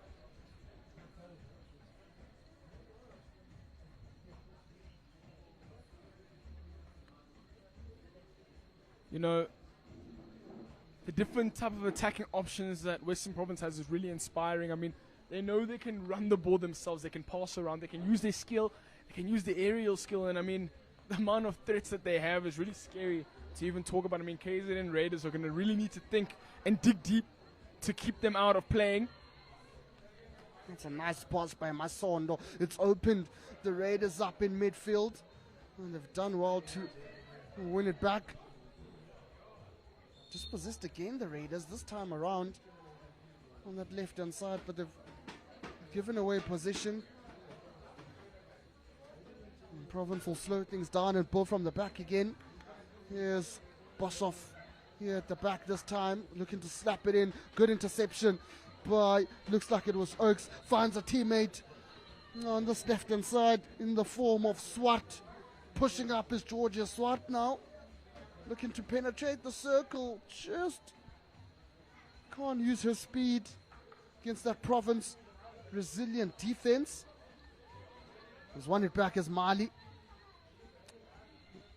To a South African counterpart Zulu, but that 1-2 link up doesn't quite work for Province. Here's a chance now for the Raiders. Inside the circle, Swart gives it back to a teammate. They're looking for an outcome here. Can't get that outcome. And Porter will just calmly get it out and win ahead for her side. I mean, Western Province really outlet very calmly. It's like they really slowed the game down in front of your eyes. Unfortunately, multiple opportunities to move forward here for the Raiders, but unable to find that final pass or golden opportunity to strike at goal. We're seeing another attack here. It is Captain Fantastic. Mali and Zulu at the end of that, but just wide there to now make it a 16 for the KZN Raiders. And there's a minute remaining now in this third chaka. It'll be all about just going through the systems here for Province. Victory is certainly secured with about a chaka to play. And though 15 minutes in hockey is a long time, Libo, anything can happen, but a 6-goal deficit would be a miracle to overturn for the Raiders. Not saying it can't be done though. It will certainly be one of the best comebacks as Flurry is dispossessed by Mali. So, I mean, great reverse pressing there from the captain as Western Province move forward swiftly. Unable to find the previous goal scorer, Maddox, there, but still in possession. It's going to be Western Province. Oh, well, that's it. That's it. Third chaka comes and goes here at the UJ AstroTurf. It's Western Province, the defending champions of the senior interprovincial tournament, that lead the KZN Raiders by 6-0. Don't go anywhere. We'll be back shortly for the fourth and final chaka.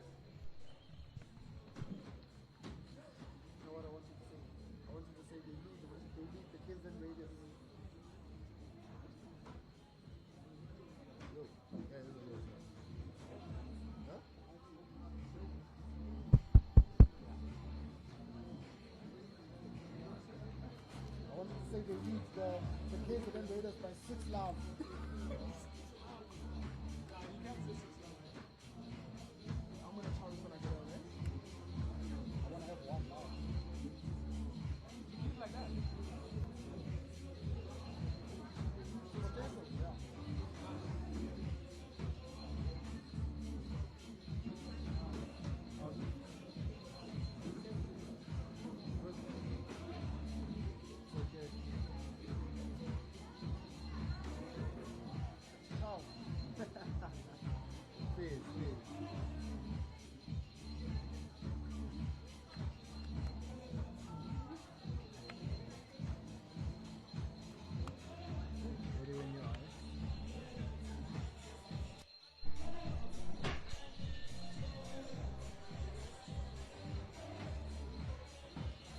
We're back just in time, ladies and gentlemen, for the fourth and final chaka in this Pool A clash between Western Province and the KZN Raiders. It's the defending champions Province who lead 6-0 here. Quite a dominant display, have scored some cracking goals. The Raiders as well have been in it Just giving away possession in crucial positions, as we see now. Another chance for Province on this right-hand side. I'm not alone, of course, in the commentary booth, joined by my co-commentator, Mlibo Lonze. Mlibo, the final chaka here. Province will just be going through the systems. I'm sure the Raiders will want to get a goal or two back. Yeah, I mean, Western Province really just doing what they normally do and coming here to dominate in both men and women's divisions in the Senior IPT. It's lovely to see that Western Province aren't really getting complacent and really doing the things that they've always been doing, making the passes, making the leads and the runs, and sticking to their game plan. Fortunately for KZN Raiders, things haven't gone the way they'd liked. I'm sure in this final chaka they're going to want to push everything and throw everything and the kitchen sink into this game, as it is going to be their hardest game in the group stage games, as they are playing the defending champions. Province, I mentioned earlier, I've been wanting to go through their systems in this final chaka. Test out a couple of combinations. The maximum points are certainly in the bag. There's nothing more to play for, nothing to risk it for, as Masondo looks to link up now with, looks like that was D. Olivier. Indeed it is. And number 6 gets it back for a side, slaps it all the way to the left-hand side. And if you were here at the UJ Astro, the sound of the stick with that ball sounds so beautiful. D. Olivier wins it back on top of the D. It's with the skipper now, Mali, looking to penetrate and get the shot off, but called back by the umpire. I mean, it's also nice to see that the captain here, Mali, is not afraid to showcase her skills. And she feels very comfortable around the hockey ball and stick. And now Raiders are looking to clear that to kind of relieve the pressure that Western Province has been giving to them. Oh, well, I get a feeling it's been a long game, this Mlibo. We've had a break, close to an hour, and the players would have been out for at least 2 hours just to get this game done. And it's probably taken a massive fatigue toll on some of the players, as Masondo now on the right-hand side gets it back for Western Province. He's got it back and was looking to give it to Blouse, but not needed Blouse in this particular moment, and it will be a long corner.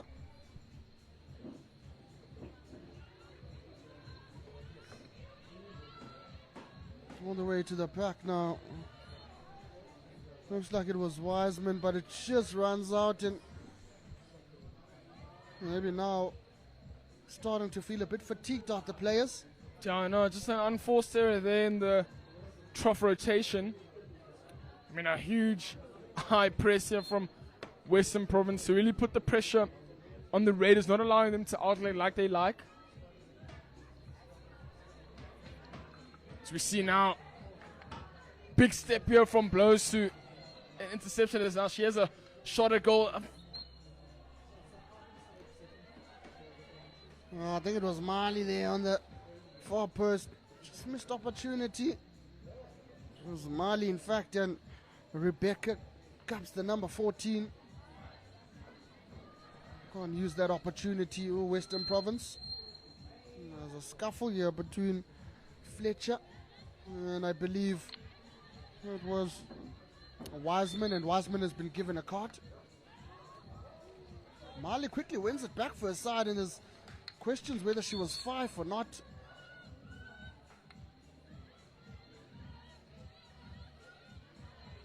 Now, just with the player down, the Raiders really need to use this opportunity and time that they have.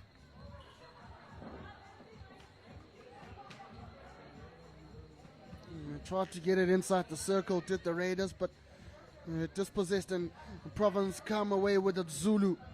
So has to go all the way to the left-hand side. I believe that's Maddox. 1-2 with Zulu. Look at the pace on that left. Gets it in the circle, the Zulu. There's just not a play on that far post. Camping there, looking to get it into the back of the net. Yeah, no, lovely link-up play there from the Western Province ladies. And, you know, like I said earlier, their strike force is a force to be reckoned with. It's really lovely to see the sharing and the teamwork that they use to get their goals. Yeah, Blouse has won it back. She's turned over now in the same position, about 3 balls in the last 2 plays. And she's proving to be a menace there for the Raiders on that right-hand side. So, I mean, she does very well to read their play, and now in the corner seems to be the Raiders. Turned over now, and balls in favor of Western Province. Masondo dispossessed. There's a chance now for the Raiders. Haven't seen an attack of this nature. Krauts here on the ball. And she's just bullied, was Tatum Krauts by the number 21. Water, but she wins a hit. And the rain starts to pour down here at the UJ AstroTurf. Still have it to the Raiders. We'll want to finish with the flourish here. We'll stay calm and composed as well. Not give away position. Some great skill here. And they decide to bring it all the way to the back to the Raiders. Looking for one of their skippers. I believe that is Flurry. There's a hit inside the 25. Goes to the left-hand side. There's a couple of players inside that circle waiting for the ball. They need to get it in. Use the baseline to the advantage. Goalkeeper comes into the action. Hasn't been called upon to make any saves in this game. And you film Libo.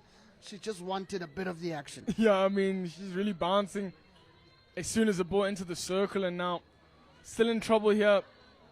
Oh, Western Province, but straight from defense to attack. You see the ball pumping now. It's going to be a 2v1 on the goalkeeper for Tati Zulu. It's going to be Caprice. Tati straight to Caprice.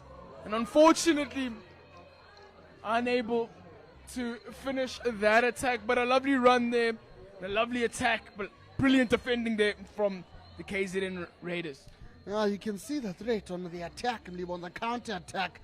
Those strides by Zulu with Bankston on her left-hand side, and unselfishly, really, it just shows the quality of the player, because she could have gone herself there one-on-one with Dimba, but decides to put the youngster through, and the youngster just can't fire it into the back of the net. Nevertheless, that will count very little, because Bankston herself has a goal in this game. Scored early on in that first checkup. I'm sure now Zulu's going to want to get herself on the score sheet and extend the Western Province lead. Here's Wiseman now looking to cause danger inside that circle. Back from that green card she received earlier on.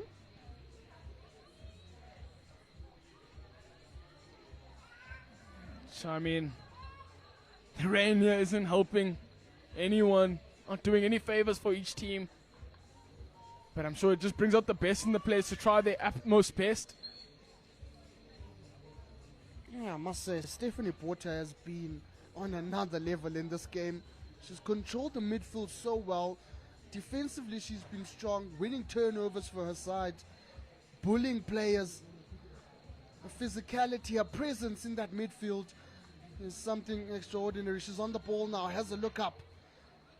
Decides to go to D'Oliveira, but D'Oliveira is dispossessed. Here's Flurry. Here's another chance now for the Raiders. Shot comes. Goalkeeper, beautiful save with the left foot. On the angle there, Liboy just opened up and Flurry decided to take it, but the goalkeeper up to the task. No, I mean, that was a clean strike there from Flurry.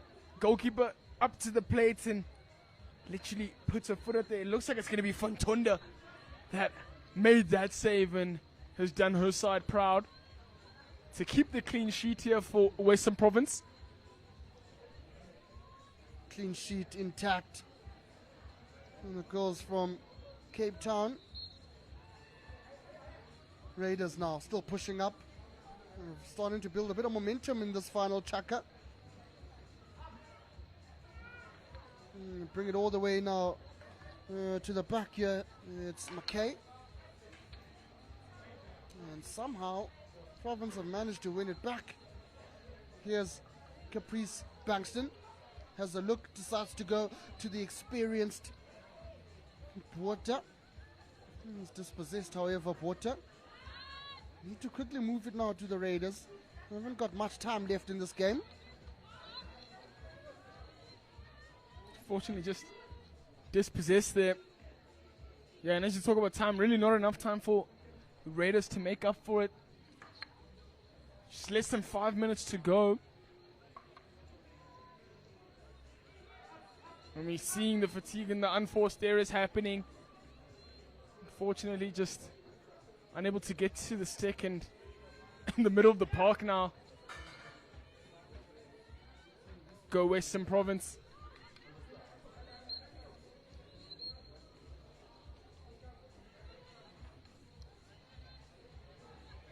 Yeah, Rebecca Cups might not like that, but she'll need to come back, take it. D'Oliveira now. Comes back to D'Oliveira. Here's Thomas. He's been out of the turf for quite a while as the number 2. Gives it to Zulu just outside the circle. Has to go 5. Gives it to Thomas. Slammed inside the circle and short corner awarded.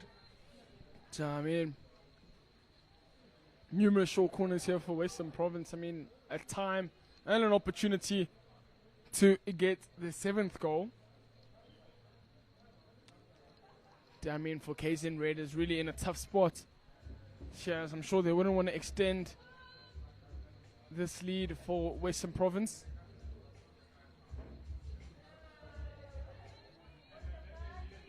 Well, we've seen variations, we've seen straight track flicks. What could we see in these final minutes of the game here from Province? They've got D'Oliveira on one castle. Just trying to have a look. It looks like it's Wiseman on the other. Variations coming here. It's a bit scrappy from Province, but Wiseman still has it. Plays the 1-2 with the teammate. The shot comes in. It should be a corner. It is a corner. Unfortunately, not just a well-worked penalty corner there for Western Province. A little bit lower than what they usually do in terms of standards. I'm sure now they're going to have something up their sleeve. Push is good. Straight track flick this time. Timba in the way. Makes herself big in goal, and it's re-awarded once again. What a save by the goalkeeper. We've seen her throughout the game, Lebo, putting her body on the line, making those crucial saves. And you get a feeling it could have been worse if she wasn't in goal for the Raiders. I mean, Western Province really having a lot of opportunities, but Timba really being called to action. And again, good first wave running from the Raiders. Just to keep that attacking threat of Western Province away. Still with a chance here inside the circle. Another ball. Just looking for a touch on the far post. Province will recycle it well. Give it back to Zulu now.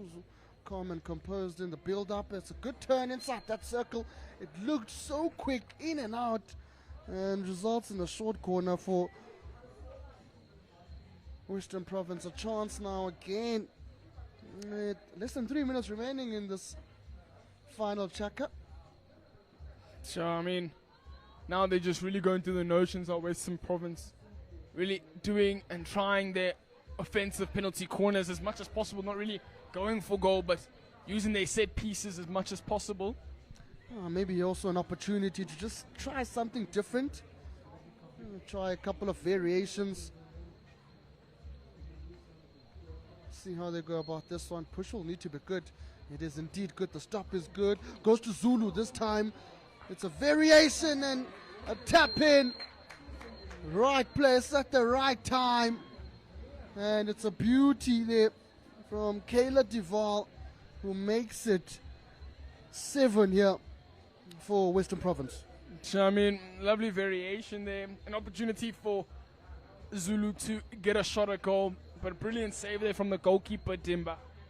And right place, right time. As you said, Kayla Duval comes in, strike, and make it now 7-0 for Western Province. The dying embers of the game. Less than 3 minutes to go. Masondo finds a teammate on that left. They were looking for Murray there, looking to push up.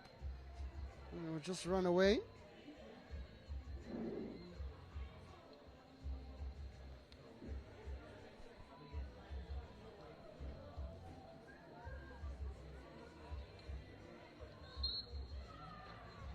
Zulu looking to push up the turf, call back, it will be a Raiders hit. And certainly back to the drawing board for the KZN Raiders. They've had their glimpses, Mlibo. They've shown promise here and there. And the counter-attack is where I think they're very dangerous. And they just haven't clicked. Combinations haven't quite worked today. And they will improve from this performance, certainly. Yeah, I mean, playing the defending champs on day one, you really get a sense of the best level of hockey from the jump. And I mean, they have a lot to learn. I mean, if you don't win, you can learn from games like this, and they're going to know their strengths and weaknesses now. And I'm sure this is going to help them very much so in the next 2 games in the group stages. Maybe, you never know, maybe they can turn it around and win the next 2 and maybe exit the group stages going through to the semi-finals. But we'll have to see. And right now we still have this game to play. I'm sure both teams very tired and really wanting to close this game now. Now, for Province as well, I mean, a 7-0 win, it won't flatter them into thinking that they're already through, they're already in the semi-finals, but there'll be some massive positive signs to take away from this game as we see another attack, this time Maddox, one of the goal scorers on this right-hand side. There'll be positives to take away here for Western Province. How they've sort of used their opportunities. I think at short corner time they'll still want to execute a bit better. Something they'll work on as Mali needs to get that ball inside the circle. Advantage being played by the Empire. And opportunity gone begging. Yeah, I mean, like you said, I mean, Western Province are going to want to work on their penalty corners as it hasn't been as successful as they'd like. But I mean, they have converted quite a few from the PC attack. The Raiders are going to really want to work on stringing their passes up front, and we're seeing the last of Georgia Swart now. And as this game comes to a close, it is 7-0 in favor of Western Province ladies, the defending champions here at the Senior IPT. Ladies and gentlemen, it's been me, Mlibo Mlonzi, alongside Avuyile, and don't go too far from your screens as we'll be back for a thriller, which is Western Province men's up against Free State.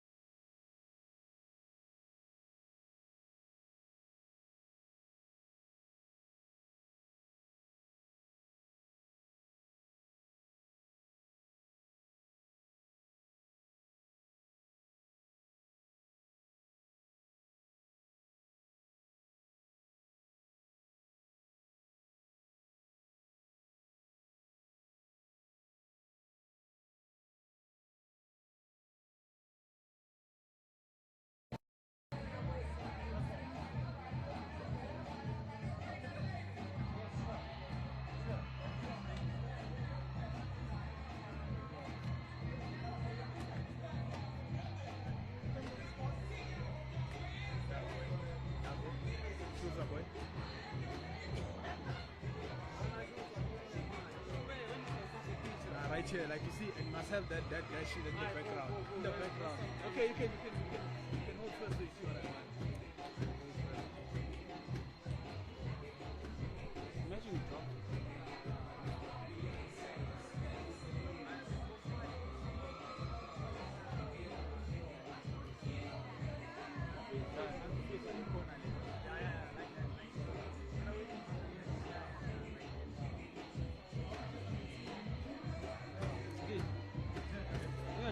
face. You good. Alright, yeah.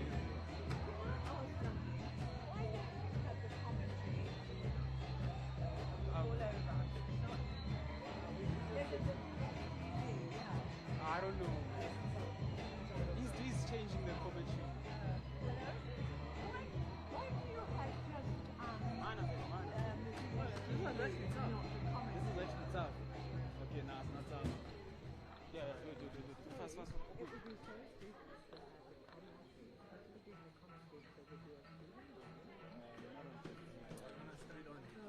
Nigga, shoot the fucking page.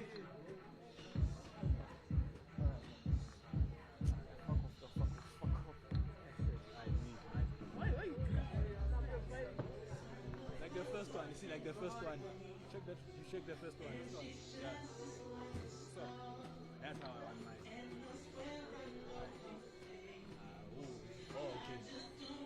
Okay.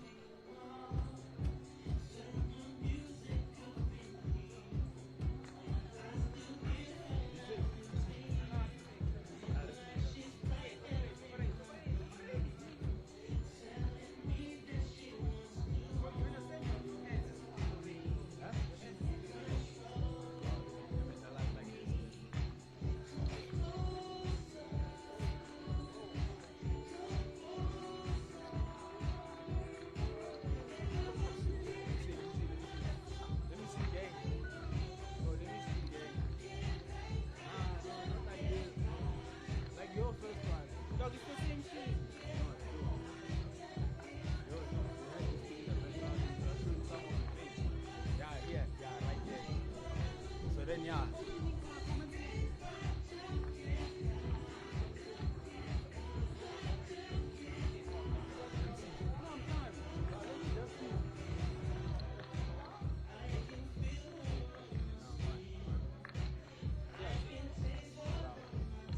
Let's take a selfie though. Young selfie. A young selfie. No, take yourself out. Oh, you know.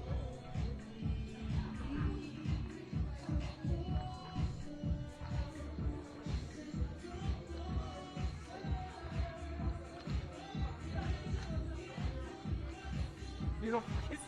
I like, you know that smile of mine. Don't take the fucking selfie. You saw it. Take a video, bro. Yeah, broadcasting live. Back with the finest. Boys.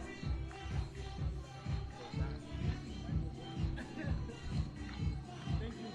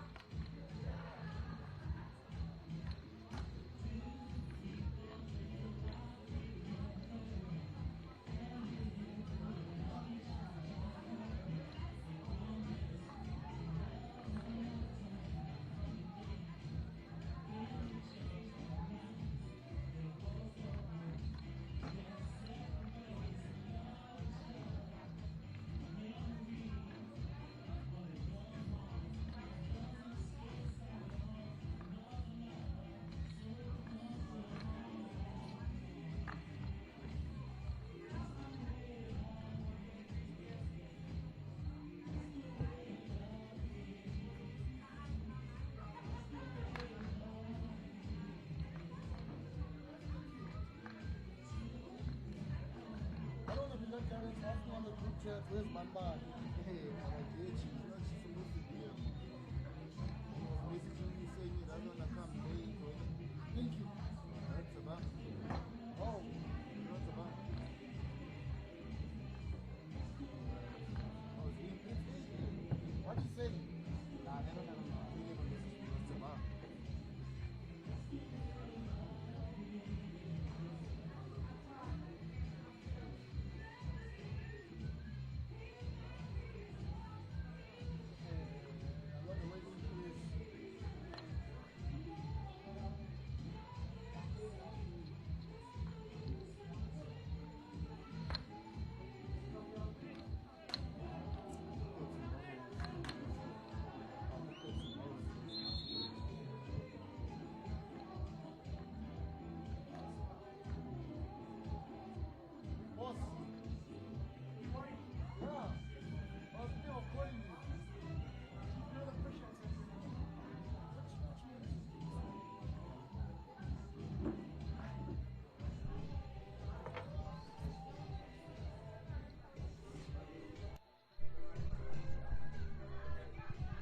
Well, we're back, ladies and gentlemen. We're back. It's still day one of the Senior Interprovincial Tournament happening in Johannesburg at the UJ AstroTurf. And we're about to watch now take to the field Western Province Pens taking on Free State. I'm not alone, of course, in the commentary booth, joined by my co-commentator and a man who needs no introduction, really, Coach Inky Zondi. Good afternoon, everyone. Glad to be here. We had a little bit of a weather break, and I'm glad we can play again. Interested to see how this one goes. The team lineups made for interesting reading when I saw the team sheet. So, not the usual and conventional Free State team. And, of course, the mighty Pens always ready to put on a show, create some upsets. Oh, it's going to be interesting to see this Pens side and how they go. Obviously, led by Coach Michael van Rensburg. Bryce West is also involved in that side. A couple of interesting names in that side. You've got the likes of Zike Hogad, the likes of Nathan Loff, Thomas Sickle, Matthew de Olivier, whose sister plays in the Western Province side. There's also some interesting names in that Free State side as well. Tevin Koch, Adrian Turn, Tayo Fitz, and of course Captain Melrick Maddox. So interesting battles that will ensue in this game. It's a classic day one vibe. You want to get some points on the board. You want to get the tournament rolling. You want to end up the right side of the playoffs. There's many upsets to come, I think, and I think this game will dictate a lot of what actually happens in this pool.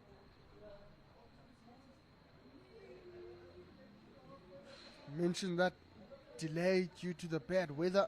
Obviously, both these sides also had to wait a couple of minutes just to get that Western Province ladies game and KZN Raiders done.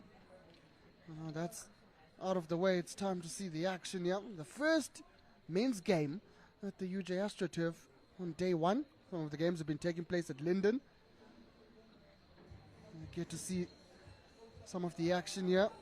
These gents looking to get their first 3 points of the tournament. Looking to start on a high. And starting on a high in the tournament, very important. Yeah, you can see the energy in the team huddles. They've been waiting a long time to get on the field, obviously because of the weather delay. And of course, being in the tournament hotel, you really get a sense for the vibe within the teams. You know, the excitement to be here. Of course, IPT is a flagship tournament in our hockey calendar, and it's wonderful to see the teams out here ready to show their best. Certainly, it's that one tournament that hockey enthusiasts look forward to. And it's a vibe in Johannesburg. It's a vibe, and I'm bringing it all to you live on the SuperSport YouTube channel. As we see the Pens playing from right to left, and it will be Free State playing their traditional navy and green from left to right. And wait for the first pushback of this game.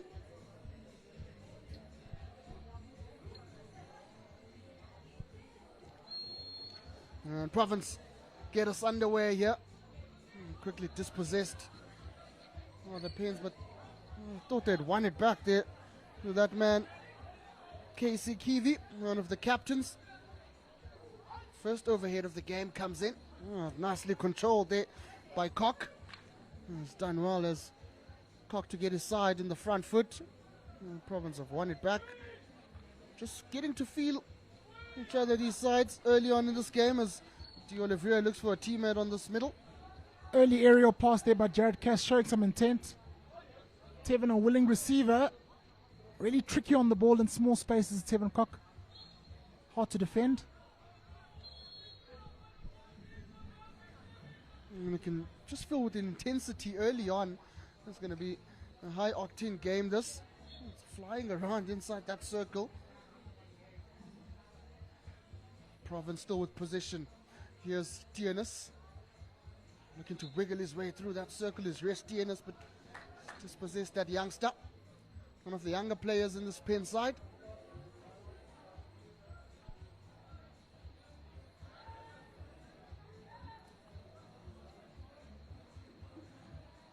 Free State now.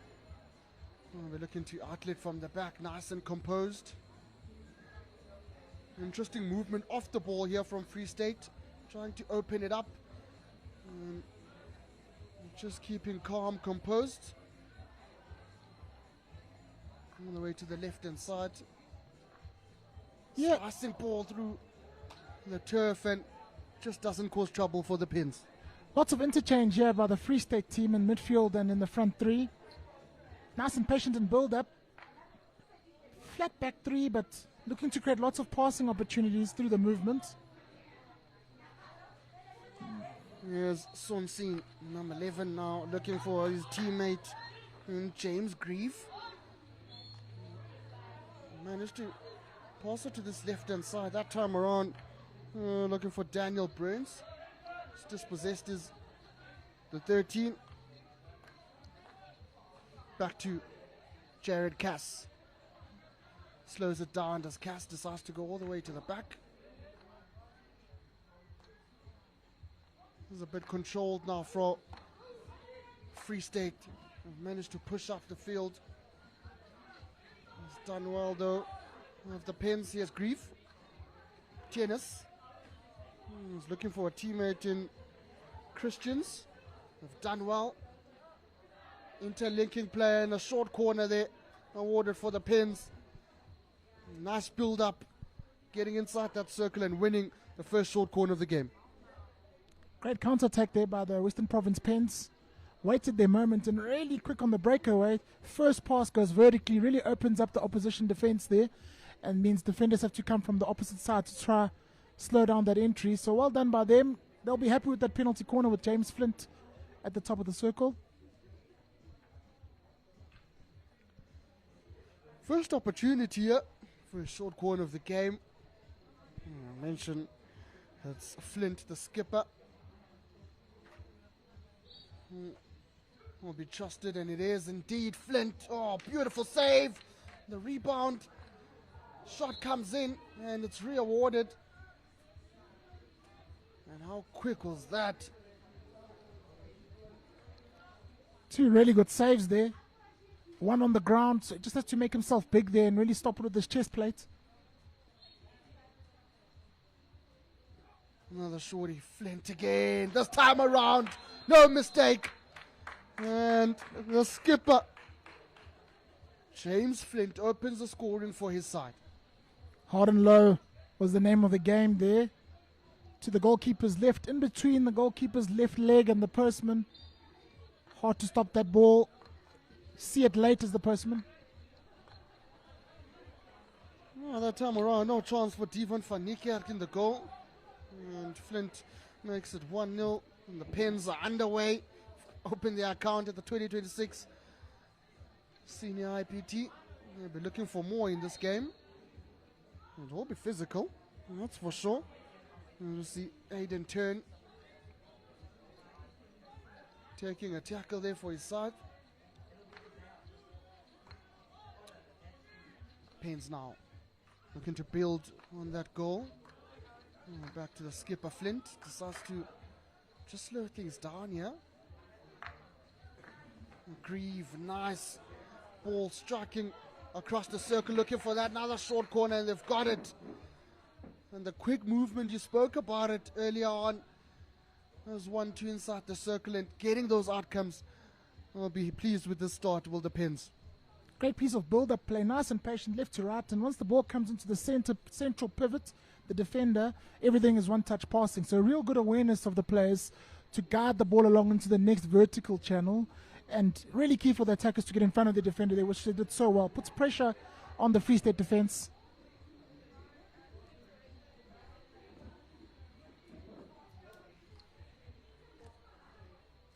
Another short corner, Flint. And one Castle Sorensen on the other. Who do they go to? Skipper again. Plays advantage the umpire. And a P flick awarded this time around. Oh well. The Pens are certainly upping the ante here. Last layer of defense, being a field player, means the ball can't touch his body. Was behind the goalkeeper, and the shot was going on target there by the Western Province Pens. Only 5 minutes played in this game, and Hemsflint will get an opportunity to make it 2 and grab his brace. And save ball momentarily, and just thought it was saved there. Went past the goalkeeper's foot, but it gets into the back of the net. 2-0. Yeah, got around it, sort of predicted it right. Got his right boot through it. It's just too quick. Lots of pace on that penalty stroke.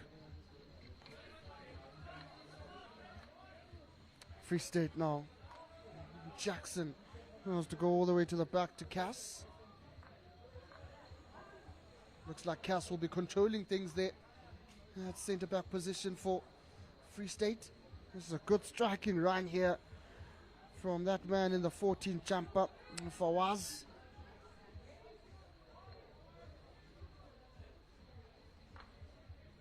Comes back to Jackson. All the way to the right hand side, trying to open up the Province defense. It was looking promising at some point until Breitenbach gave it back to Cass. Another overhead now, just too much. Asking too much for the player on the right hand side. Some exciting stuff happening up front for the Free State team. They need to string more phases of play together. Some nice rotational play by them in the front three, creating a little bit of havoc for the Pens team. Just wondering if they can get a few more combinations in the attacking 23 and really create some pressure. Well, they do look a bit dangerous to Free State when they link together, and a nice turnover there. Just sneaking was Tevin Koch. Another there's one ahead for his side. Here's another chance. There's Aiden Turn. Inside that circle goes Turn. Looking to use those aerial skills. Finds a teammate who's looking for Ayanda Ngaki. And that play just bubbles out. But back to that original point. When they enter the circle and when they start linking those 1-2 passes, they start looking a bit dangerous to the Free State boys. Absolutely. You just see that quick free hit by Tevin Koch to Aiden Turn. That more dynamic play for them suits them much better, and naturally where your strength is how well you can attack the opposition circle and put pressure on them. There's an overhead now for Province, but that one will just bubble out the turf.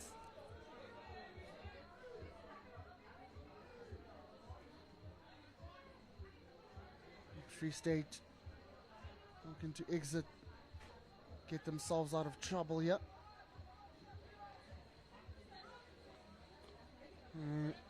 Do well to give it to that man. Ball it again. Quick play by Maddox inside the circle, but some good defending. And Lucky can't win that ball back. Early ball into the circle, early pass across the circle. Looking to get the attacking rhythm of Free State, playing with a little bit more dynamism up there, but still connecting play, looking to connect passes. Oh, it feels like they're getting into their groove now. Jared Cass gives it back to a teammate, and another slicing ball now through the field. Aiden Turn. Still got possessions, the boys from Bloemfontein. Cass. Sort of slow things down. Cass again, overhead. Oh, similar position to the last one. Similar outcome, just too much. Doesn't have his range quite yet. Looking for the deep ball onto the baseline. Attempted one before that. Just got a bit too much distance out of it in the half felt.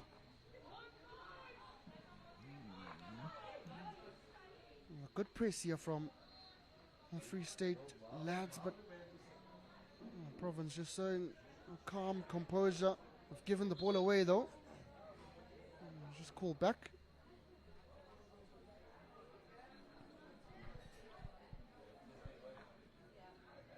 Patience will be the name of the game here for Free State. Inside the circle, there you go. Just lifted. Maybe managed to keep it low. Maybe play a 1-2. Would have seen a different outcome.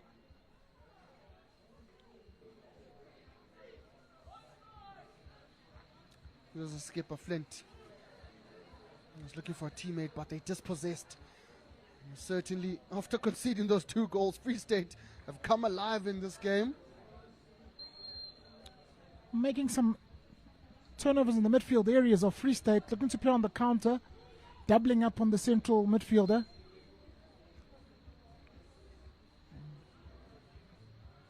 Province haven't got a foothold yet in this game. Obviously got the 2 goals. Here's Tienes now, just possessed as well. There's been some good defending in this opening chaka. It comes all the way now to this left hand side. Quick movement of the ball here, looking for that 1-2. Put some energy into the field as Jenkins, the number 15. Another interception.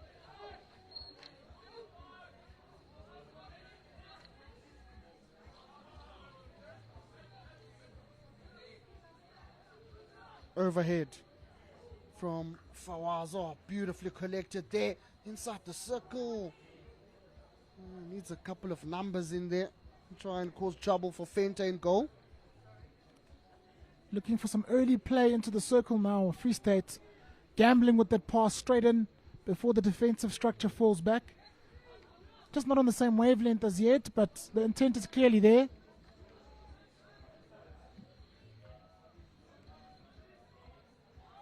Another turnover in the middle of the field. Passed by Grieve this time around. It just looks like the Pins can't find those combinations after scoring those 2 goals. They've been restricted. And it's Free State that's been winning the ball in the crucial moments, especially in midfield here. As Cass pushes up for his side. Pins have got it now. Turnover ball. Come over to this right hand side. Oh, beautiful interlinking there. Was that man D'Olivier was looking for Christians on the left. Probably need more of that play, do the Pins. Taking a lot of pressure here because Free State's trying to find the attacking rhythm. Lots of ball possession, some big balls into the circle. Not quite productive for them yet, but certainly for the Pins, the ability to play off the counter-attack is still something well within their realm.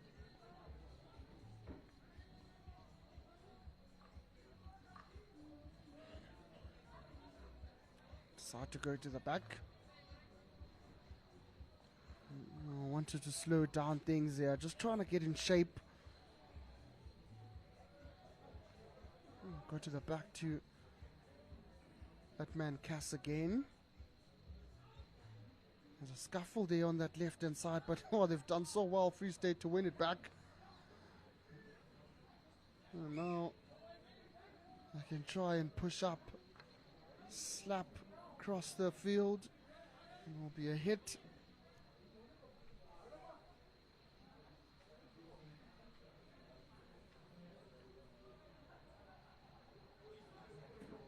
Taken quickly. Finds now that man in the 7 cap. It was Aiden Turn, but they've done well. Depends to win it back. They've got TNS on this left-hand side. Decide to go to TNS. Slow it down a bit, bring it back to that man in the number 5 cap, Nani. And just bobbles out the baseline. Free State really want to get something on the board here in this first quarter. Been good value for it. Pens looking dynamic with their one-touch hockey.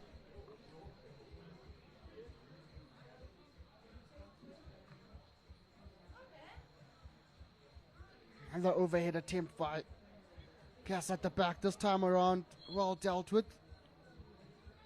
I want to play this quickly, but we'll need to take it in the right spot and call back by the umpire. And you mentioned getting a goal here. They've certainly, after conceding, have dominated position, dominated territory. We have the boys from Bloemfontein. They want to reward themselves here. As TNS wins the ball back for the Pens, looking to push up. It's been turned over again. Here they come again to Free State.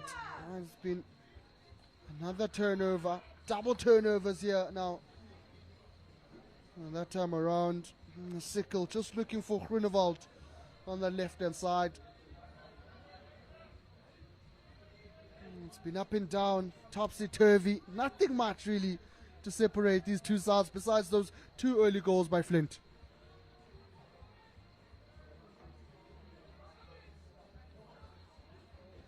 And they come again to the Pens. On the right-hand side now. It opens up. The baseline is an option. They've used it well, looking for a reverse stick shot, but it's deemed a bit dangerous, and it will be an opportunity for Free State to clear their lines.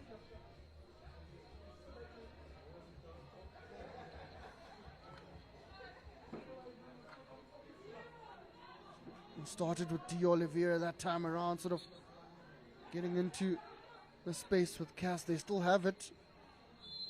Short corner they awarded.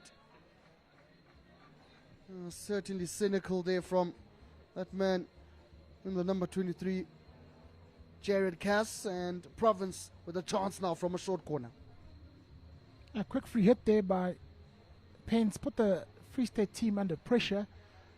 They'll be happy with this because they spent a lot of time doing a lot of hard defensive work, and they can get further up the field and try to see if they can nail on a third goal before the quarter break.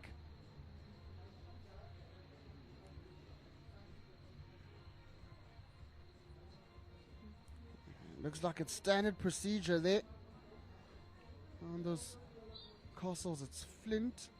It goes to the skipper, a flick, and it's into the back of the net. And it's a first Chaka hat-trick for the skipper. And oh wow, he's certainly come alive as James Flint.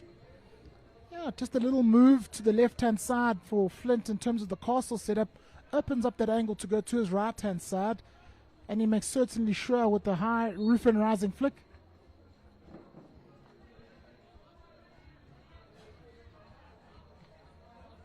Well, I guess the difference between the sides is that Province certainly haven't had much of the ball position or territory, but they've had opportunities and they've used all the opportunities.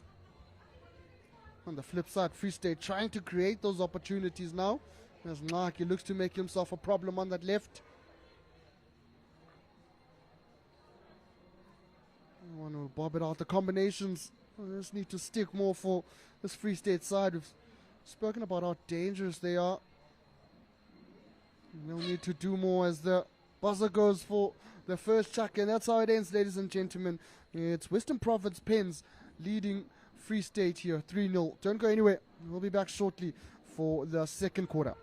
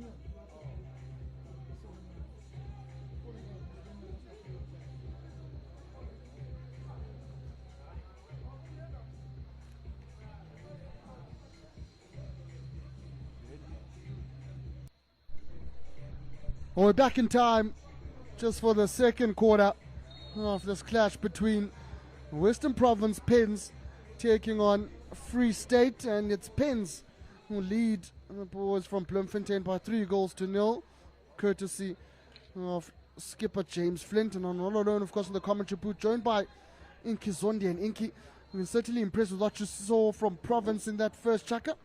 Yeah, strong start by them. Really effective in their set piece, penalty corners, strikes. Free State, to their credit, are actually playing some nice hockey in the middle of that first quarter. Couldn't convert their chances, but showed a lot of attacking intent and rhythm, getting into the attacking 23, just not getting that final touch that will allow them to break the scoring duck so far. Oh, they've moved the ball around nicely at Free State. That man, Jared Cass, has been at the forefront of it all, and he makes a striking run now. This looks a bit dangerous, and he just needed to connect with a teammate. I'm a bit disappointed they didn't use that opportunity. Yeah, just a sneaky little run through the line by the centre back. We'll have to see it. Look to play vertically through that right-hand pocket. Looking at his options there and trying to be encouraging in his play. Here's DNS now on the left. It just runs away from him. Looking to interlink. Wow, there was the youngster. We're going to click up with James Grieve. Nevertheless, it's with Free State, but the call back will Breitenbach after fouling that man Jim. There's Grieve. Has to go to the back. Does Grieve. Nani. Beautiful play here on the right hand side for the Pens. Looking to penetrate that circle. There's a couple of jerseys in there, but call goes against them. A stick tackle there. Just over eager to get the ball onto the stick there by Pens. Again, a little bit more aggressive from them this quarter. They've done really well to play well on the counter. I think they'll still be appreciating some ball possession.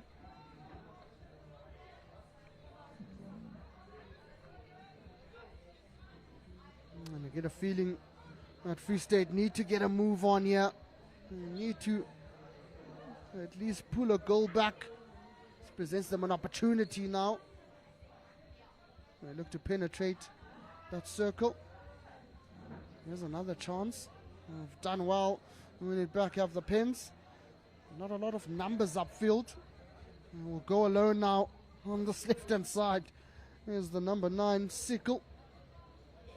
And just runs out of gas.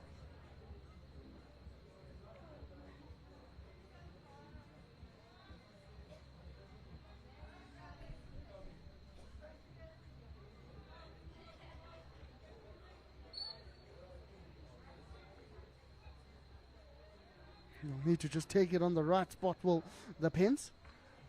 And there's a scuffle there on that far corner. And the umpires have... Looks like it's a short corner awarded. Yeah, indeed. I was trying to see. Probably not being 5 back on the free hit. But nevertheless, another chance for Province here to extend their lead.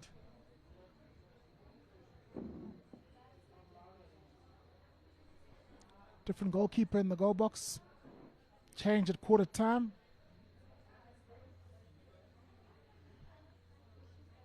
And we've got Flint and DNS now. And decide to go to the skipper again. And this time around, it just ricochets off the crossbar. And his drag flick is quite dangerous, fast as well, unpredictable. Just poses another level of danger, does Flint. Hits the upright on that one, but looked like he had the keeper beat for pace.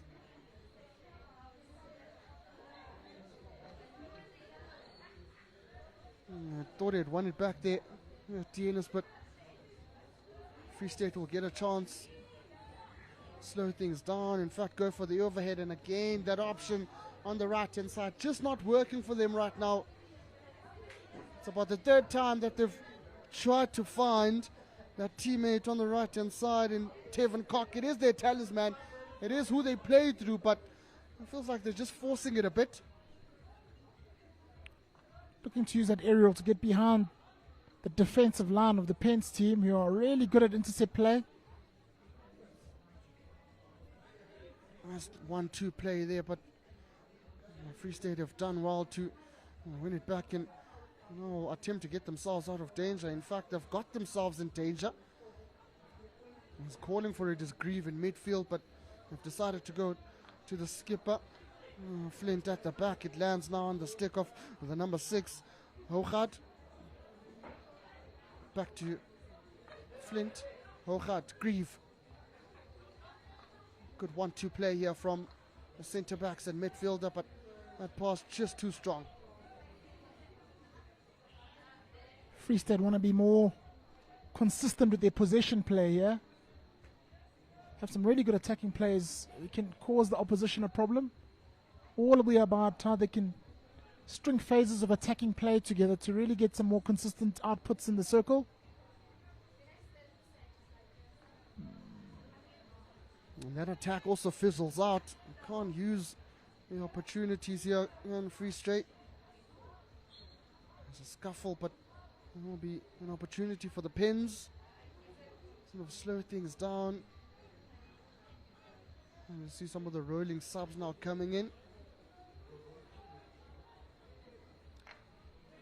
Hard slap across the turf. Here's D'Oliveira. Turns, goes back to Hochad. Playing with a bit of confidence now. The Pins and flair. Nani on that right hand side and just can't find his teammate. Nevertheless, it will be positioned with Pins, and that attempted loop shot doesn't go as planned. Free State will push Brettenbach now. Good 1-2 in. There's a chance, but Flint is there to stop it all. Brettenbach again on the ball. We're looking for an outcome here. Brettenbach does well. And calls the foul by Flint.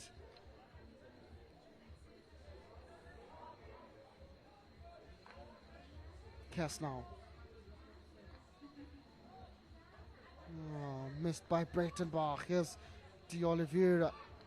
This has to go himself as two teammates making runs across the turf. There's a look up again. This has to slow things down. Hochad slicing pass on. A beautiful interception there. I believe it was the number 9 of Free State, Maddox.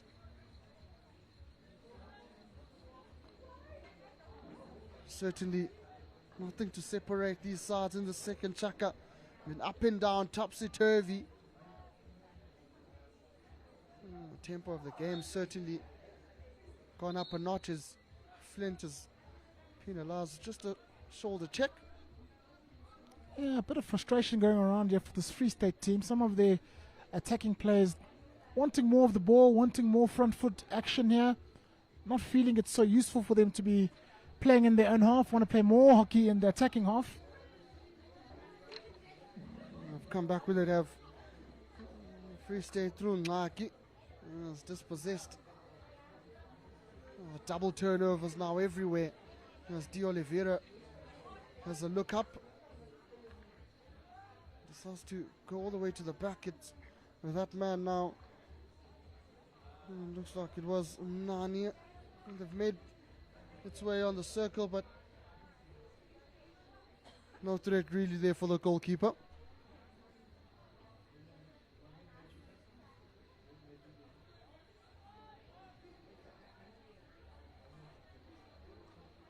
And long corner, they go to Hochad quickly.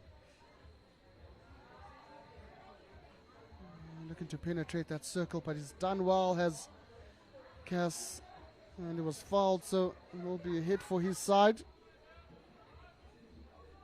Nice overhead. This time works to perfection for Free State. Nani's just at the right place at the right time to intercept that ball. Here's Hochad now. Tasked to doing a lot of defending in this game. Switch play now from the Pens. Get to Garosa.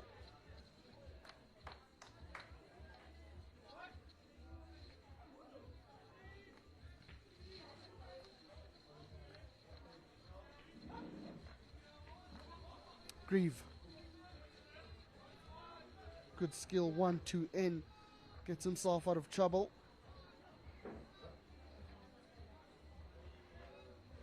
Hard goes to his teammate.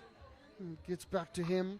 Slicing ball across the turf, and it's a beautifully collected now. Shot comes, and opportunity, not really a goal scoring one for the Pens. Yeah, some long passing actions there by Pence. Those opposite channel windows opening up. Just need to be compact if you're Free State. Don't lose your shape or discipline, because in a moment they get a ball into those attacking areas, and they've shown how dangerous they are the Pens. They don't need much to create an opportunity, particularly with the penalty corner threat they have. No, certainly can win the ball back in crucial positions as well as wanted to do exactly that. And the press is quite fast from the Pens. It's Stienis leading it now. He's gone into the centre forward position. Looking to win that ball back with conviction. But Free State just moving it around nicely, making them go up and down the AstroTurf. They've done well to win it back. Grieve that time around just deemed to have fouled number 7 in 8 and 10.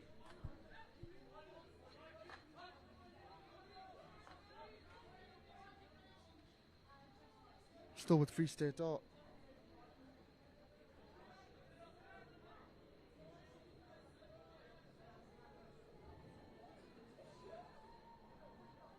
bit of more composure here, and just trying to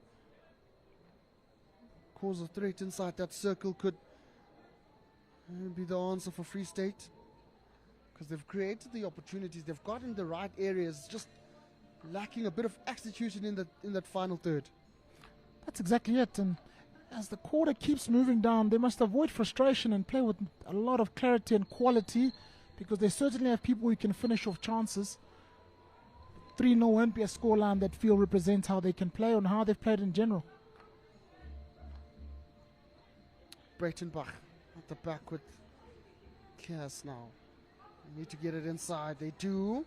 And it's deemed a bit dangerous there. They lifted that ball.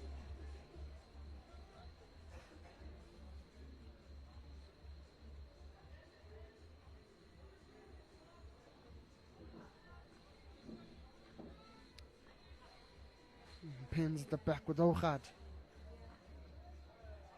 Calm, uncollected are the centre backs.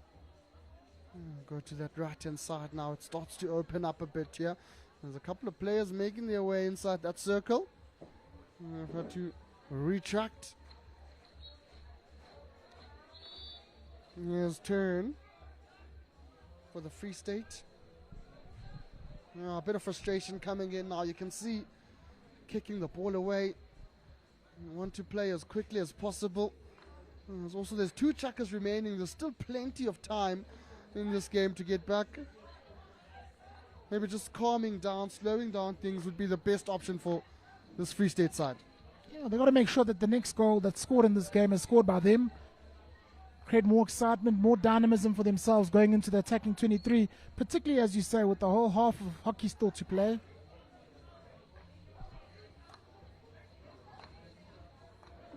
Jackson goes all the way back to Cass. This looks a bit one-dimensional now here for Free State, and they've given away possession. The goalkeeper does well. Sort of come out early. That could have been a blunder. A blunder they don't need just before half-time. Still on here for the Pins. It's done well to get it out as the number 3. Leave that man, Dane Jackson.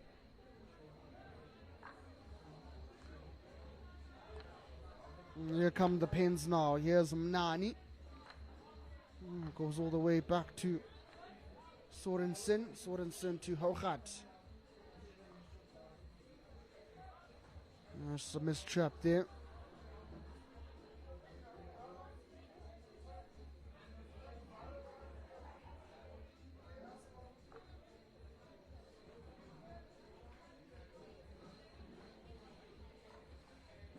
Another slicing ball through the field. Pins under pressure. Yeah, chance comes in. Goalkeeper called into making a save. Believe there was no Fenta in goal there. It's still up here for Free State. Rasping pass there by Carter.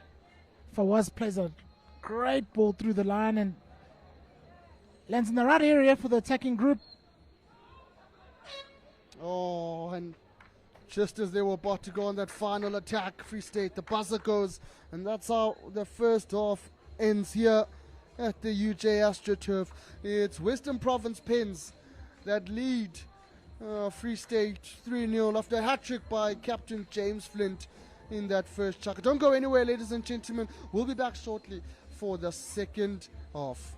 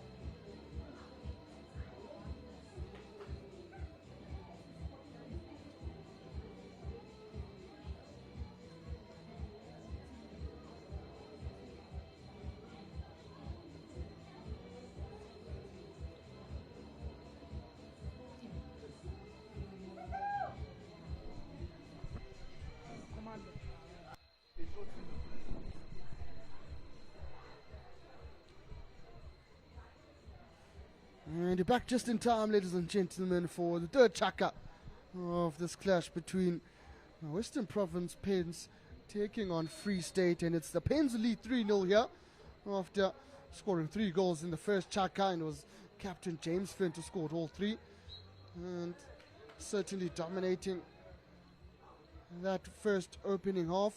Free State also had their glimpses, and of course Free State now fancy an opportunity to get back in this one. I'm not alone, of course, in the commentary booth, joined by Inki Zondi, who has been dissecting this one alongside me. And what are you expecting in the second half from both these sides? Just watching the press already here from Free State, it's a lot more aggressive in the way they're approaching the second half. They'll want to score the next goal. They have a lot of good attacking players, just haven't been able to string enough attacking consistency and possession together. But even at the end of that last quarter, the second quarter, there was promise there. Coming in now and causing trouble. Believe that was Breitenbach on that right hand side.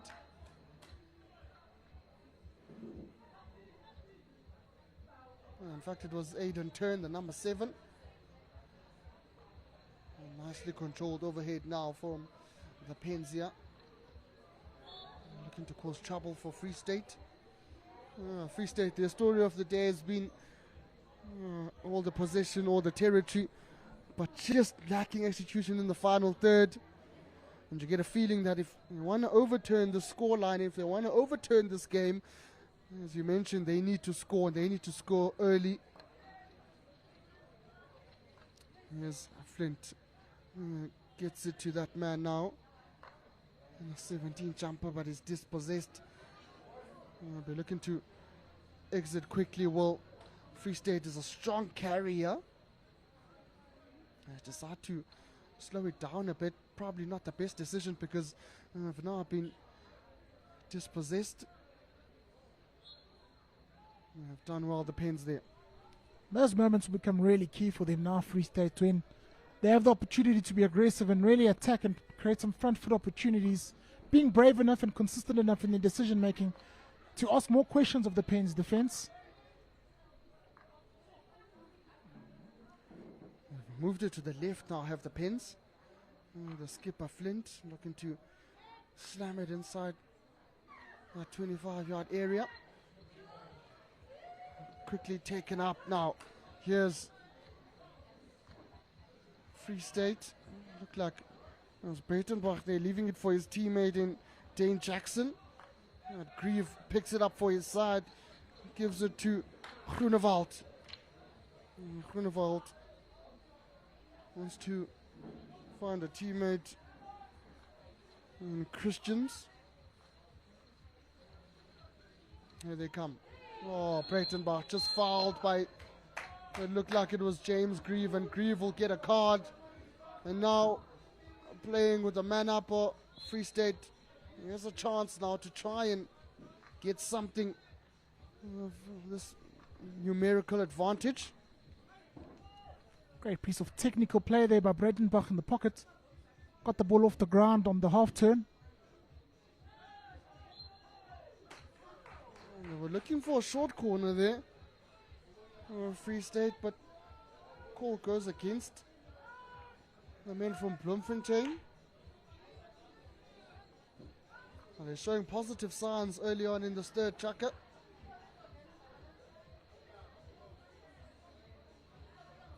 Moving the ball with conviction, and so is the Pens. It's intercepted again in midfield that time around. Unfortunate for that man, Aidan Turn, will not be able to control it with his stick. Lots of the coach killer happening now. Double turnovers in the midfield. Absolute nightmare.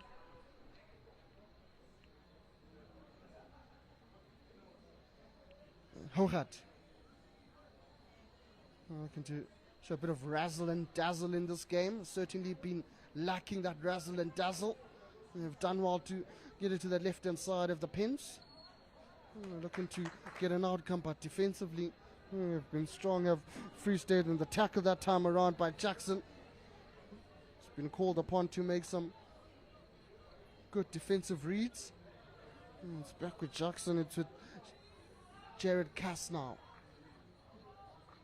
Good pass there From Cass on the right-hand side.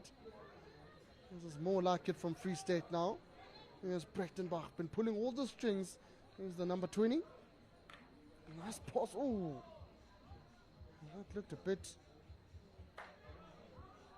dangerous, but play on was the call. Bit of a circle pass in anger there by Tevin Koch. Wanting more from his attacking unit, wanting the ball in the circle earlier, more regularly.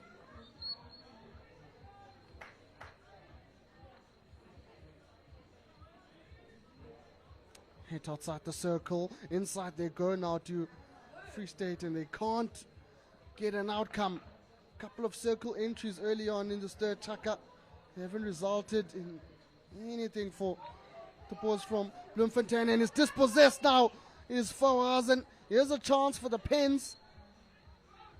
We'll take this one quickly, and that pass to the right-hand side doesn't result in anything. Just a lapse of concentration there.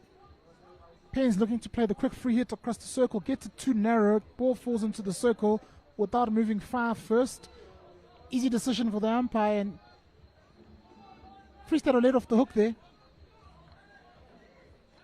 Oh, they'll certainly feel like they could have conceded another goal. Their province will also feel like they could have scored another one. Certainly rue that missed opportunity, an opportunity to make it 4-0, yeah? Early on in the third chaka. Another overhead. This time around, controlled well. They've done well to keep it Free State, and looking for the short corner indeed. Awarded. They've been looking for it, searching for it, and that striking run by Liam Norman results in an outcome. Nice and direct run there. That should spark some fire into this Free State team from an attacking point of view. Have to use this penalty corner opportunity wisely just to make sure they keep the scoreboard honest. You sense it's a big moment in this game.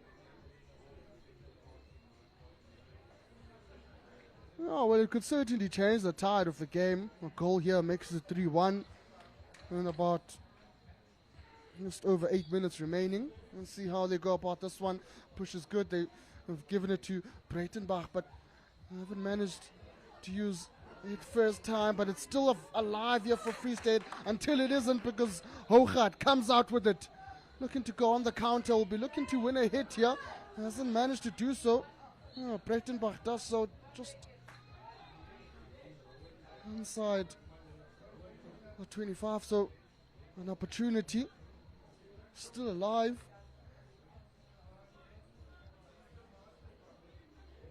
Quickly taken.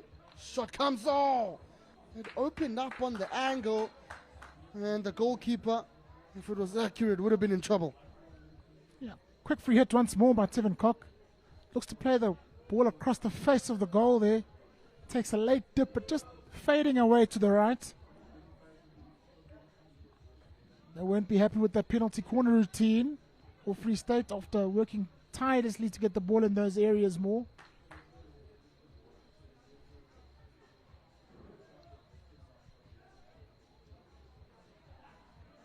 I get a feeling they'll be disappointed with that effort. It's about only their first short corner of the game, and there was a golden chance to pull one back here. Spoke about the psychological effect it would have if they would score first in this third chaka. Pins now going forward.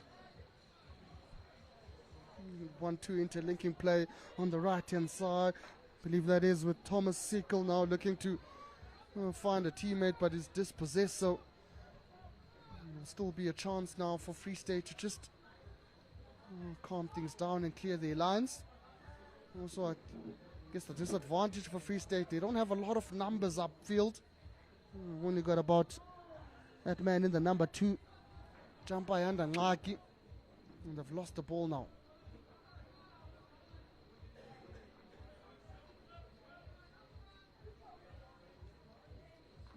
Beautiful interlinking players, Diolivera, but he's dispossessed.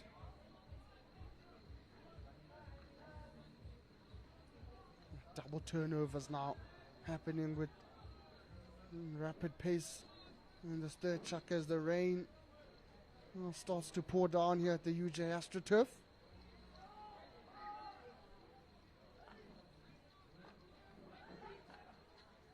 Flint for D'Oliveira. Done well to play a 1-2.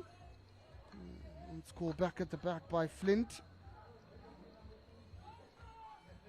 Grieve was coming off the dugout after serving his 5 minutes off that yellow card, and that pass by the skipper is dispossessed by that man Maddox. Here's a chance now. Here's Ngaki on that left hand side. Needed to show a bit of more intent, did Ngaki, and Jim wins it back, but his pass is fizzles out by Maddox. Not a man who shies away from a 1v1 battles. Maddox really good with the ball. Shows great elimination skill. They're looking to create a +1 by eliminating his defender first. Oh, it was a bit scrappy there from Free State. Needed to clear that ball out quite quickly. Nevertheless, not punished and get a chance to clear their lines and take a breather.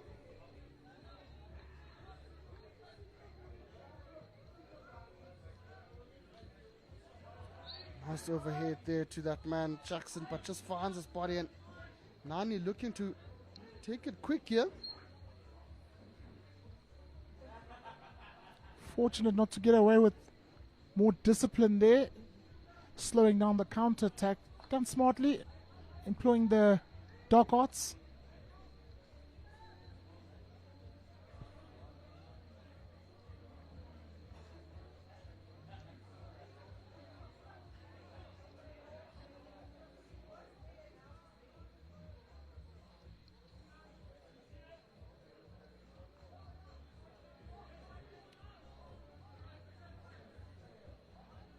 Cass. Another overhead. Beautifully controlled. Looks like they're sticking in the second half. Beautiful play there by that man, Cock. I'm looking for a teammate on the right hand side, but it was dispossessed Brechtenbach. Back to that man, Jared Cass. Need to get a move on now. Will Free State here. Looks like they've lost position. Indeed they have, and DNS now on the ball, looking for a teammate, and it's a beautifully lob pass but just runs away across the baseline and doesn't cause any danger for the defending team. Sense the game is going to get more stretched as the quarter goes on here. Both teams still trying to play with a lot of attacking intent, but as the fatigue sets in, there's more spaces that appear. Just we see that misplaced pass there by Free State.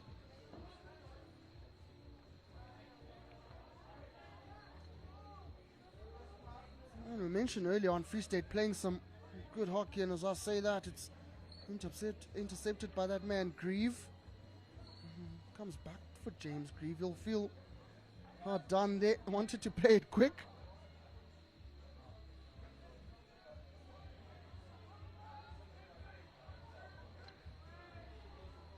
Still with the pins, but we've given it away now inside that circle.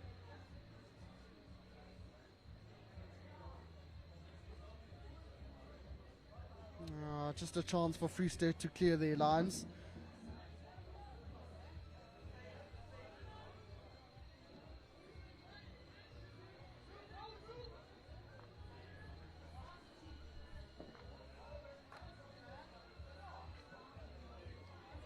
Jim does well.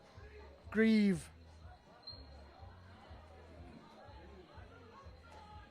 Quickly played by Grieve to the right. Looks like that's D'Oliveira looking for his teammate inside the D. Haven't managed to use that opportunity, and what an interception by Ochard, putting his body on the line there to win that ball back. And Jared Cass doing the same, putting over an overhead and it will bobble out the baseline. Dangerous looking counter attack there by the Free State team. Hergod makes a key interception there in the middle of the field. You feel that that ball gets behind, and it's a 1v1 against his goalkeeper.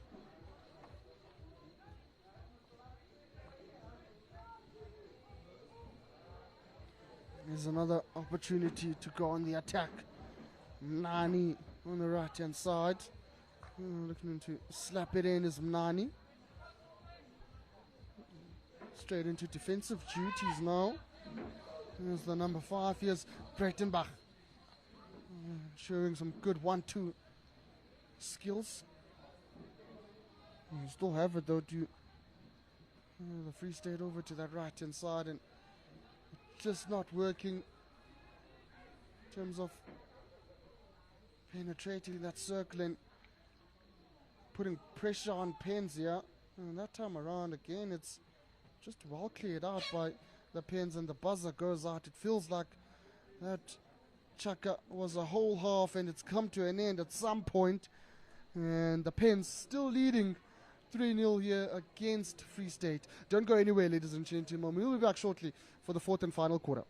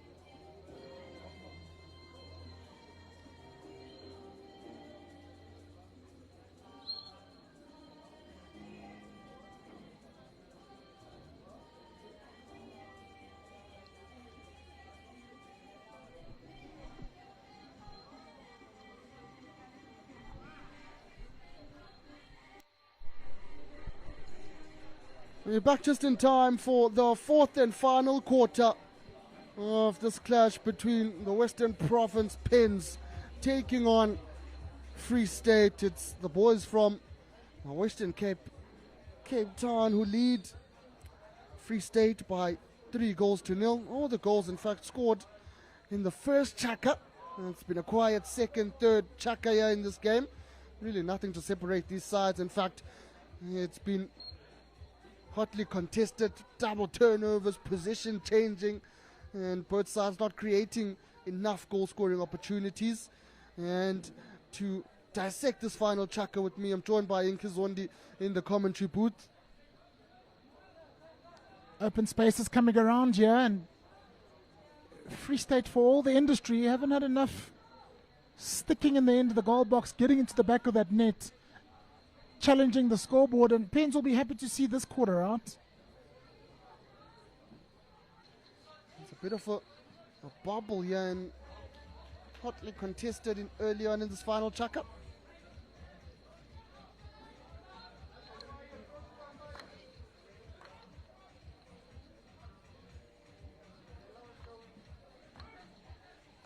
Cass once again to Breitenbach this time around. Oh, good skill. Just wiggling his way past 2 defenders. Opening himself up. Overhead now, dealt with though by the Pens. And cleared over now. That will relieve some pressure. Give them an opportunity to catch a breather. Some silky play again in the midfield there by Ross Breitenbach. Really hard to manage in those tight spaces. Gets the ball behind the initial defender. Good stick control by him.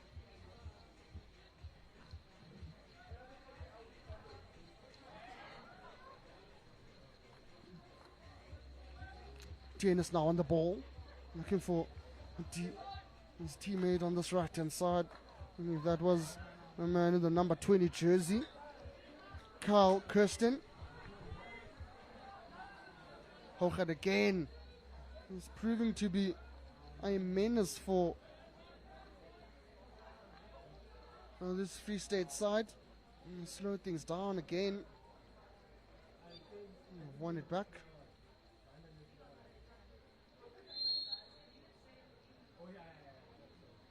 Warning coming in here for Cock. Having some final words with the umpire.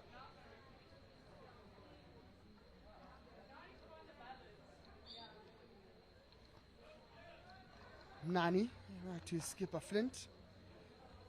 Collects it back, does the winger. Looking to get it inside the circle. It's a good interception there by Kirsten. James Grieve making himself a menace. Getting his stick up in the air. Here's Brechtenbach now. Oh, intercepted. There's a chance now. It's 3v3 here. All the way to the right-hand side. Oh, could be an opportunity, and goes for the foot, wins a short corner. Good counter-attacking play there by the Western Province Pens. Happy to absorb the pressure and satisfied with their work in terms of getting the ball into the circle with consequence, creating short corners, getting some shots at goal. With the flicker, who's found some good rhythm today. Yeah, well, certainly they'll be looking to make it 4-0. They've got Flint there. They've got just trying to catch you. Although the players assuming responsibilities top of those castles. There's no doubt this will go to the skipper.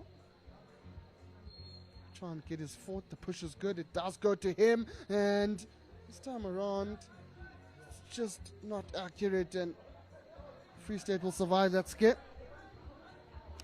Looking for that bottom left-hand corner was Flint.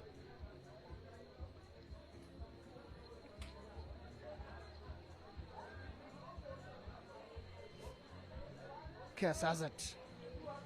Nice overhead there, looking for Cock. Has done well to get it. He puts off his own. It's a bit ambitious there from Free State, trying to do things a bit differently. Been a feature of their play, looking for that aerial pass into the T-point areas of the circle. Just wonder if they needed another period of play in possession to get some more numbers to attack that ball. Seemed like only one player was available to receive that. Makes it quite easy for the defensive team. There's a storming run by Rogat now. Looking for Jim there on that left-hand side. We've done it well to keep it in place some way, somehow.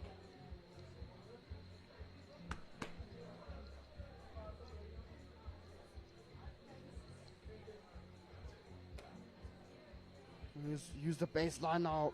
Oh, the pins, and just doesn't work in their favor this time around.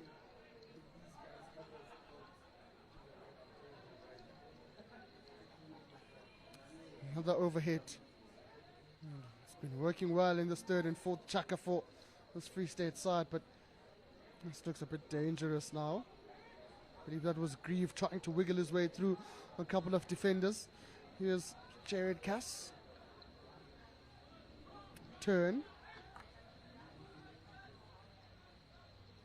Composure shown there by Di Oliveira.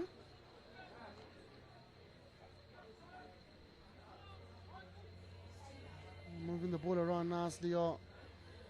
Free State trying to get an outcome here.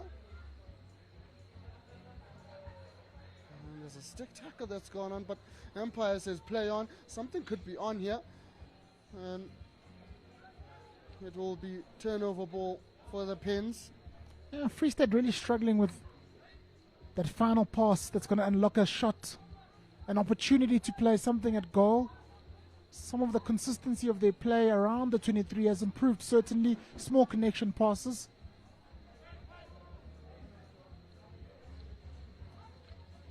can see now the Pens trying to outlet with the overhead.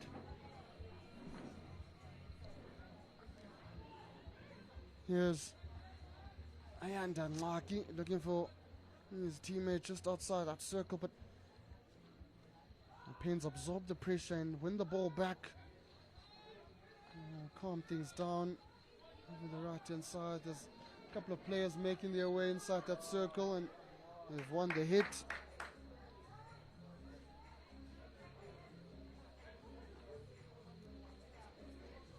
Daniel Brains was a man looking to cause trouble there for his side. Chance here. Oh, beautiful. Beautiful goal, cracking goal. Doesn't get better than that. Simply magnificent finish over there. Looked like the game was sort of petering out, and of course the Pens decided to get some more goals on the board. Slap shot finish into the net. Difficult for the goalkeeper, but also nice to see a variation in terms of shot choice, and I think that would be their first field goal for the day. Yeah, certainly is. Obviously, Province has scored all 3 goals through that man Flint, the skipper. 2 short corners and a penalty stroke. And now they've scored their first field goal to make it 4-0 here on day 1 of the senior interprovincial tournament at the University of Johannesburg AstroTurf. 7 minutes remaining here.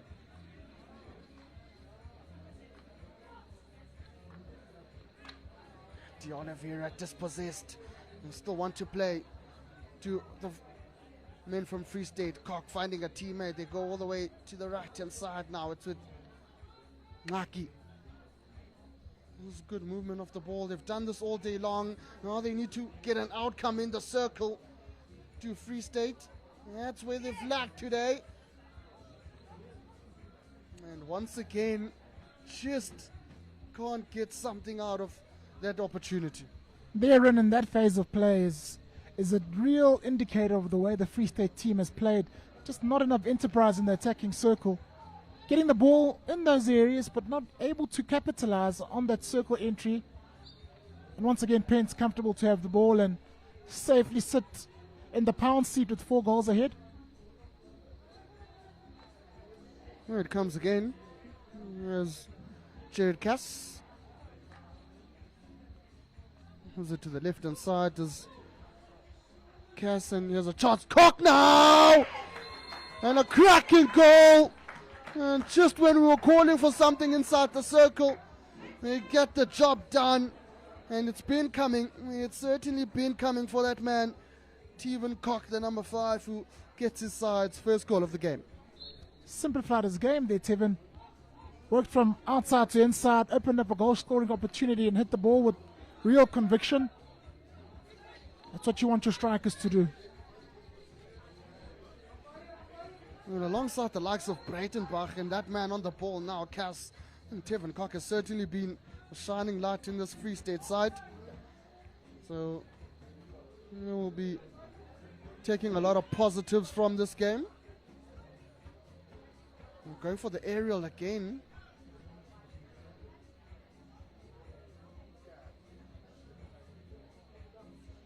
I'd like to see them mix up their game a little bit there, Free State.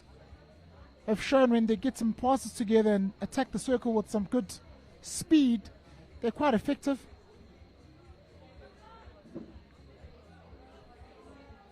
There's another run. Oh, beautiful skill there shown by the man in the number 14 jumper, Fawaz. Just can't make that opportunity, turn it into an output. Well, Free State, and they'll be disappointed with that as the shot clock continues to run down here.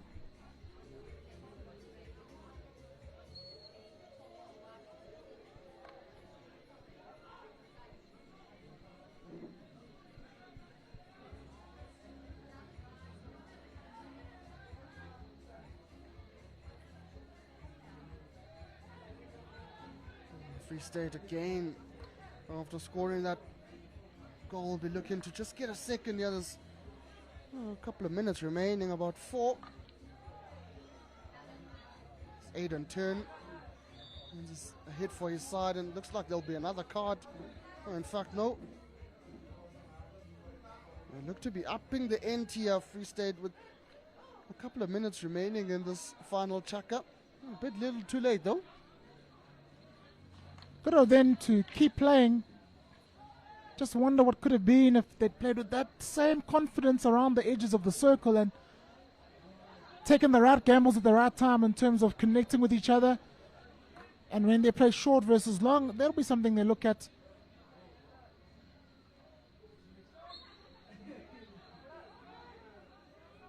Now they've certainly come alive late on in this game, and they're looking for another one here. Go inside the circle and crying for that goal.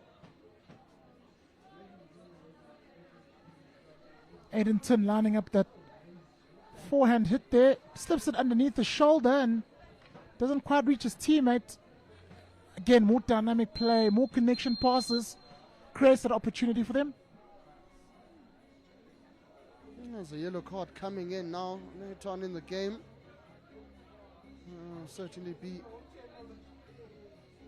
the end of. I'm trying to find out who the player that's gone out, or indeed.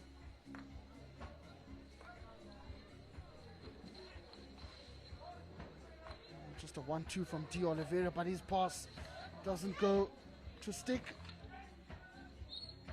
Certainly come alive here, Free State, late on in this game, upping the ante now. Here's Fawaz on this left-hand side. Decide to go back to Cass.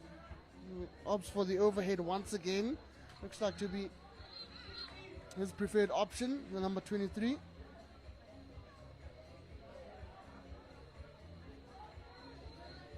Certainly time running out now, and I mean, Inky, if you are in the Free State dugout, what are you saying to the boys after this one? I mean, it's still game one of day one of the tournament. What's the message? You know, what can they work on moving on into the tournament? Still a couple of games to be played. I think they need a little bit more attacking rhythm coming into the circle. They won't be heavily upset by the fact that they've competed quite nicely in this game. But now, because it's a tournament, you got to find your rhythm quickly. You got to hit your straps on day two. Lots of hockey to play, but you got to create opportunities that allow you to express yourselves as an attacking team. And I guess for Province, the Pens, it would be more of the same, maybe, just to maybe try and create more goal-scoring opportunities and not particularly rely on those set pieces. Yeah, we had with the field goal they've scored.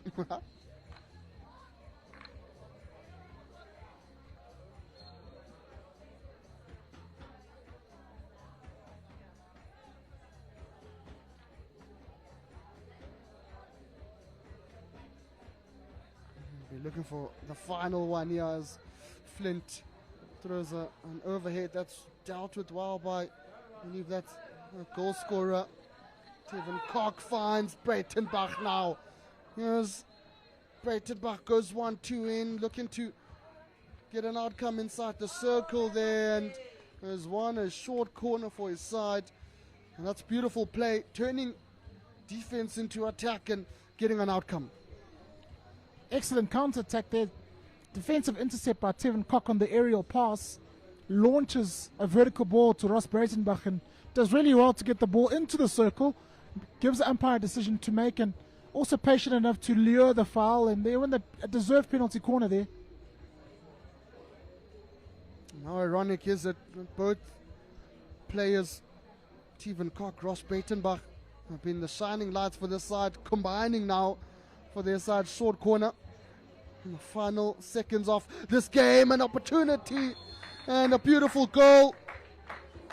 And you said it early on, what could have been if they had started to string along these plays early on.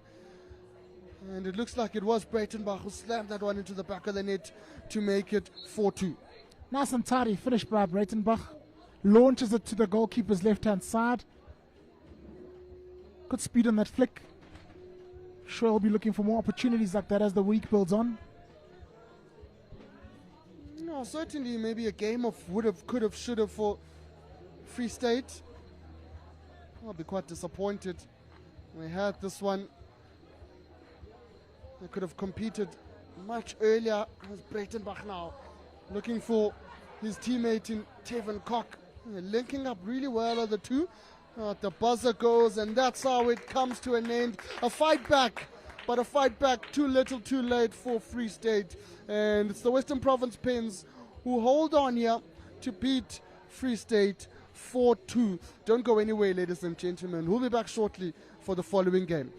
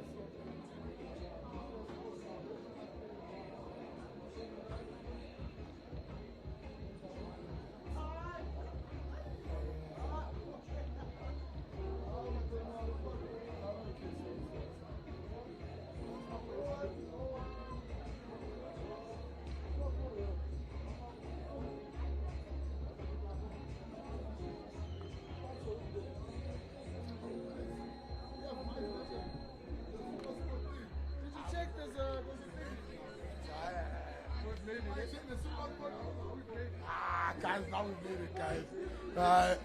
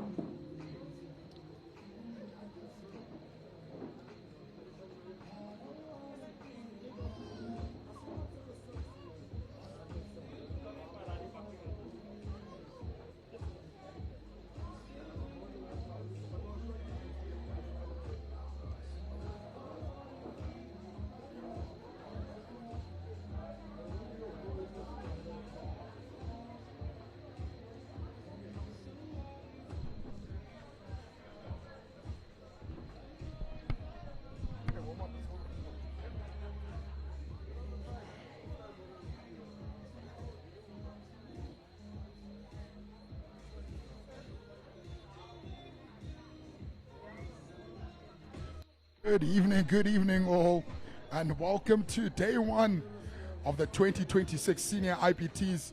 Tabang Madi here in the commentary booth, and I'll be taking you through the game of the Southern Keng ladies taking on the Eastern Province ladies. This matchup here between these two sides, it's a Gauteng Eastern Province matchup. It's going to be a very, very interesting clash. Obviously, these two teams playing their first game. They're just running through. Just, you know, the final nitty-gritties there. You see there on the very far side, the top edge of your screen, you've got Michaela Roos and Tegan Haas just running through the captains, running through the rules of the game, the coin toss, obviously. But again, as we said, this matchup does promise to be a stellar one. Just quickly looking at the two lineups there. Southern Keng ladies, they've got Diacha, their captain, their goalkeeper, and also a former Under 21 player. But they've got lots of Under 21 players on the Southern Keng side, likes of Pierce, Delaray, Wood, Shauna. They've got Koch, Quinton, Pume, Duplessis, and even Farron Ember. All of those players there definitely going to be the ones to look out for the Southern Keng outfit. Southern Keng playing in their gold and navy, or gold and blue today, whereas Eastern Province, their side on the other end, they're going to look to the likes of Hamza, Demi. Obviously, they've got a very strong goalkeeper in Caroline, Picardo, and then also the likes of Rachel Barry, one of their captains, Carly Redcliffe, another one of their captains, and none other than Jade Singleton, one of the highest capped players in that Eastern Province team. So I promise you here that this lineup here and this matchup is going to be an entertaining one. I mean, so far in the ladies section, we've seen goals galore. In the first matchup, Northern Tigers taking on the Free State. Northern's winning that one by 5-1. Next up, we had Northwest taking on Western Province Peninsula. Northwest won that one 3-1. And the last ladies matchup was Western Province take on KZN, and the Western Province won that one by 7-0.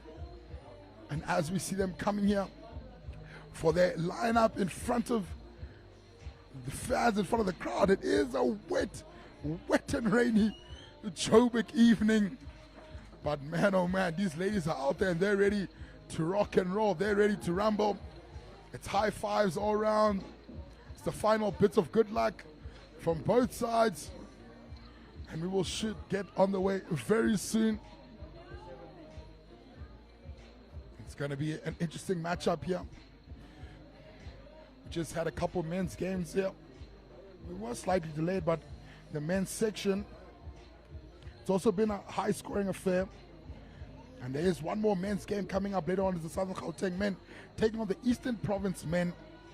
So it's a replica of this game, except it will be the men. In the men's setup, though, we've got Northern Tigers. They took on KZN and they lost by 1-3. Then Western Province took on the Southern Keng Fitzies.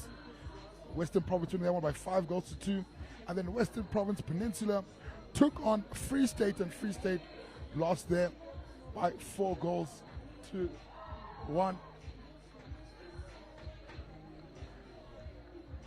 But as we alluded to, we also have another Southern Keng and Eastern Province matchup, but we've got the ladies one first. And we're about to get on the way now. We saw a little cute war cry there from the Southern Keng ladies. They're geared up, they're fired up and ready for this one. Speaking to their head coach, Louise Diacha, before the game, and she's just super excited to see her Chargers finally get out there on the turf. They were just in camp, and there's the first pushback. And off we go, Southern Keng opting to keep the ball after winning the coin toss. Sia moves it back to a center back. Hannah looks down the middle of the park. It finds a couple sticks there, but eventually gets intercepted.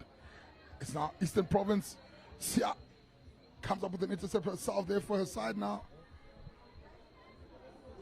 Southern Keng now looking to move the ball through the back. Siafuya gets all the way left now to Hannah Pierce. Pierce looks to flick one up the park. It's not gathered though by her number 6, Kiara. And so now with that ball not being gathered by Kiara, it goes out to the sideline. And now it will be ball to Eastern Province. Province now being pressed super high up the field here. And with that field there, they get a circle entry. An immediate quick snapshot there coming from Katarina. But it leads to a short corner.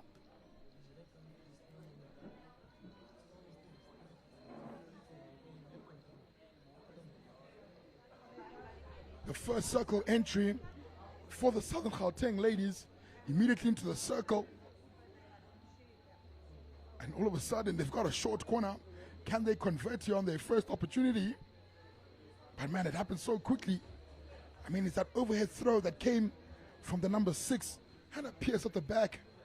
It wasn't gathered by Kiara, but it landed up in being into a pressure zone against Eastern Province. And now Southern Gauteng, they've got 2 castles. They go to their second one. It's a straight poke. That's too high, far too high there. Coming from the number 3, Hannah Pierce. She'll have to go back to the back. And through their first circle entry, Southern Gauteng unable to capitalize. But man, they're pressing so well here, so high up the field. Eastern Province making mistakes. And now on the ball is Amber. Amber can't get a circle entry, losing possession. And now Eastern Province will breathe a sigh of relief now. The ball going through the back now. It finally gets there, number 7, Jade. Jade showing a wealth of experience here. That's very, very smart there from Jade. Seeing that the player didn't drop off, so go straight into it.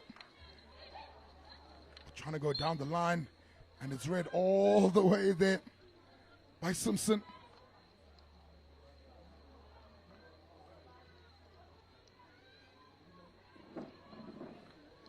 And in the background, the ball swiftly moving through the rain, keeps coming and keeps pouring down. It's a slap, but the slap goes wide. And in the commentary booth, I'm not alone, guys. There's a very legendary man within the hockey spheres here. That's next to me, Mr. Siasa. How are you? Absolute pleasure being on this rainy night. Always exciting to have some exciting hockey. Eastern Province, my home province. A little bit of bias coming in with it. So you can't be biased now in the commentary booth, sir. Indeed, with some really, really great work. Some really, really great work coming in from the number 11, Jasnique Coltman. She does really well to earn herself penalty corner very early in this game. They're going to look to capitalize on the opportunities as the rain pushes even harder. Another opportunity to make sure that they get ahead before any interruptions will likely take place. Yeah, just a rough passage of play there from Simons. Never dropped that needed 5 meters, so gives away that penalty corner against her side. And so now it's been 1 penalty corner apiece. Can the Eastern Province capitalize on their corner opportunity? Push is good. Great run by Southern Gauteng. They do really well to get the ball out, but picked up nicely by Eastern Province. We'll start to see a lot more double turnovers as the rain pours down. Oh, and it is pouring down. But on the ladies go. Eastern Gauteng here with it on the left-hand side. Apologies, Southern Gauteng. They lose the ball, but... Yeah, this kind of reminds me of last year's IPT in Cape Town. There was a stint of rain on one of the days. It poured tremendously. But both teams seem to be holding their own, and the umpires call the teams to the sideline. It's kind of raining too much right now. Your thoughts about how this will likely progress through? Yeah, I mean, I think it's not just the rain, there's also a bit of lightning. I saw a couple of balls coming in. Eventually, the call for off the midfield comes and, you know, I mean, so far it actually looked like a very even matchup. You know, both those sides got attacking opportunities, one short corner aside. You know, no one really capitalizing as yet, but I think it's still early doors. But, you know, really Indeed. nothing, we can't say too much about the game. Yeah, very early in the game with only the first 5 minutes of the game taking place and end-to-end action from both sides, both looking to capitalize on potential opportunities, but 0-0 apiece so far with 10 minutes in the first quarter, still outstanding. We'll wait on the officials for the progression for the rest of this game. Ladies and gents, please stay tuned on the SuperSport YouTube stream, and we'll be back with you as soon as we have an update.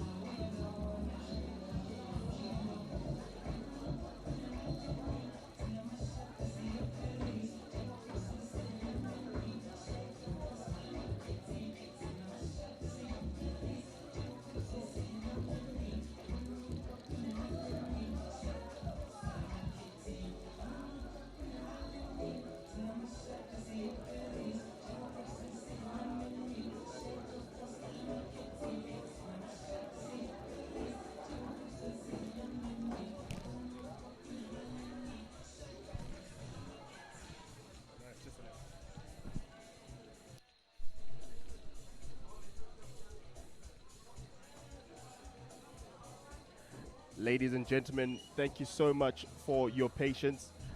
The officials are just waiting for the signal to get the game undergoing again. They are waiting for lightning to pass. We just have to wait until it's outside of the safe zone area, which will likely take about 20 minutes or so, and hopefully we'll get underway.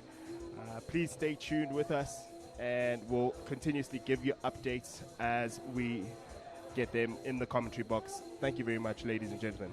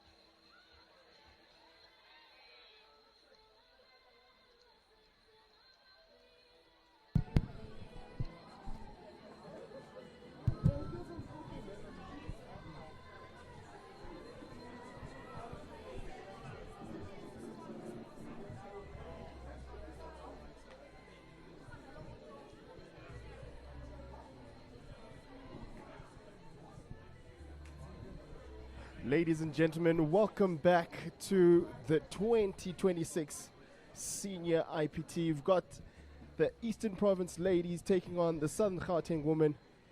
It's been an exciting first 5 minutes of the game, but stopped due to the weather conditions. Sabang, can you give us a little wrap-up of that start? Yeah, I mean, that start saw, both teams getting a short corner each going both ways there. Southern Keng not capitalizing, as well as Eastern Province. So the score has remained 0-0, but we're just so glad to be back out there and very good to be able to see the ladies finally getting to play. Indeed, bringing us back to ladies Group B. We've got Northern Blues leading the chart with 1 win against Free State, winning 4-0, and this next spectacle is going to prove to be quite something for this Group B clash. Both teams seem to have a balance with possession of the ball, quite confident in the carrying of different spaces. And almost certainly here, we're seeing now Southern Keng. They've done really well. I mean, they've carried the ball really well. You just spoke about that, and they are really looking very sharp here. They start off the next bit of their game. But as I said, then they lose possession of the ball. Call it commentator's curse. Good balance so far by the Southern Keng women, keeping possession of the ball, trying to find the connections, seeing a lot more double turnovers happen in between the spaces. Yeah, so far really seeing this game being played in between the 223s of the two sides. Eventually they'll now be getting a crack into, and as the Eastern Province crack into that 23 of the Southern Keng ladies, they give away a turnover. They've actually not had a proper circle entry of Eastern Province. Yes, they got that short corner, but it was from outside the circle. So this defense actually from the Southern Keng ladies proving to be very strong so far. Yeah, Eastern Province have done really well with their build-up play, getting into that final third area, just not able to capitalize in the final space. But we'll see in this last 8 minutes of this first quarter what they can basically get in. I think everyone's trying to kickstart their engines again after that short break they had from the Lightning.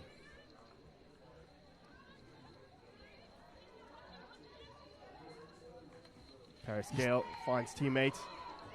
Small connection on the right.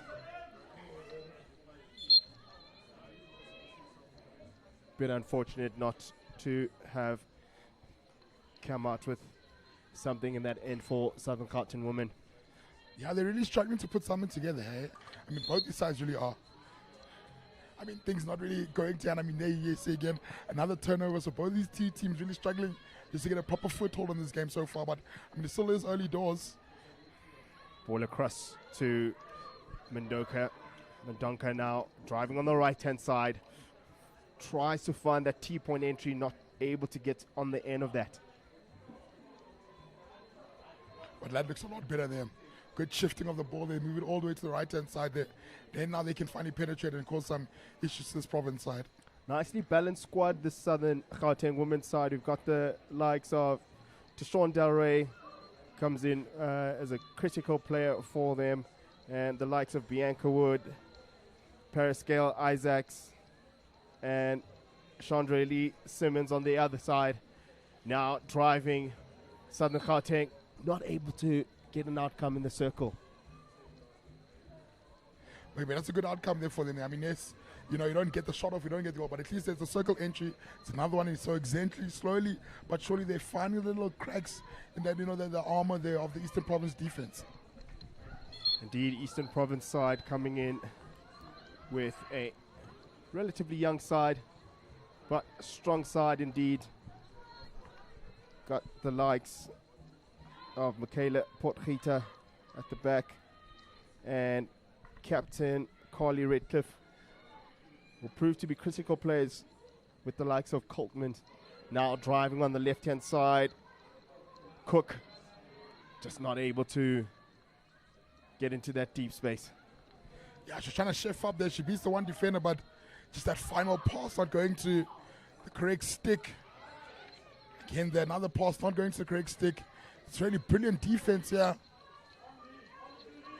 But eventually Simmons gets one up there for a side, and then Southerns will look now to control here. Isaac's on the ball. Tries to find that long pass to number 12, Tamlin Cock. Yeah, Cock lifts up the hand and says, sorry, I wasn't expecting it, but she is a lethal player in this side. He has this shifty number 10. Yeah, this game is definitely a battle of the spines. They've got good players coming right from the defensive side to the central space and moving to the striker side. It will just be about who takes those opportunities and those critical moments, and this is what group stages are for. It's about who can put themselves at the top very early. Day 1 and day 2 become very critical on how you perform. Yeah, that has become very difficult, especially because these two sides are they're not actually teams that play together very often. To play at the IPT. Oh, Bianca Wood. Very unfortunate for Bianca Wood. Coltman not able to get to the end of that ball. Now, Southern Gauteng women in possession. Isaacs with the ball now in the central space. Driving really nicely, looking to get a tuck in, and that's a penalty corner called by the umpire. Some great build-up play by Southern Gauteng. Finally able to reward themselves in that final area, making it 1 apiece for penalty corners. Yeah, but you did see that there was really good work there. I mean, you see that that's now their fourth circle entry, and this time on the fourth circle entry, they managed to get that short corner, and it's down the middle of the park there. So can they convert here? That's what's going to be interesting to see. Indeed, the goalkeeper Carolina Picardo in the goals for the Eastern Province side. 2 set-piece specialists set up for Southern Gauteng. Trap is good, slips it across. Del Rey finds the foot of the Eastern Province number 6, Jade Brown. Yeah, it's an interesting variation. The first time around they went, straight to Hannah Pierce. Hannah Pierce goes for the straight poke. This time they shifted to the left, going to a slab variation. They go to the first castle. Great save once again by Picardo. Does really well. Now Southern Gauteng driving at the ball, and they get themselves another penalty corner, making it 3-1 for Southern Gauteng from the set pieces. Sorry, ladies and gentlemen, making it the 4th one for this evening. Yeah, but again, they've been lucky this time around. I mean, they've gone to 3 different variations. All 3 stopped very well here, but it's Eastern Province side, and even the 4th one goes wide. So Eastern Province really with some stellar defense so far. Yeah, they'll be quite disappointed and capitalize on that set piece. Hannah Quinton flicking just wide of the mark.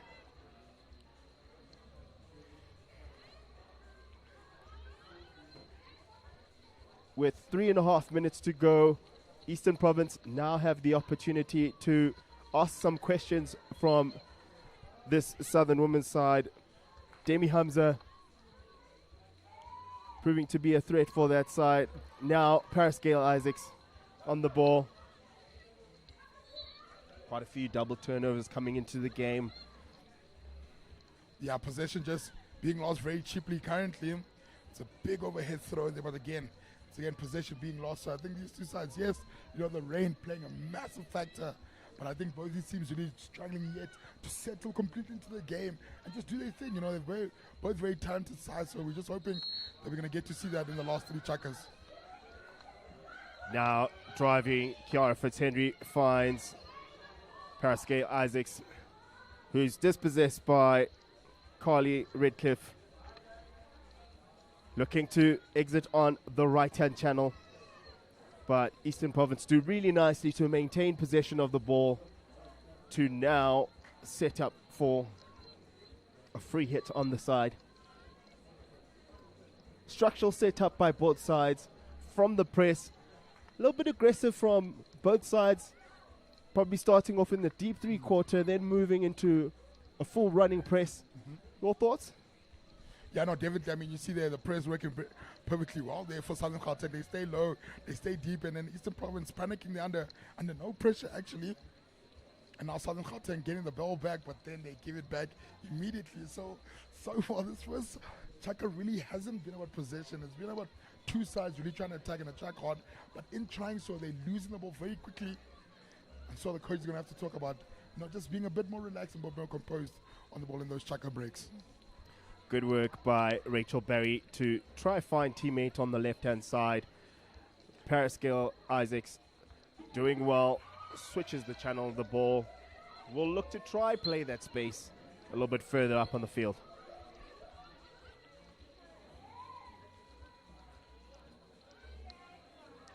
Good work by number 6, Jade Brown. She did really well on that PC defense work, able to get in front of the ball, just finding a foot.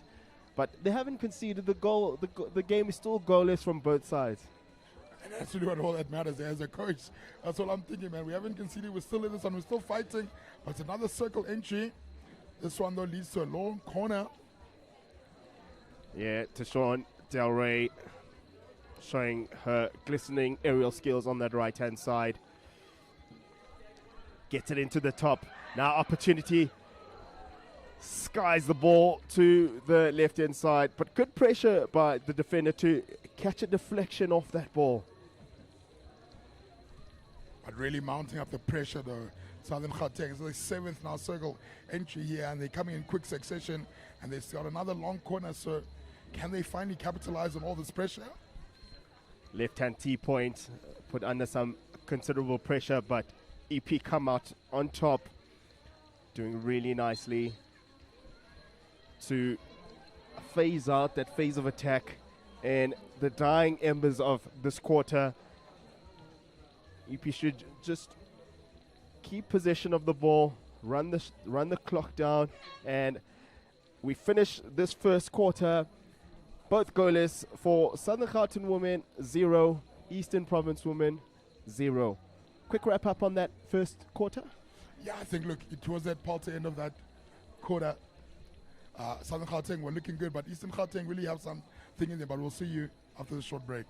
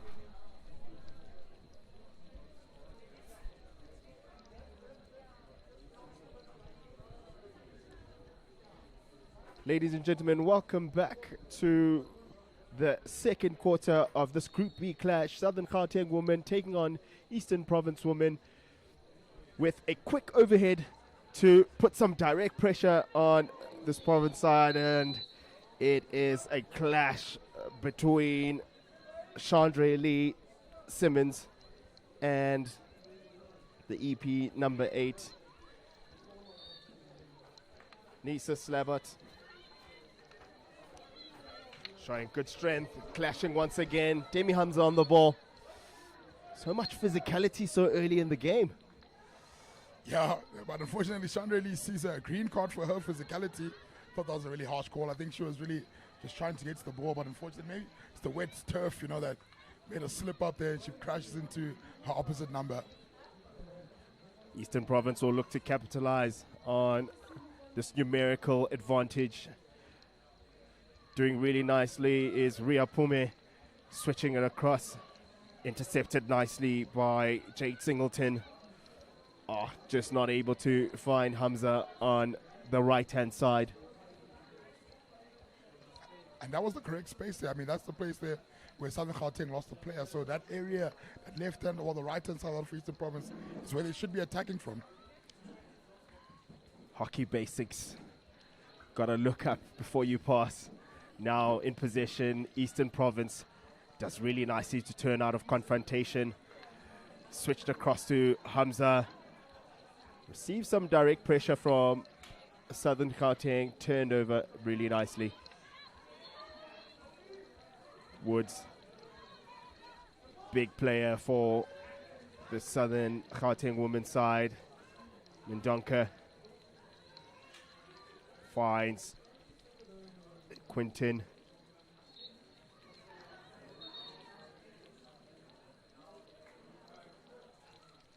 Pendulum of momentum swinging towards Southern Gauteng's way, despite them being a number down. They're going to look to keep the ball as long as possible. But it's very interesting looking at the Eastern Province shape here. They've gone so far deep. I mean, they are the ones playing with an extra play. You'd think it's Southerns who have the extra play here, but Eastern Province so deep and really trying to protect their circle, I guess. Great connection play on the T-point. Tries to find a connection. Cleared really nicely by Jade Brown. Comes to the party once again. Closing that door inside the shoulders of the circle. Southern Gauteng now in a back four. Trying to stretch the field with wide centre backs. Yeah, and Simmons is back on. And Simmons puts the ball in. Ooh. That's a speculative ball there from Simmons. Anything could have come from that. Yeah, long corner for Southern Gauteng. Now recycling and setting up in a back three. Handball phase on the right-hand side. Connection with Pume, who Armstrong now driving on the right. Still in possession. And penalty corner given by the umpire. Great phase of work. Yeah, Reabetswede absolutely does super well. The Old Saints goal there. Does all the magic there and eventually gets that short corner for his side. Puts it on a foot. Gets the advantage, but can't use it. And then eventually umpire on the far side there. Ms. Rua says, okay, let's go. Penalty corner time. This will be penalty corner number 5. Will be the fifth time, be the lucky time for the Southern Gauteng outfit. I mean, they are the ones putting all the pressure so far. All the circle entries going their way. All the short corners their way, but just not the scoreboard currently. Mendonca, first castle. Played to the second for Quintin, but just not able to get that last trap. Finds teammate on the opposite side. Slap on the inside. Just not able to find the far side. Good defensive work by Eastern Province.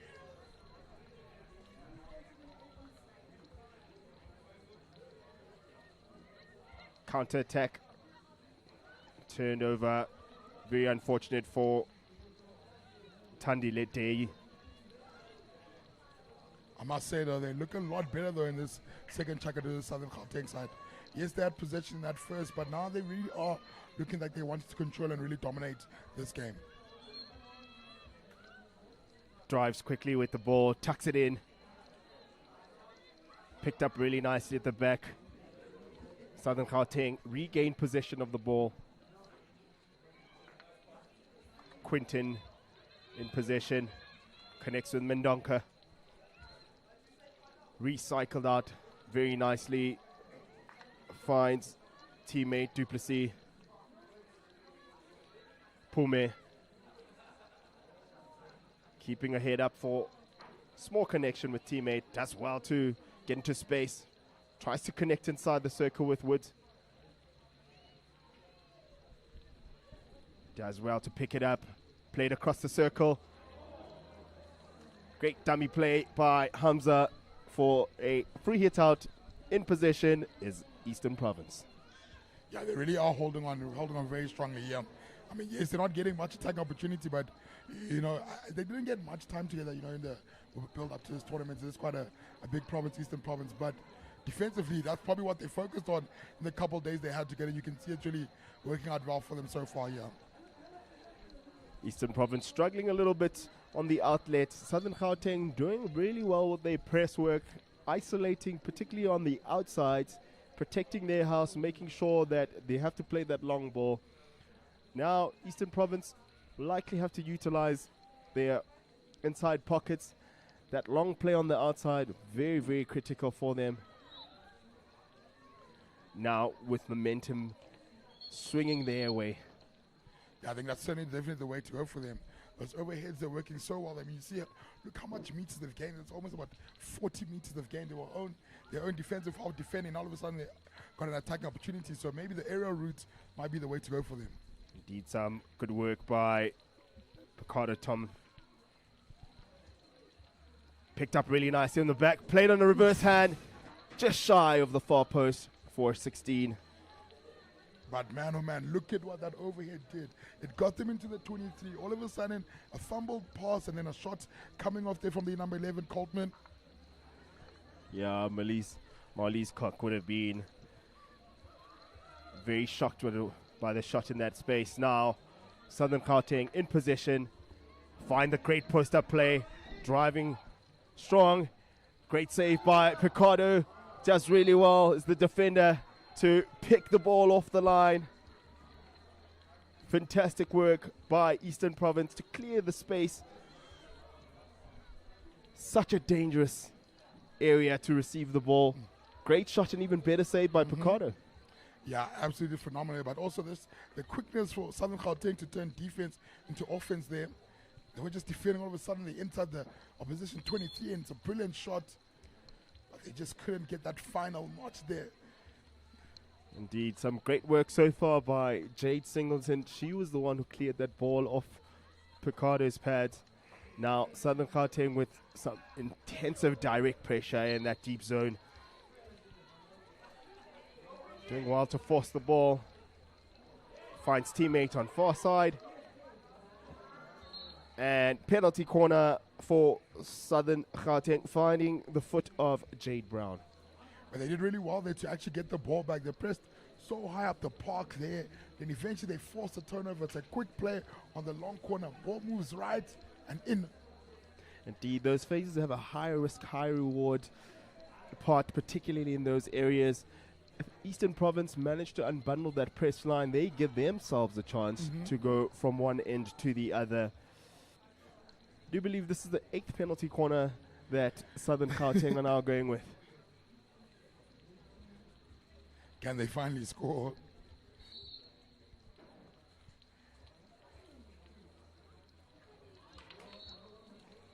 Just some soccer skills there we see from Jade Brown. Very good work so far to keep this attack goalless. Now with a 9th penalty corner.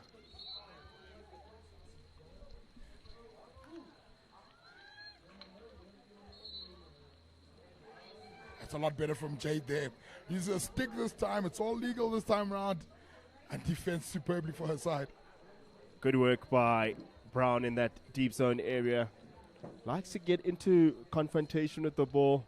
Woods was also there looking for a little scramble in that scramble play, but just not fortunate to come out with anything. Again, it's a quick turnover here. Mendonca's just so good on that ball. Finds Gail Isaacs. Does well to keep possession.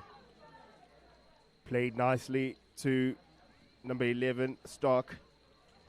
Also a dangerous play on that attack space. Still driving on the baseline. Good work by Eastern Province in that deep zone area.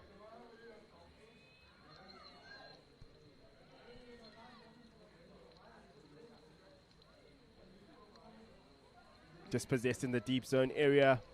Now Eastern Province with the ball. Oh.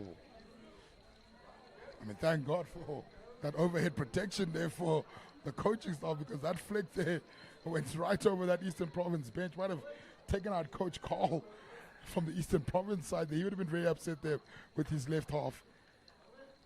Now Southern Gauteng with possession of the ball inside the EP half. Switches channel.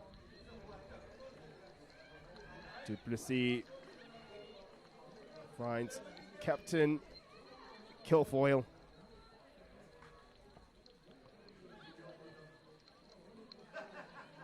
Good patience by Southern Gauteng.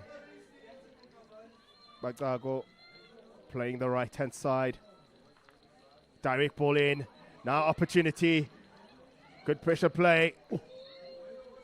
Great defensive work by Eastern Province's Rachel Barry. Puts her body on the line. Absolutely love the work that they're doing to get in front of the ball, into the confrontation, despite the opportunities that Southern Gauteng has had. Yeah, they really created some brilliant opportunities. I mean, of that one, you mentioned it very clearly that they were so patient. I mean, the ball was stuck on the left-hand side for quite a bit. Eventually found itself to its right half, and that's where the magic started. And now it looks like there's another moment of magic here coming. Again, stellar low block defense here from the Province ladies. Good work by Barry once again coming to the party, making sure she clears any, making big tackles in that deep zone area. Standout player so far for the Southern Gauteng ladies, Duplessis, doing really well to hold the base of the ball for this Southern side. Now driving right hand side Stark. Picked up by Del Rey. Finds Bakago on the right hand side. Just not able to control it. Cook does really well to find the last end of that ball in that deep zone space. Yeah, I think Coach Louise de Jager must be scratching her head as to what could her players do better. I mean, they're creating opportunities, they're doing really well, they're moving the defense, but they just can't score right now. Indeed. Coaches do know that it's a game of quarters more than anything. When you make sure that you don't concede, and Eastern Province have done really well to hold their own so far with 3.5 minutes to go in the second quarter. Southern Gauteng carrying a lion's share of the possession and taking majority of their chances. But Picardo, the Eastern Province goalkeeper, doing really nicely in that deep zone space. I think one thing for sure that hockey will teach you, if anybody out there, is patience, man. It's all about build up. You've got to, wait for your moment, wait for your chance. But when you get that chance, you must take it. Indeed. Bagago now on that right-hand channel. Just take a bit too long finding that connection with Pume.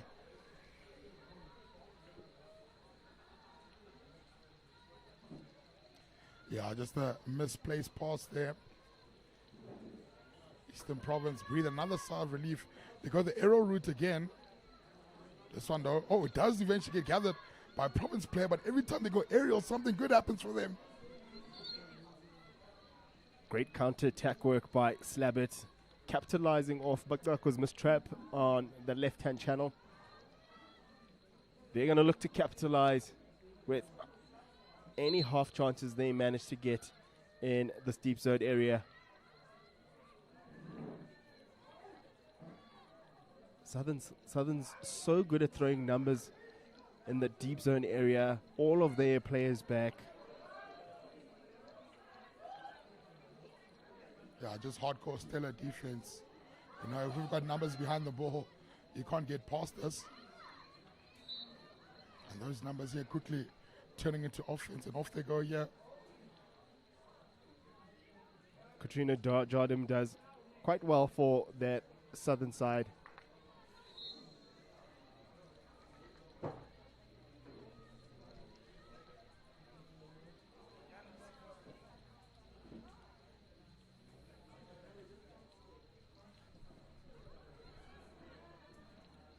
It's another chuck. Oh, it's another chuck that almost led to something there, but the chucks are definitely the way to go here. For the Eastern Province ladies, they always come up with something for them, so they must keep going the aerial route. It's working well for them. Du Plessis now on the ball. Forced into that central pocket, picked up nicely by Brown. Shimmies on the outside.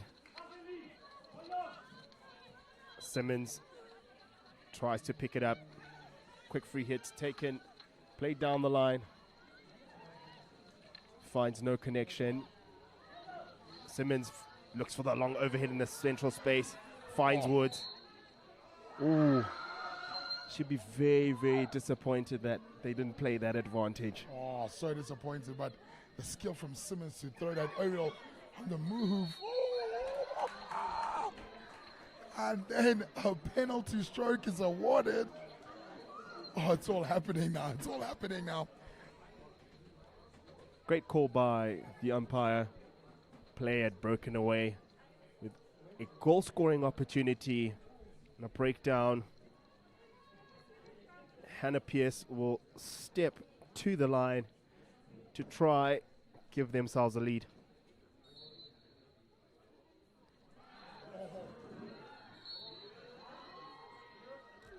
And that is a re-award called by the umpire for the goalkeeper stepping off the line before the whistle, or before the flick. Very lucky here for Hannah Pierce. Yeah, it's really tough there, especially because Pierce missed the first one. She makes no mistake and puts it away to make it 1-0 for the Southern Keng women, taking the lead in these last couple seconds of the second quarter.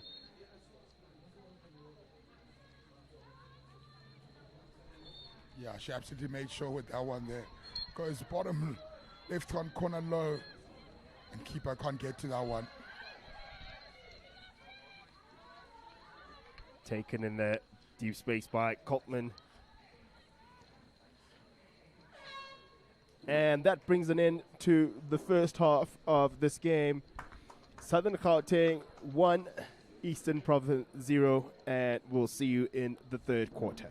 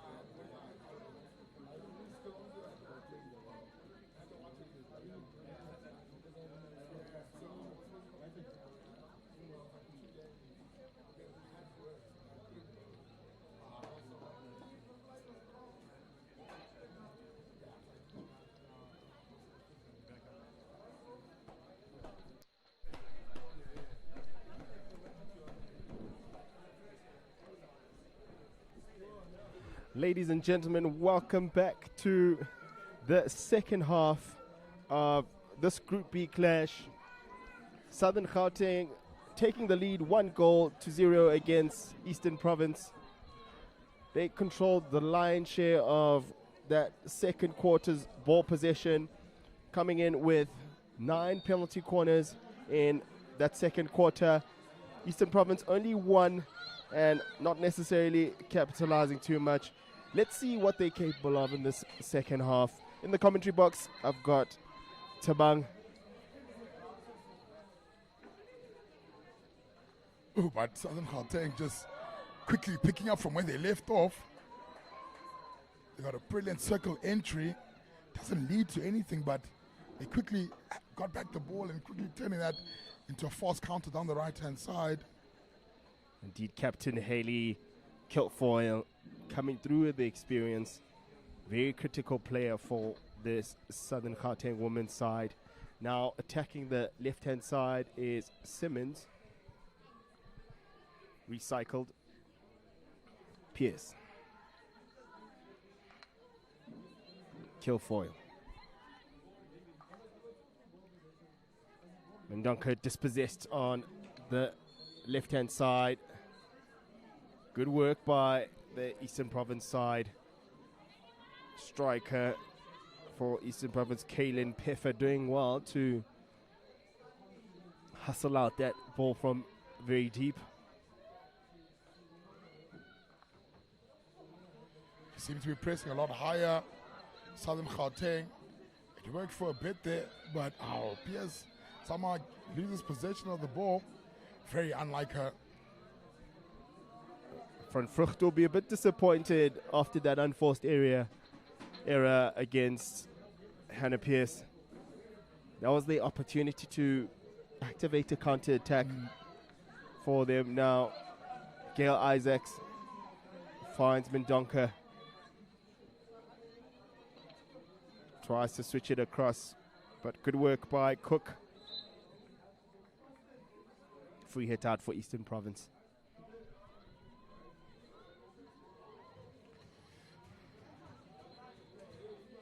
But I think Eastern Province, we spoke about it a bit in that first half, that what was working well for them was when they go the aerial route, when they keep the ball on the ground and they try to move it. I think maybe the issue is when they keep it on the ground, they don't move the ball enough, maybe they don't have that confidence, they don't have enough players that feel confident enough to be strong on the ball, but they've got the talent, so maybe they should really look to that. I mean, look here, they've changed the channel and it's looking a lot better for them here. Now they're actually able to get up the course and actually attack.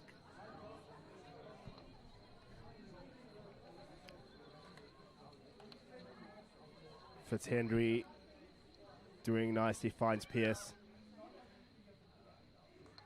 Ball to Stark. Finds Pume. Nice connection plays, keeping possession of the ball. Pume now in possession. Switches it across. Tries to find Fitzhenry once again, but just not lucky in that deep zone area. Yeah, but I hope the youngsters are watching Pume there. She gets the ball in the middle of the park, offloads it to her number 13, Isaacs, but then moves into open space so she can receive back the ball, and that's what creates that opportunity to try to get that ball on the right-hand side. So really good off-the-ball movement there from Pume. Kilfoyle cleans up in that deep space, but double turnover once again. Eastern Province do really well to put direct pressure. Tries to connect in the center space between Cook and Potgieter. Gail Isaacs now on the right-hand side. Does really well, turns it inside out, gets in the backhand space, plays to the far post. No one at the end of that for that last touch. I love that so much from Isaacs. Does so well there on that right-hand side. Beats one, beats another. Fake, she gets into that circle. Goes to the reverse side of a stick there and looks for that low hits there. Unfortunately, not on that far post. But really, really looking to be a threat there is Gail Isaacs. Running press activated by Southern Keng. Look to isolate. They do really well to get out the back. Good work by Chelsea Cook. Putting Fitzhenry in the cooker. in that deep zone space.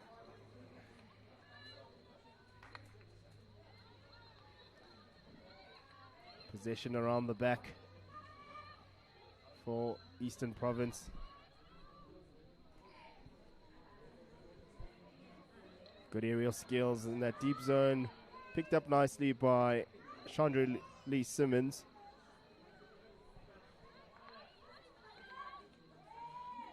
Good switch by Southern Keng. Just loving the patience on the ball here. I mean, nothing comes through the middle. So what do? We go back. Oh, Pierce trying to go for the overhead, unfortunately missing out, but you know she'll get the ball back, and she definitely does that. Very unfortunate for Eastern Province. Now Southern Gauteng activate that counter-attack on the left-hand side. Ball lifted dangerously across, but picked up nicely by Cook once again. Plays a weighted ball down the line, just off the sideline for a free hit out. Yeah, Captain Haley here. He's got two options. He decides to go back instead of the more dangerous middle of the park. It works out really well here for her side. Oh, just miscommunication. It looks so good, but it's not managing to link on that left-hand side. Quinton and Del Rey just not able to find that last connection. Ball starting to settle down. Water starting to stop puddling on the turf. We'll see a lot more ball speed come out of it. Some good work by the number 11, Coltman. Tries to find teammate, but Pumet comes out on top. Oh, Cock, what a turn. Oh, almost a brilliant find as well. Experience coming through by Captain Fantastic Carly Redcliffe.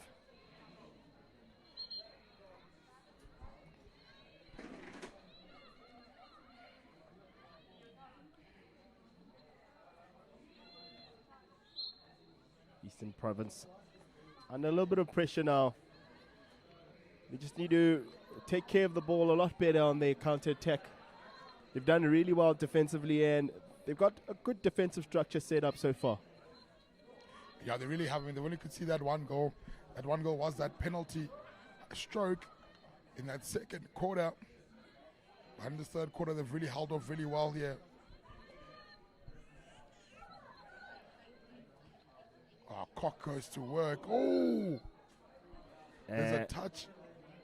That is a long corner to come off the defender stick into the goals. No touch from the opposition inside the circle.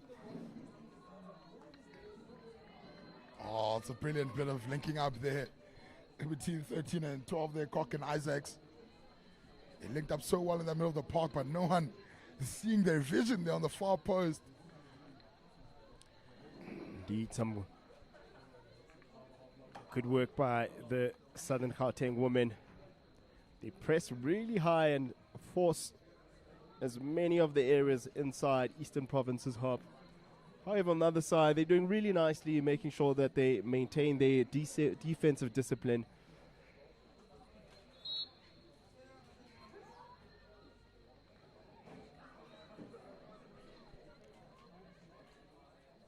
Isaacs gets the ball, moves it right to Sheshawn. Down the line now. You know, but if I am the coach from Eastern Province, I know, having chatted to their manager earlier, their objective really for this tournament is just to, try to stay up in that A section. And so far, with the first 2.5 chuckers that I've seen of this game, personally as coach Carl, I would be super impressed with the girls. I mean, yes, we can see that one goal, to a penalty stroke, but, in terms of gameplay, like we've really done well defensively.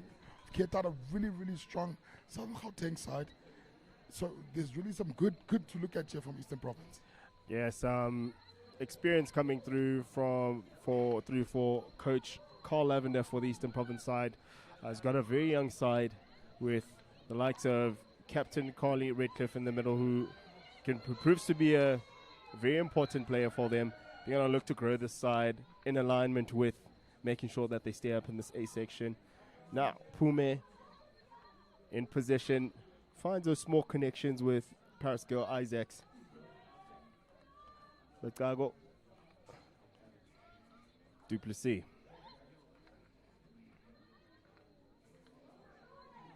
Quinton does well. Enters the baseline and she earns herself the 10th penalty corner for Southern Gauteng women. Some great connection play all around by the ladies, able to move the ball from one channel to the other, showing how dynamic they can be on attack. One side they need to probably bustle up on is ensuring that they convert on their penalty corners. Now that the rain stopped, let's hope that they come out with something. Let's hope. So, Coach Louise de Jager will be hoping that finally one of them will find the back of the net. Trap is good.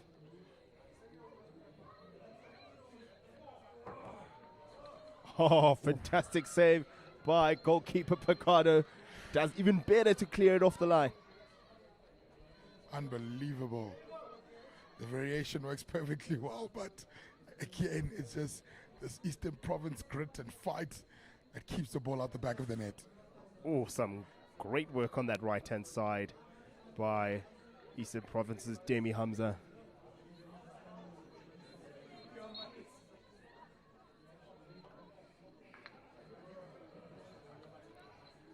Ogago now on the ball.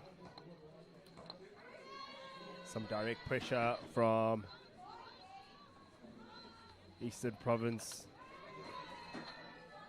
Great work by Kaylin Peffer, making sure that she keeps the ball from getting to their key players, the likes of Tamlin Koch and Paris Gill Isaacs on that right-hand side.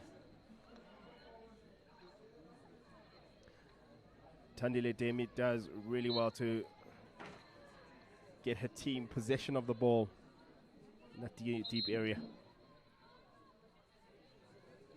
Yeah, I think a goal actually from the Eastern Province side here would actually be very interesting. You know, maybe put the goal to 1-1, and you know, the Southern Gauteng ladies will feel hard done by it, having led, you know, for most of the game and been controlled for most of it. But certainly will make for an entertaining end here for us here on the sidelines. Yeah, indeed, and Southern Gauteng also losing one of very key players in that Southern Gauteng side. Kristen Payton retiring from international hockey. Great legend of the game for the ladies SA women's side. They doing relatively well without her. Some youngsters having to step up into those roles quite nicely. So really, really great to see.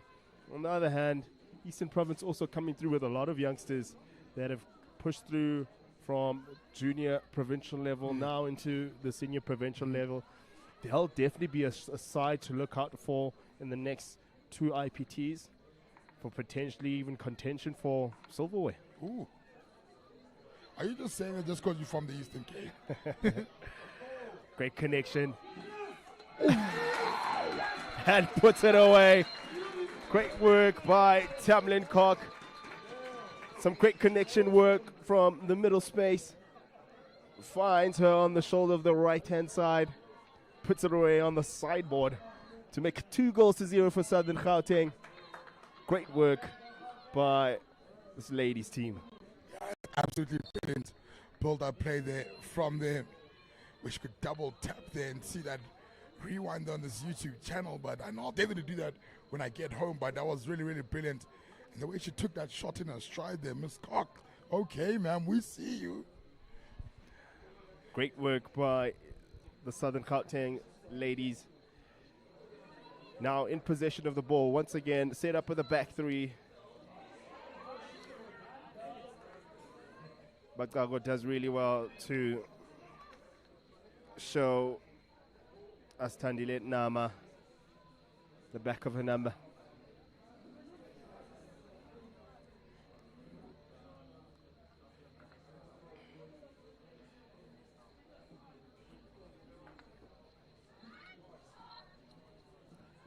little bit careless in that deep zone space. You want to get your feet around. Make sure you keep possession of that ball. Mendonca will be a bit disappointed. Yeah, Apologies, Flitz Henry will be a bit disappointed in that space. So I was just going to say, I had a coach that would never allow us to trap the ball on our weak side. Always said, you got to get the feet around. Get those feet around. Don't be lazy. Get the feet around and trap the ball. Great ball inside the space.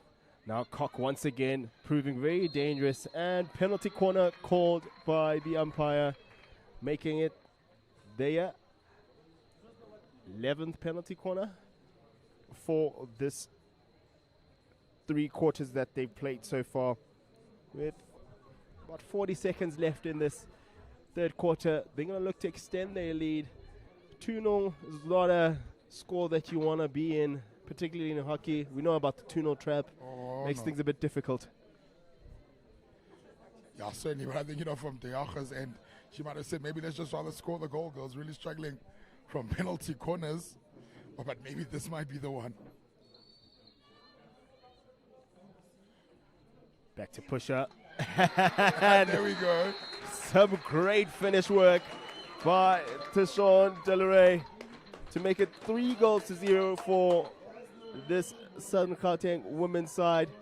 She does really well to capitalize on that opportunity, making sure that she gives goalkeeper Picardo no opportunity to make the save. Yeah, really good variation. So it goes up to that first post, comes back straight to the Pusher, and Delaray makes no mistakes. Finds the back of the net. And finally a short corner works out for Southern Keng ladies, and they're now lead by 3-0. Putting some direct pressure once again, Southern Keng. But Hamza showing that she's up to the task, taking those hits very quickly. And that brings an end to the third quarter for the Group B clash between Southern Keng women and Eastern Province. We'll see you in the fourth quarter.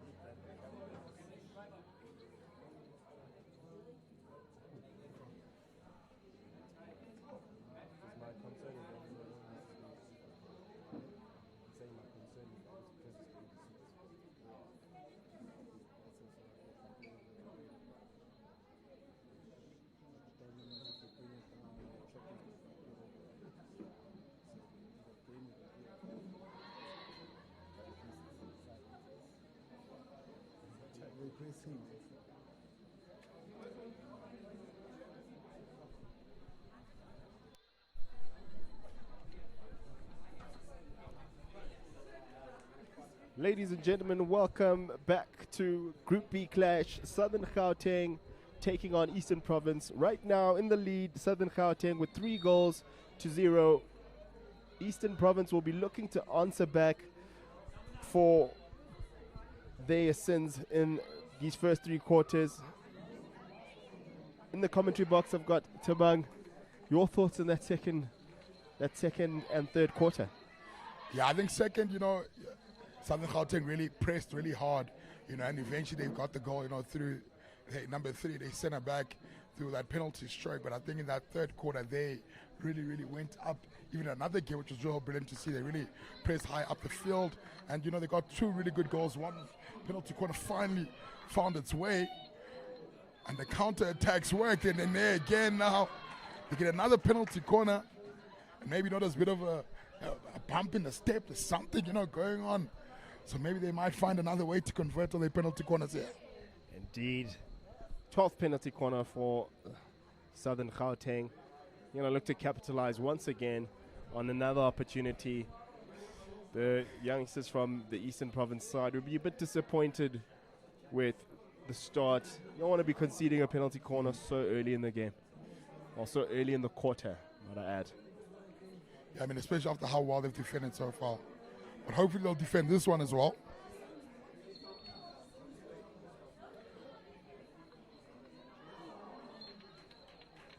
And that is a reward for their 13th of this match. It's come off the foot of the first wave. They'll have an opportunity for a re-push out. Yeah, so variation doesn't quite work out as well.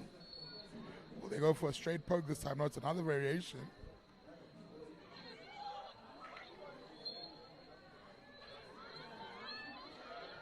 Yeah, they'll be a bit disappointed that they faffed around with the ball.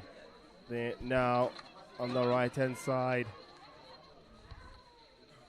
Number 11, Kopman, a little bit disappointed that she couldn't trap that ball dead. Should have wanted to turn. She's very quick on this left-hand side.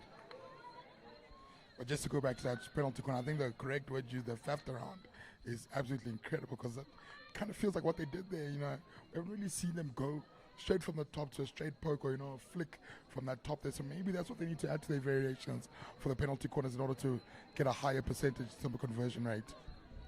Yeah, I mean, teams will be doing quite a lot of analysis on penalty set plays. So you don't want to put all your tricks out very early in the tournament. You want to make sure that you maintain them and keep them for as long as possible, so that you can pull a rabbit out of the hat. So these are just dummy penalty corners, what you say? You just don't want to show our secrets. Okay, Southern Gauteng, we see you. Indeed, but so good to have so much depth in their set plays. Picked up by Captain Redcliffe. Coltman fighting for the ball in that area. Fitzhenry. A little bit of pressure.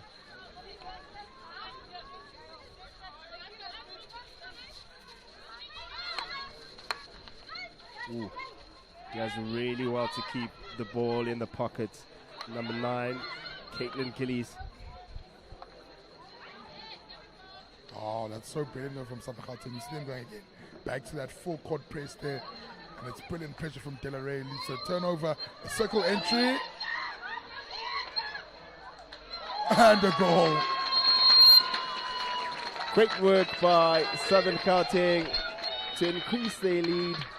Once again, from a long connection ball into the circle, Woods does really well to slow down in front of the keeper, to put it away, to make it 4-0.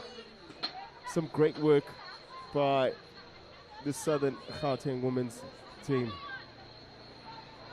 They really have been superb. But I mean, that all started through that very high press. They pressed so high up. And as the ball moves that right-hand side, Delaray put the accelerators there on. Gets the ball back, and it's a brilliant pass from her. She's outside the 23, so the ball can go directly into the circle. It does, and Wood, cool, calm, and collects it under that finish, finds the back of the net. Slab it with a quick phase, but now Southern Gauteng in possession. Parascale Isaacs tucks the ball in, looking for that long ball, but Eastern Province number 9, Caitlin Gillies, staying in the contest for as long as possible. Duplessis finds teammate Quinton. Back in possession once again. Bukako. Great long ball on the left-hand side. Connection with Delray. Finds teammate inside the circle. Number 11, Kelsey Stark. But just not able to control in that deep zone area. Good work by Demi Hamza.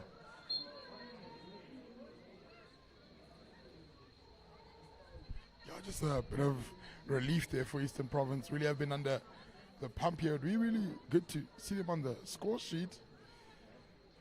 I think, their strikers have been doing a lot of dog work, a lot of, the graveyard shift, as some referred to it as. Southern Keng now in possession. Finds a long connection on the left-hand side. Now driving is Jardim. Earns herself a free hit. Great long ball in. Just going shy. Comes off defender stick for a long corner. So good to see Southern Keng keeping their rotations going. They're making sure in 4.5 minute phases that they've got players coming in and off the field.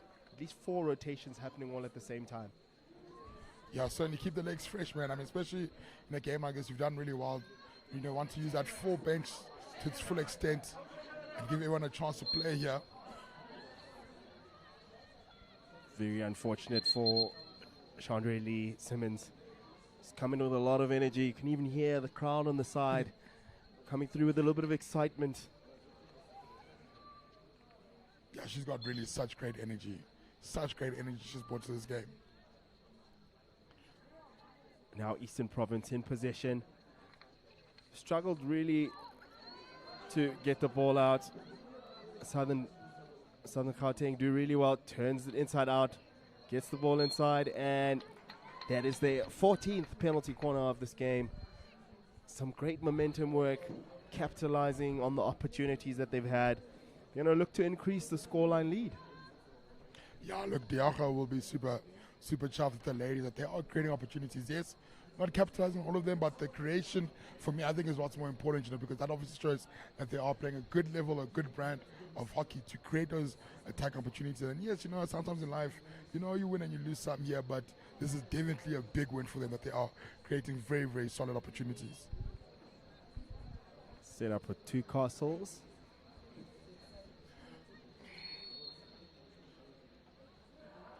Trap is good. Saved by Picardo. And re-award for their 15th penalty corner.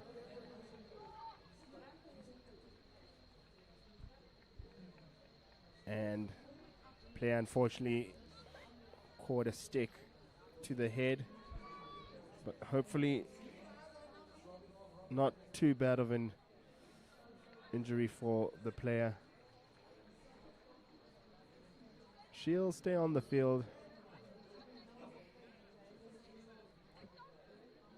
That's my captain. Captain Redcliffe, just so solid for this Eastern Province side. It's been really good for them, showing a seniority. They got promoted last year at the 2025 Senior IPT for women. Trap is good on first castle. Played on backspace. Picardo makes the save. Great work by Eastern Province. Play that counter quickly to Peltman.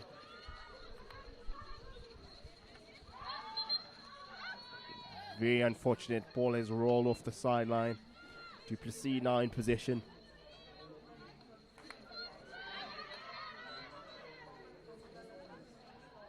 Oh, hoping a player would be on there, but she's still making a substitute. Oh, but eventually, she gets the ball as cock up and then quickly losing possession there. Connection on the right. Good work by Jade Singleton. Driving really quickly. Advantage played by the umpire. And there's going to be a card for that stick check by number 19, Amy Farron. She's earned herself some time in the sin bin for that stick hack. Yeah, it's very silly there also. I mean, you're winning a game by so much. There's really no need for that extra. It's just, see this one out and, just get ready for day 2 rather. Let's focus on that. Now Southern Keng with the ball. Mendonca switches to Simmons. Unforced errors starting to creep through for the players, especially when coming off the bench. A little bit cold, a little bit nippy right now with soft bite from the drizzle. Hey, but you can't blame them there. Hey, we are band fair too. And they wearing sleeveless things. Yo. I'm out in 2 jackets and long pants. So I do feel for them there. And there it is, ladies and gentlemen. Now overhead to the striker on the right-hand side. Great pickup by Eastern Province in that high zone area. They're going to look to try get themselves their first goal-scoring opportunity. Comes off a defender stick. Do really well to block the face. Back inside again. Good work by Southern Keng to regain possession. Yeah, it's good to see they also know how to defend in the circle. They haven't been put under much pressure in this game, but you know they're doing really well to show they've also got that inside circle defense. You know, staying very low and it's sitting very well. Well done. Kilfoyle with a great ball to the top, finding Tamlin Cock, tucks it in, unbundles the player. Rachel Berry does really well to just slow down the gameplay. Could have proved dangerous there for Tamlin Cock.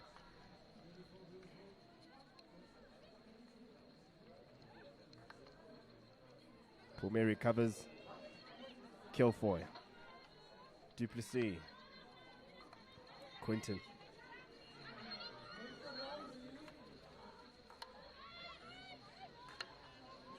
Tries to find Bakako. Picks it up nicely. Finds a foot taken quickly by Eastern Province. Now on the attack. Looking to try switch the play is number 19, Jacqueline Wilmans. A turnover, unfortunately. Now with the ball is Southern Keng. Plays the backhand. Blocked nicely by Eastern Province defender. And it is a 60 free hit out.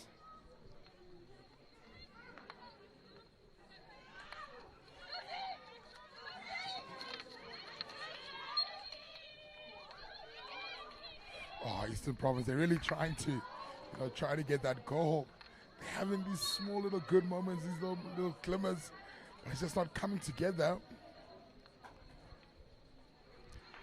Eastern Province now looking at an attack on the left-hand side through Cook. Tries to find her teammate, number 16, Astandile Nama.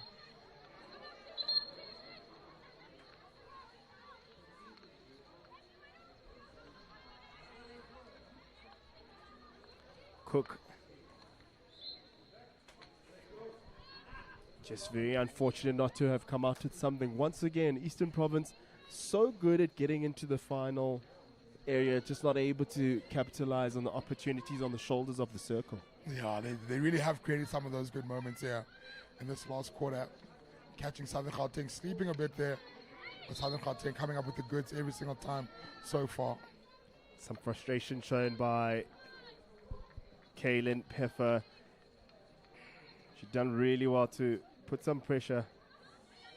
Now picked up nicely by Hamza.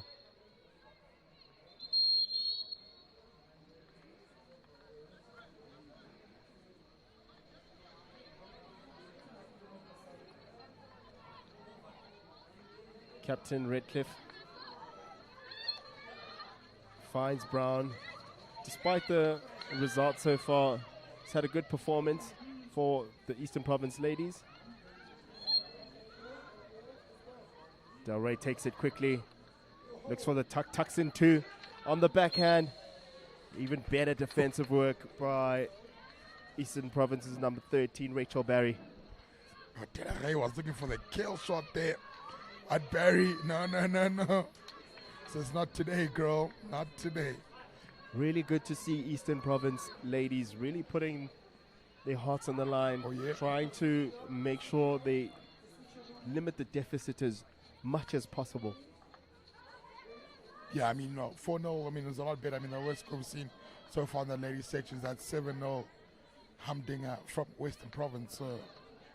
Eastern Province, can hold their heads up, and say, hey, man, yes, we lost, but at least we didn't lose by the worst score today.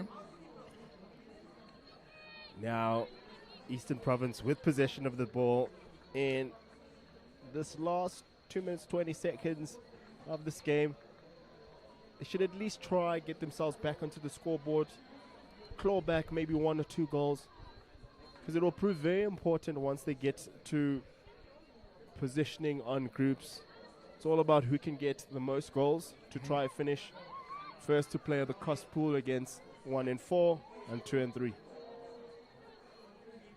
Yeah, and obviously you want to finish top because, I mean, theoretically it gives you the easier quarterfinal because now you play against, someone who finished 4th compared to someone who finished 2nd or 3rd, even 1st. So, really, yeah, Southern Keng will want to make sure they're at the top of the table there for this group.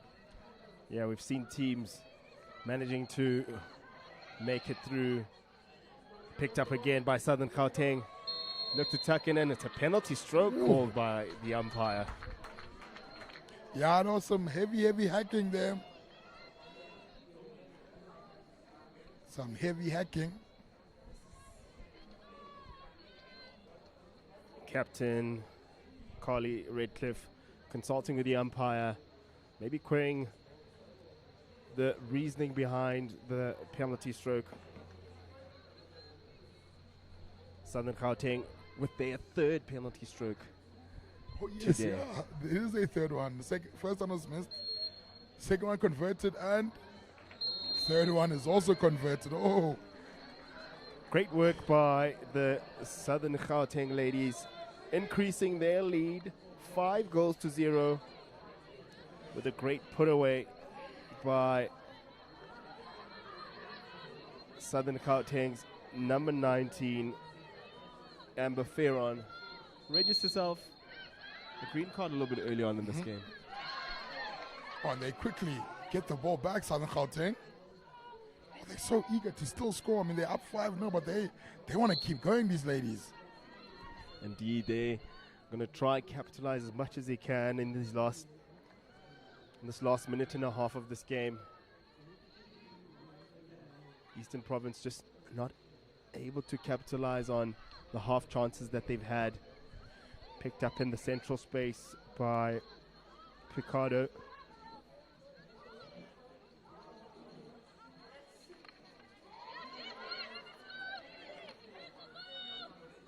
Fitzhenry does well to fight for possession in that space.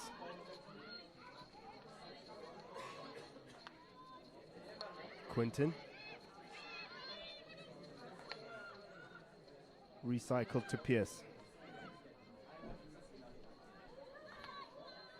It's patience, but it comes back to the right-hand side. Oh, but just not kept in the field of play. Come on, Eastern Province. Come on, man. Give us something to scream about for you guys. Overhead picked up in the deep space by Southern Keng. These last embers of this game, they're going to look for one more attack. Long ball by Kilfoyle, picked up by Captain Redcliffe, and that brings an end to the game. Southern Keng take it 5-0 against a young Eastern Province side. Great efforts from both sides. Were able to control a lion's share of possession in this game. Eastern Province will look to bring themselves back in their next fixture. Ladies and gentlemen, thank you so much for joining us this evening. I'm Siavuya Noluchungu, joined by Tabang Mari in the commentary box. Thank you very much and have a good evening.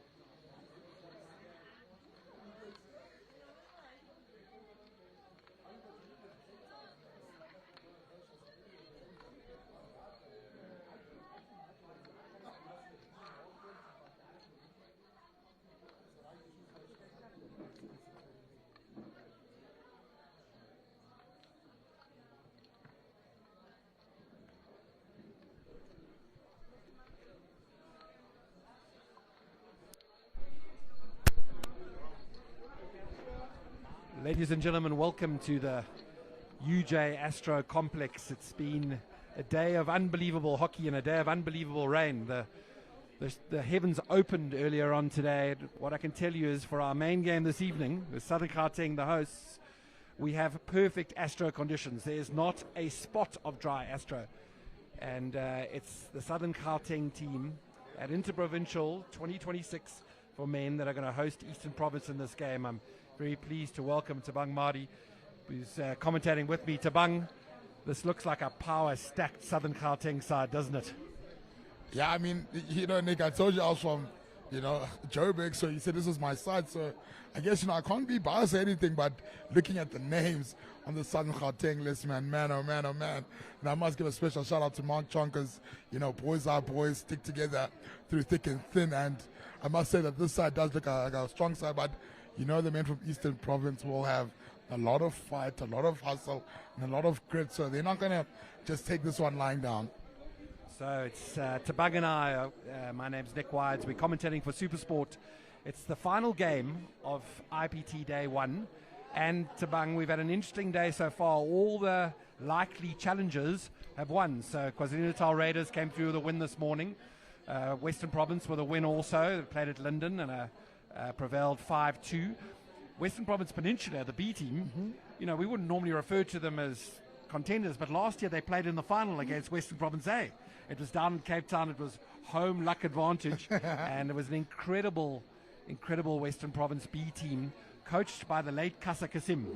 His boys aren't at IPT this year, but so many of these players at IPT have been touched by the late, great Kasa Kasim, the man who Mr. Hockey, who influenced hockey all over the country, and it's our first IPT without him, and just a moment of respect towards Kasa Kasim, who we all miss so dreadfully, Tabang. Yeah, definitely a major influence on the game of hockey. As you see the high fives going around, I think that's such a beautiful, little thing to do in hockey. Most sports you just line up and you get started, but the high fives at the start of the game, just say, good luck, let's have a good game. I think it's such a proper thing to do within the hockey space. Exactly. Look, this Eastern Province side will feel away from home, apart from Kamba Dayakala, and he was at UJ. He played on this Astro. He played on this Astro. This was his home Astro for some time. He's had a number of performances for Eastern Province, a top goalkeeper, and he'll be standing up and feeling that things feel familiar today. It's not so foreign. I can tell you the Southern Keng side is terrifying. Look out for number 10, JP Brits. He was schooled at Rondebosch High School, is an Namibian national, plays for the outdoor men's side, but also is an absolutely world-class indoor player. Next to him, number 11, Liam Hermanus. The same can count. Liam is just an absolutely sublime finisher, and look out for him at goal times. And then you've got also Michael Horan, the captain, number 14 for Southern Keng, recently capped for the national side, as was Ryan Mann. Look out for him. Jamie Seal, watch out for him on the outsides of the midfield, and he'll cut in and give defenders an absolute nightmare. On the Eastern Province side, Zakia Ensel, their captain, is an excellent player. Look out for Sashin Padiachi, been in the SA Under-21 side for a while and played 11 matches for them at IPTs. It's really quite nice this year. We don't have the SA Under-21 side playing, but we have all the players playing for their original provinces, Tabang, which is quite nice in some ways. Oh no, definitely. I think repping your actual colors, it gives you a lot more to fight for, and we're all here trying to eventually represent that green and gold. So, repping your province first to get in that step before does seem like you've got something worth fighting for here. 100%. Number 7 also an indoor maestro, Del Piero Langford, Rustin Abrams, who both of them went to the World Cup for South Africa and won that bronze medal in Croatia not so long ago. So an absolutely star-studded Southern Keng side, and they get us underway. Marvin Simmons, I haven't even mentioned him, number 12. He is spectacular. Travis Crumples, who will also play in the side, who's an outstanding indoor player as well, capped for South Africa. So it really is star-studded. They start out with a 3 at the back, do Southern Keng and move it around ably until Eastern Province intercept. The speed of this game, we've just come off a lovely win from the Southern Keng women against Eastern Province. and they looked so comfortable in that match, but just the speed up by about 40% as this men's game starts, Tabang. I mean, 40% sounds very accurate. When the balls move from right to left, I'm hoping our camera is actually able to keep up with it, but very, very great ball movement so far. So Elkington on the right. That's a famous Eastern Cape name. Zander Elkington, who's playing at right half for this Eastern Province side. Here he goes, carrying it down the channel. And a move wide. Eastern Province liking the fact that territorially they're in the right kind of areas at the moment. It's a lovely carry down the line. And that was Callan Honey for Eastern Province. They'll reset for a long corner. And here it goes, directly into the circle. But that very familiar running gait of Ryan Mann. What a player he has become. Debuted for South Africa earlier this year. I mean, I'm not sure if it's an official cap. He debuted against the Dutch. Quite a first game to have, a friendly against Holland. Oh, that's a baptism of fire if ever there was one, Tabang. Oh, no, certainly. I mean, out of all the guys you could have asked, surely, you know, a test series against a Namibia or Zimbabwe first, not the Dutch. The Dutch were on a training camp in Cape Town there. Both the Dutch and the Indian side. South Africa also had 3 test matches against India. And were very, very competitive in those games. The Dutch games, South Africa a little bit outclassed by that world-class outfit. All these players as well, Tabang, we're talking about as Southern Keng carry down the right-hand side into the circle, just looking for an opportunity to force their first corner of the day. There's a bit of a backspace opportunity, and the short corner forced there by Jamie Seal. I told you to watch out for him. He is super nippy around the fringes, is young Jamie Seal. Yeah, some very good work there from Southern Gauteng. That entry from that right-hand side was so superb. Going to the strong side, if you'd say, of the hockey field. And it leads here to the first short corner. Can the Southern Gauteng men's side do a bit better than the ladies' side? The ladies' conversion was like 1 for 12. Can the men be a bit better in terms of conversion? So it looks like Diakala in goal for Southern Keng. Castle 1, Liam Hermanus. Castle 2, it looks like JP Brits. Castle 1, Hermanus on the drag flick. He doesn't catch it. Just rolled over the top of that one. That injection was like an absolute bullet, Tabang. That thing came out so fast that Hermanus almost had too much time. But the trap was brilliant, and they're in again. This time they get a good shot off. It's a good save, though. Also coming from Eastern Province. Yo, it's very quick. It's very fast here. And the pressure really building up here from Southern Gauteng. Cracking shot from Hermanus on the backhand. And Southern Keng back into their back three. They've set up with a wide back three. Neil Jackson on the left over here. Passing it back into Captain Horan. He's at centre back. Look at that slap speed. Sound off his willow is just beautiful, and it's not willow anymore. Used to be back in the day. It's now carbon fibre. Swedish carbon and Finnish carbon and Japanese carbon. These new tech kids, eh? New tech kids, exactly. So, recycled again. Cameron Fullerton on the ball. Oh, wow. That's an incredible threat, though, to have there. Mannequin overhead from the middle of the park straight into the T-spot. Oh, Southern Gauteng have got some interesting tricks up their bag here. Well, it was the first throw of the day from Southern Keng. They've been quite comfortable moving the ball on the deck. They've got an embarrassment of riches with regards to their players. So, Siswile Ngubani also up front, number 5. And Ngubani also very, very handy. Ngubani also up front, number 5. And Ngubani also very, very handy striker. And he's playing centre forward for them. The press not too aggressive. They're waiting for it to come into the midfield. So Ngubani looking for a touch, but he doesn't get it from Langford. As the ball's intercepted. Beautifully played down the channel. And it's Eastern Province with a great opportunity. Oh, what a lovely inside tuck. An incredible run there by Caden Skinnett. And eventually being dispossessed. So Ngubani gets his chance. He's down the left-hand side. Nice cut in. Attempted play down the side. And it's Southern Keng who have the ball on the left touchline.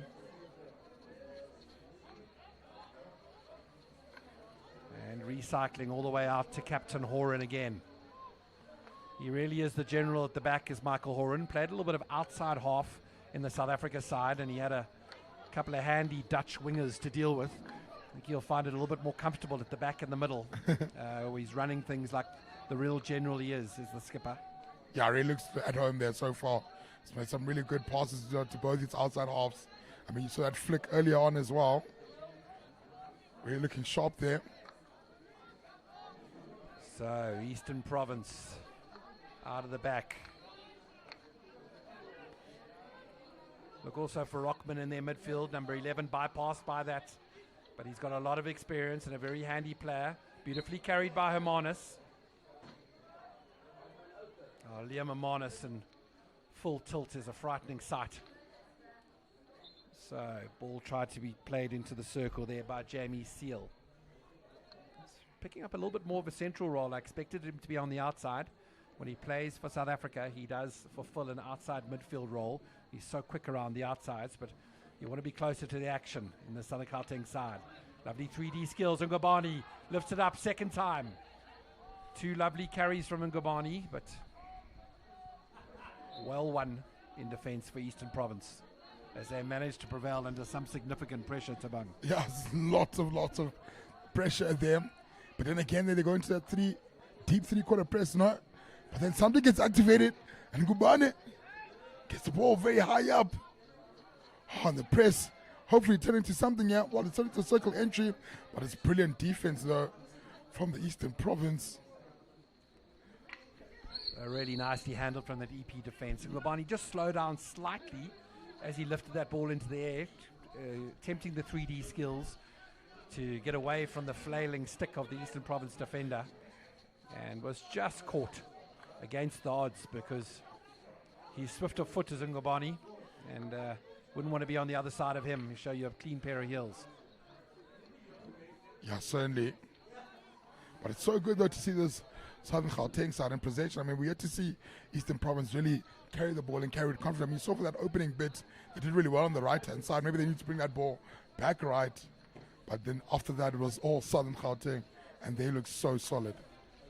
So, Craig Sanders at right wing. Nicholas Kingston, it's in a forward. Nicholas Kingston at right wing. They're shuffling hard. Cody Jacobs at left wing. Those three strikers are working hard in their press, but Southern Keng get it through. Sibusiso Chile still on the ball. It's a lovely carry. Beautifully expelled. And Eastern Province come away with it. But look at this press, though. There's two defenders around him there. He can't get the ball away. Beautiful from Mann. Recycles into Seal. Onto Brits. A slap under the shoulder from Brits. Looking for his high striker and just going through the three. It was really nicely worked. I like Mann up the left-hand side and how he transferred it into Seal. Almost tip and run hockey. We've all played it in cricket before, but that was tip and run hockey. Just few touches and moving the ball as the rain starts to pour again. It's Seal now.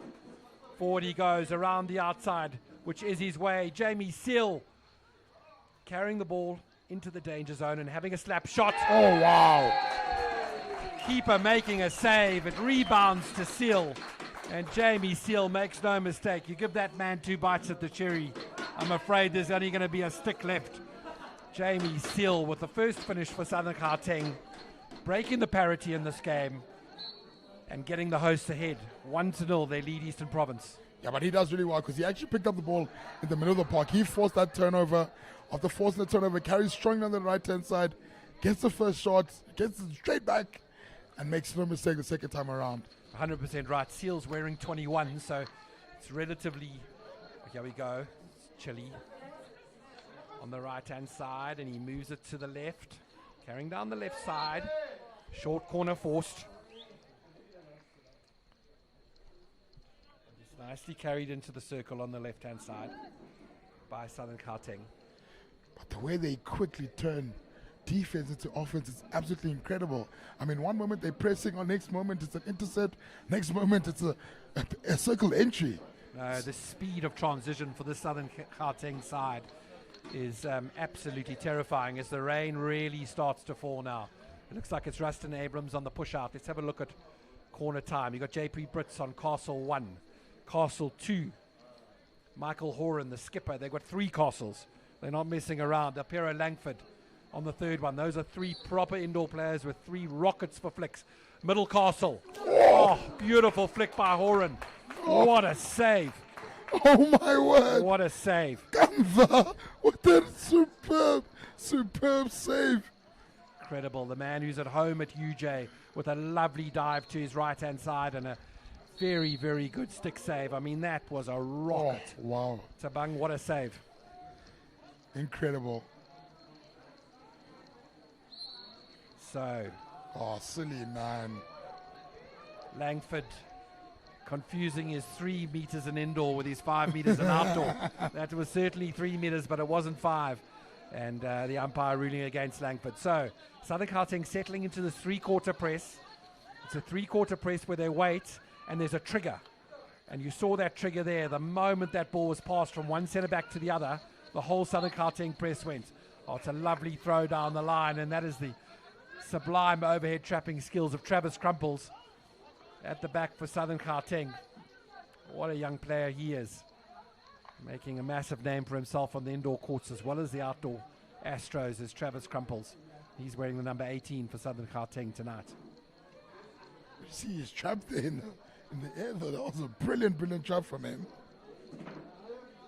No, it's these players are becoming so accustomed to bringing down overheads. It's like they're trapping it flat on the Astro. It just they look so comfortable.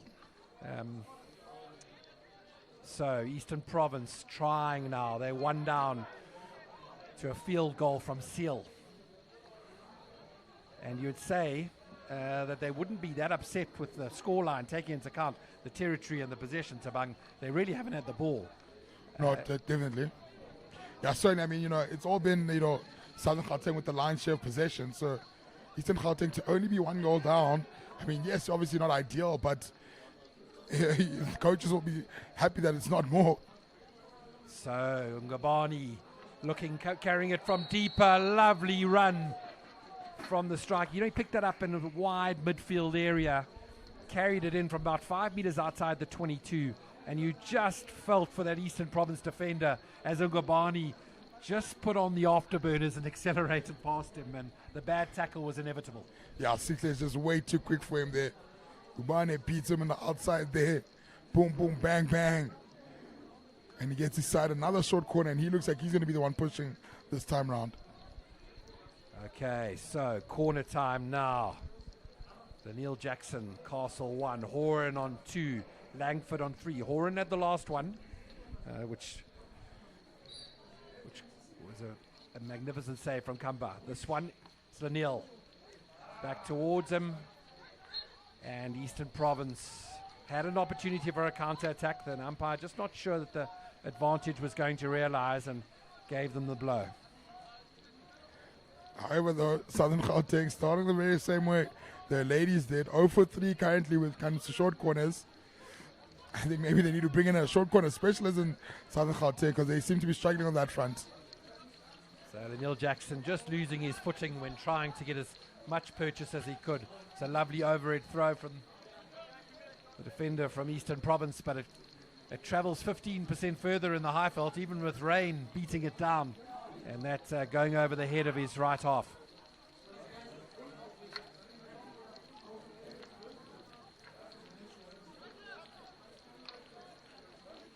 Horan deciding on angles of attack, and look at those skills from Ngubani.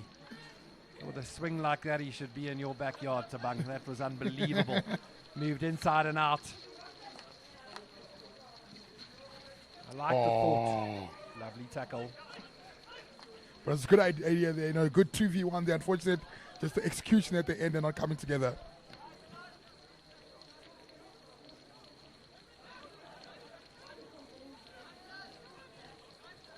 So Chong with a nice carry. Crumples will get to recycle, and back to Horan, who dictates the channels that they go down. Looking for someone in the pocket is Horan, wanting to mix it up before he goes wide. But I love that they're sitting with those two blockers there in front of their, their center backs. They're just giving both options. You've got an option to the left, you've got an option to the right. So Horan has options, a plethora of options rather to get the ball off the park for his side. And very much in a back three now. Back three with two blockers, and they haven't used the blockers. They've been switching from side to side and going down the outsides. And you just saw Horan looking up there, wanting to vary it, wanting to give it to one of those blockers, and I'm sure we'll see that emerging now. So, Eastern Province trying to make a mark in this chucker. Wouldn't it be incredible if they could force something, even just a corner, to reverse some of the pressure? Here we go. Nicely recycled out of that left side, but ball not going to hand, and here comes Southern Keng at 1,000,000 miles an hour. Ngobani going to get on the ball. He's shifted from centre forward to right midfield, and he's now on the outside left side. It's really all over the park, eh?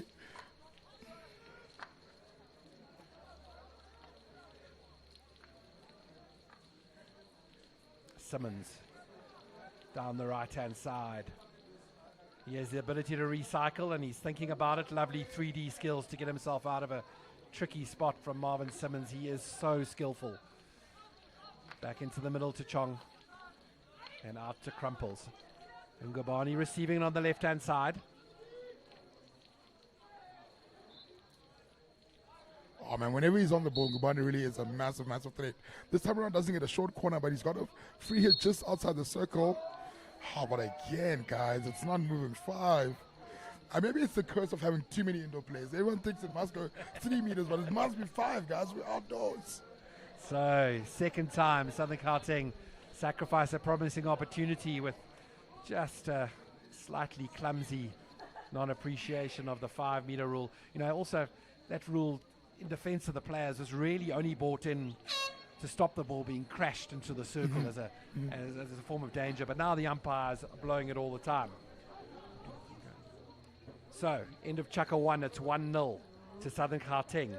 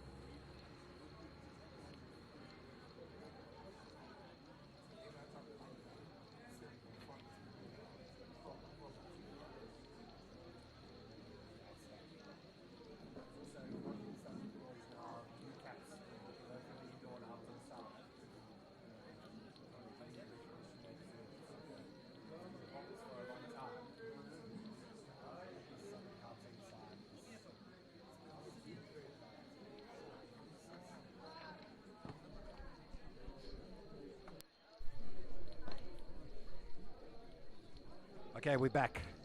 First chucker done. Southern Keng lead Eastern Province by 1-0. Tabang, we almost needed to rehydrate. Southern Keng are moving the ball so fast it's making me exhausted. What a team this is, and what an ability to transfer it around and transition from defense into attack. I think that's the biggest thing. That's the biggest name for me. That transition from defense to attack for them has been so superb in that first quarter. I really hope they keep it up in the second. So it's Gerald Mpopo. He's a very handy player, is that young man.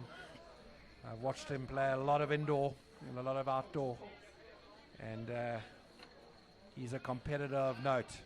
So Southern Keng not using the pocket. There's so many players jammed into the middle of the field. They've got it, Rustin Abrams. Just down, got it in a lovely position in the circle. Just dummy that he might pass and cross the face of goal for Abrams. Looks like one of the Southern Keng players down. Just getting a knock. It must have happened slightly outside of our zone as we were watching the ball being carried. Tabang, we were talking corners, and I think you were running some stats there. 0 out of 3 so far for Southern Keng. I mean, they have got an embarrassment of riches when it comes to drag flicking, but just didn't seem to work in those first 3. 1 or 2 good saves from the keeper. True. No, certainly. I think, obviously, yes, it sucks not to convert, but it's so early doors, 0 for 3. He started off like the ladies did, but you saw that one brilliant save. I mean, that one there, any other goalkeepers in that cage, and that one finds the back of the net. Diakala with a save right on the end of his stick, and diving to the right where Captain Horan had let go of a rocket at him. So, Chile releases it back out. It comes to Seal, transferred back in. It's Brits. Plays the ball into the circle and just unable to, look like Mpofu there, just unable to control it.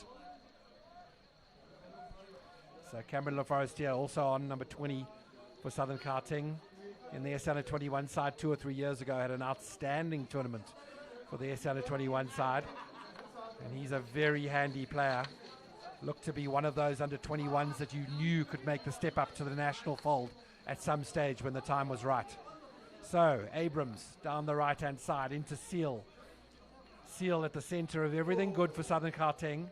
And a couple of players, a lot of water on the turf now, a couple of players losing their footing. Yeah, I mean, but you certainly can't complain that the turf is working. Look at how beautifully the ball is moving, and the drainage system here at the UJ Astro absolutely superb to make sure that these guys are playing on a very, very nice turf. This is a wonderful turf. Must say, you've seen the ball running all day so beautifully, so truly. Players all making comments about it when they come off, really enjoy playing. So, Seal, with someone doing a flick over him. Look at him around the outside. The gas speed of Jamie Seal. He reworks it. Such outstanding defense from Eastern Province. They knew it had to come back off that baseline, didn't they, Tabang? And they were all waiting, lined up, a whole trio of them. But he's so quick, like that quick step, One moment he's walking, next moment he's running, next moment, boom, he's gone, he's disappeared. It's the gear change with Jamie Seal has. And, the first time I really realized he was quick was against the Dutch when he changed gear. And I think it was Floris Voltelboer, the outside half. He was probably the player of the Olympics at the Olympics. They don't have a player of the tournament at that tournament, but I think it was Jamie Seal who went round him in one of the friendlies played against the Dutch, and I truly recognize that Seal had gas. I mean, that's a big flex to say that you've gone out past the best player in the world, at some stage. So Eastern Province working it in. Beautifully defended by JP Brits. He had read what the attacking player was going to do and just turned. For a moment there, it looked like Eastern Province might be able to force a corner or some sort of opportunity at goal.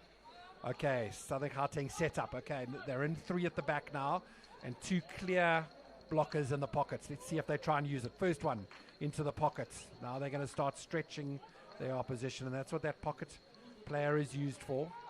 Just to in-out often. It's a lovely transfer. Well defended in the midfield. Ends up with Rockman.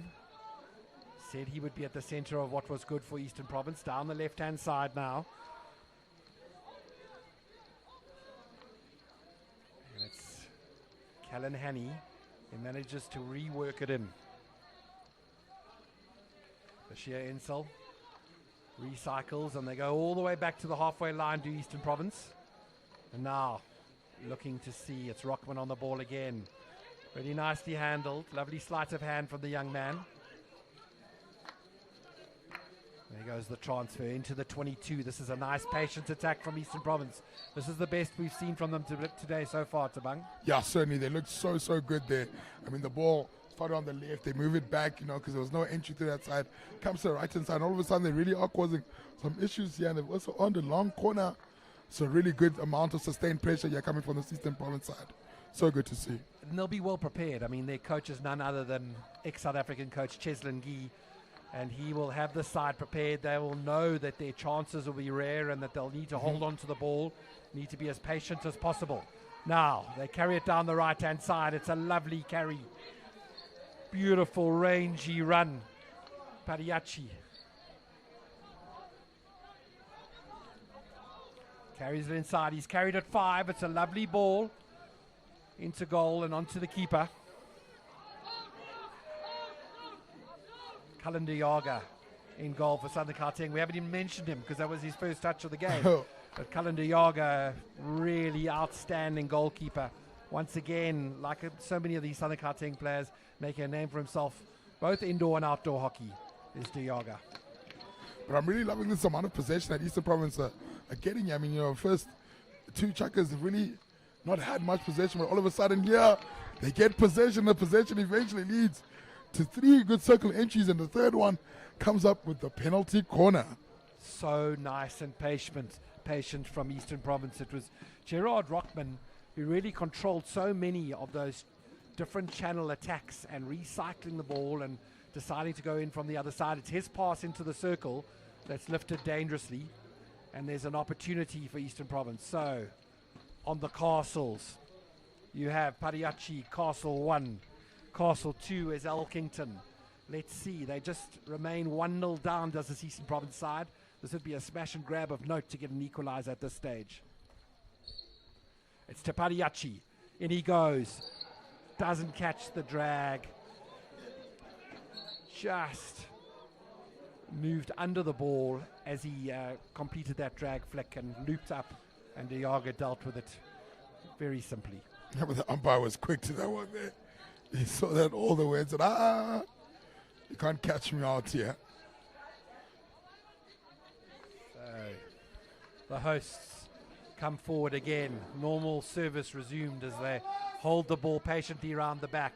Lovely throw to Ungabani on the halfway line from Horan. And Ungabani, what a steal. Oh, umpire ruling that he heard just a little too much stick. Ungabani with skills of a pickpocket as he went past his Eastern Province defender, but falling foul of the umpire's whistle.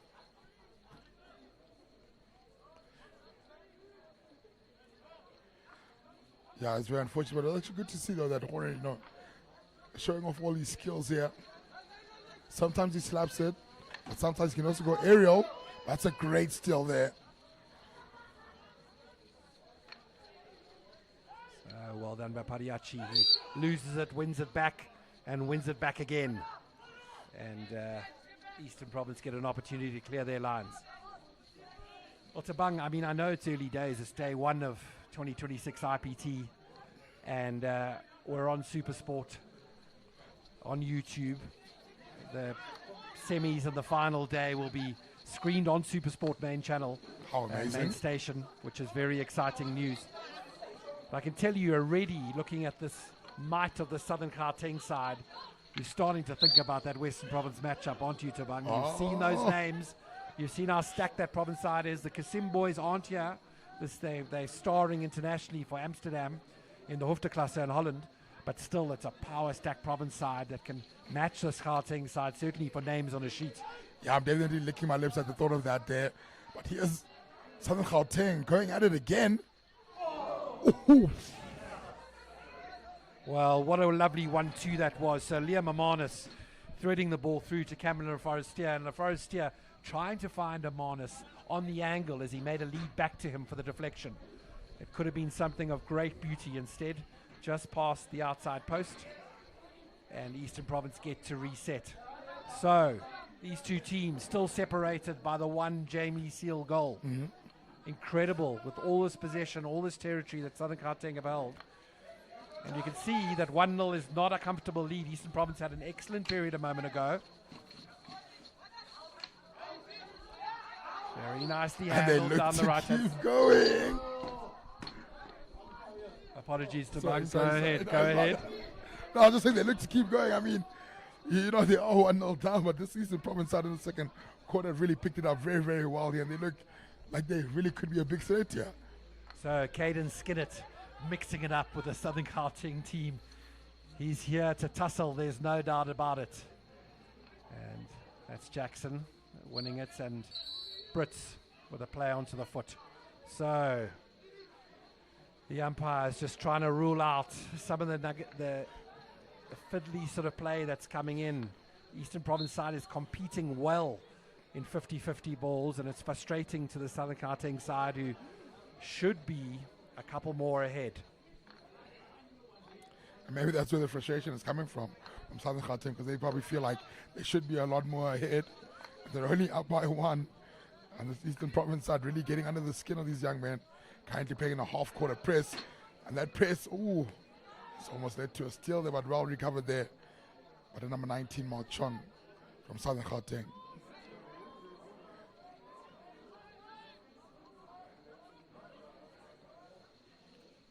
Southern's now stepping up a lot higher. They're going to a full court press here. Really wanting that ball back.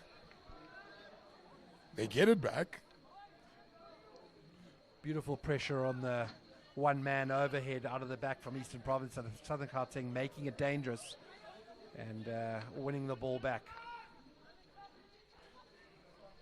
So I think for Southern Keng, they looked dangerous when they went into that pocket a little more. Remember, Tabang, they found Jamie Seal in those central areas for about 10 minutes, and they really looked threatening all the time.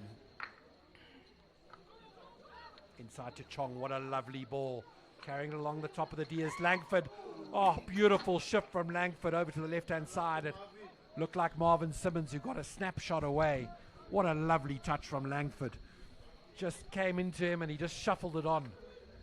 Like the true talent he is, Del Piero Langford. What a player. So Southern Keng down the right-hand side. The rangy skills of Ungabani, tying opposition players and knots. Ungabani with the 3D skills into the circle. I feared that the umpire might get his hat trick of blows for not 5 meters, but Ungabani had done enough. He had pulled a couple of yardsticks. A yardstick from Ungabani is about 2.5 meters. So a pull, a V-drag, and you've done your 5 from that young man. But lovely 3D skills as he lifted the ball over the tackler's stick and onto the foot of the defender.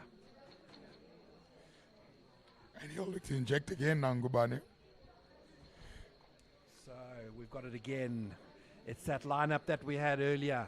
Hermanus, Horan, Langford.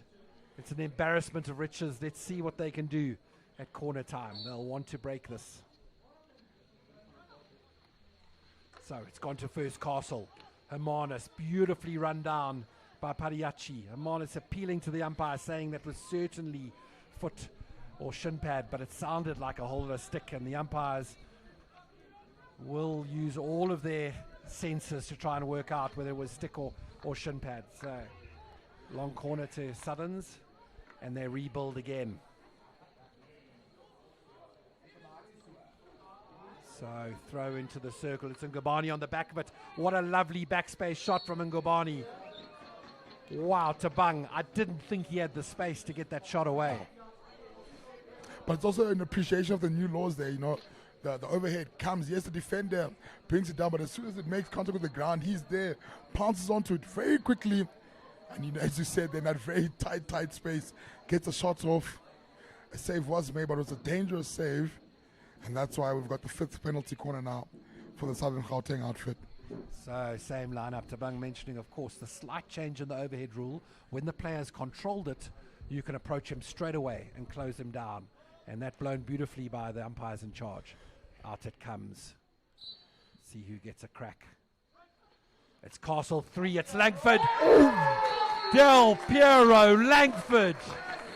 Take a bow. Off Castle 3. And Langford ripped that into the top right-hand corner, straight down the line. Beautiful goal. Yeah, but he certainly had to. I mean, he saw last time around they went to the keeper's stick side. Keeper made a brilliant stick save. So they said, okay, fine, let's go to the short side where we know he's not going to be able to reach. And he certainly couldn't reach that one there. An absolute bolter of a flick there. So lovely goal from Del Piero Langford. And he had Marvin Simmons, as we're talking about the goal, with a lovely intercept down the side and carrying it down this left channel.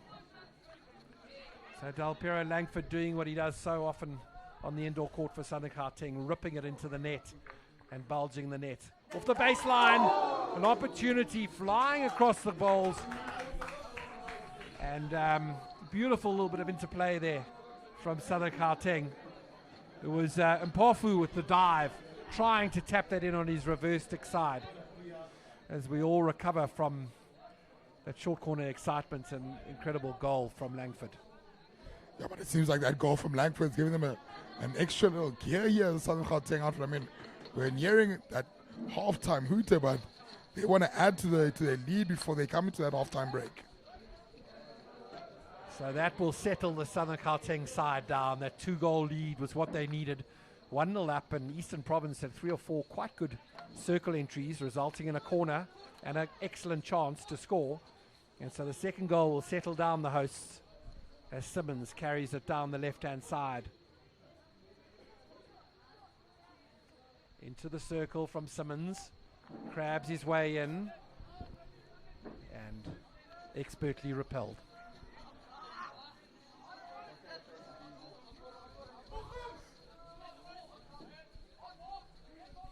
So the excitement getting the better of us today. Shouting too loud into the microphones. The excitement of the second goal for the host, Southern Keng. Eastern Province. Is there a way back into this game for them? Is there a way that just before half time they can make a dent in this confident strut of the Southern Keng side? You know, this pressure from Southern Keng gives you such a false sense of security. You know, they start off so deep, so you think you've got all the space and time, but as soon as you move that ball, and they're onto you, and you're like, whoa, where did all my space and time go? It's incredible how quickly that you convert into a standing off press and they'll shout go, there'll be a trigger. The trigger will often be when one person passes it, so as the player receiving it gets his head down, that'll be the trigger for the whole press to step up. So as a receiving ball, as a defender, you receive the ball and you receive about 9 players breathing down your neck at the same time. So a nice home crowd sitting under the shelter of the clubhouse and cheering on their Southern Keng Chargers. And just on the halftime buzzer is Jamie Seal carrying the ball into the circle. So at halftime, goal from Seal and a field goal and a short corner from Del Piero Langford separates these two teams. Southern Keng lead Eastern Province 2-0.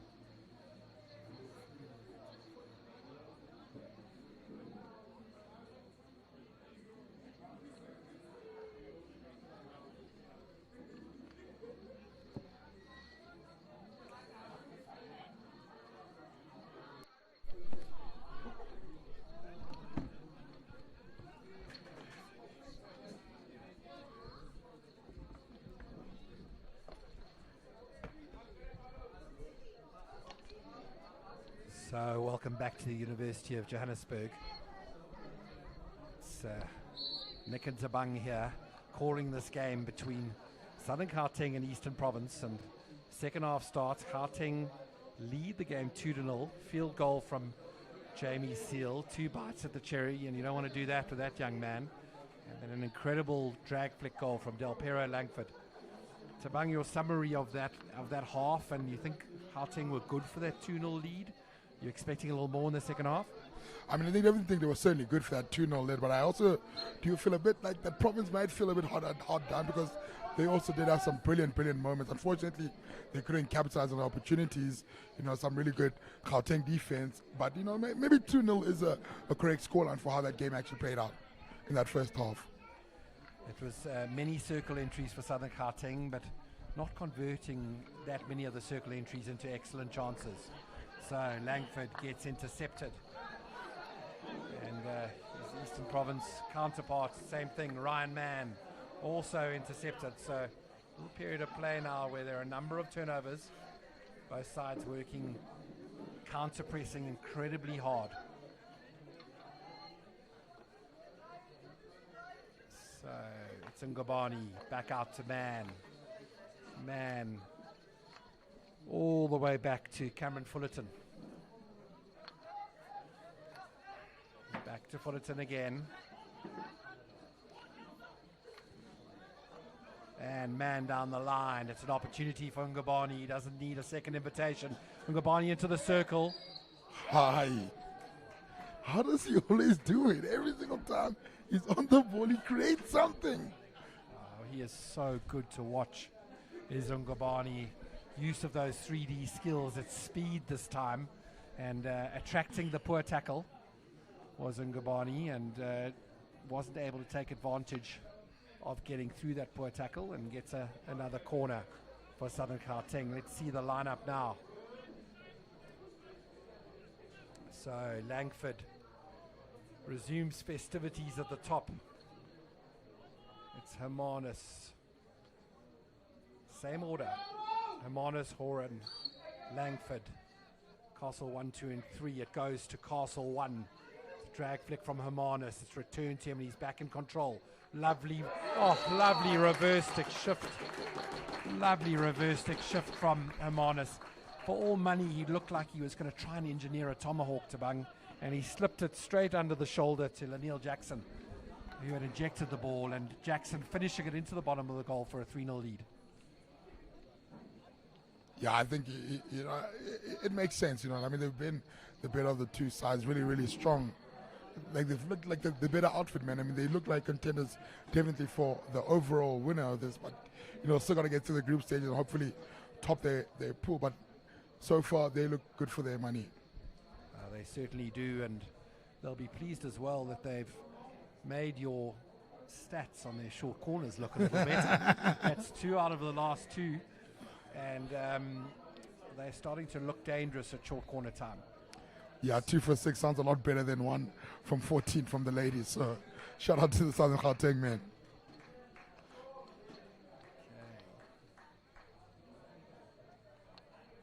Eastern Province with a change in goal. And it looks like it's Aseto Ngwendu who's replaced Diakala in goal for Eastern Province. So Padiachi trying to carry it out of trouble, but he sacrificed ball and very well won back by Bashir Insel, who covered for his mate. And down the line from Eastern Province. Still wanting to compete, still wanting to play a role in this game is this Eastern Province side, but you can see Southern Keng starting to go through the gears now, Tabang. I was saying to you, and I thought it could be a very handy second half from them as they open up the afterburners. Yeah, I mean, certainly looking that way here. But I think for Eastern Province, yes, you consider one quick early goal, but you're going to want to look to get some positives out of this one. So maybe, just fix up the defensive structure. Don't give them up as many opportunities as the Southern Keng guys have been getting. So I think that would probably be the goal for them. Keep it at 3-0, and then that'll be a good outcome for them for this game. Oh, it's a lovely intercept. Beautiful tackle and well won back by Laniel Jackson.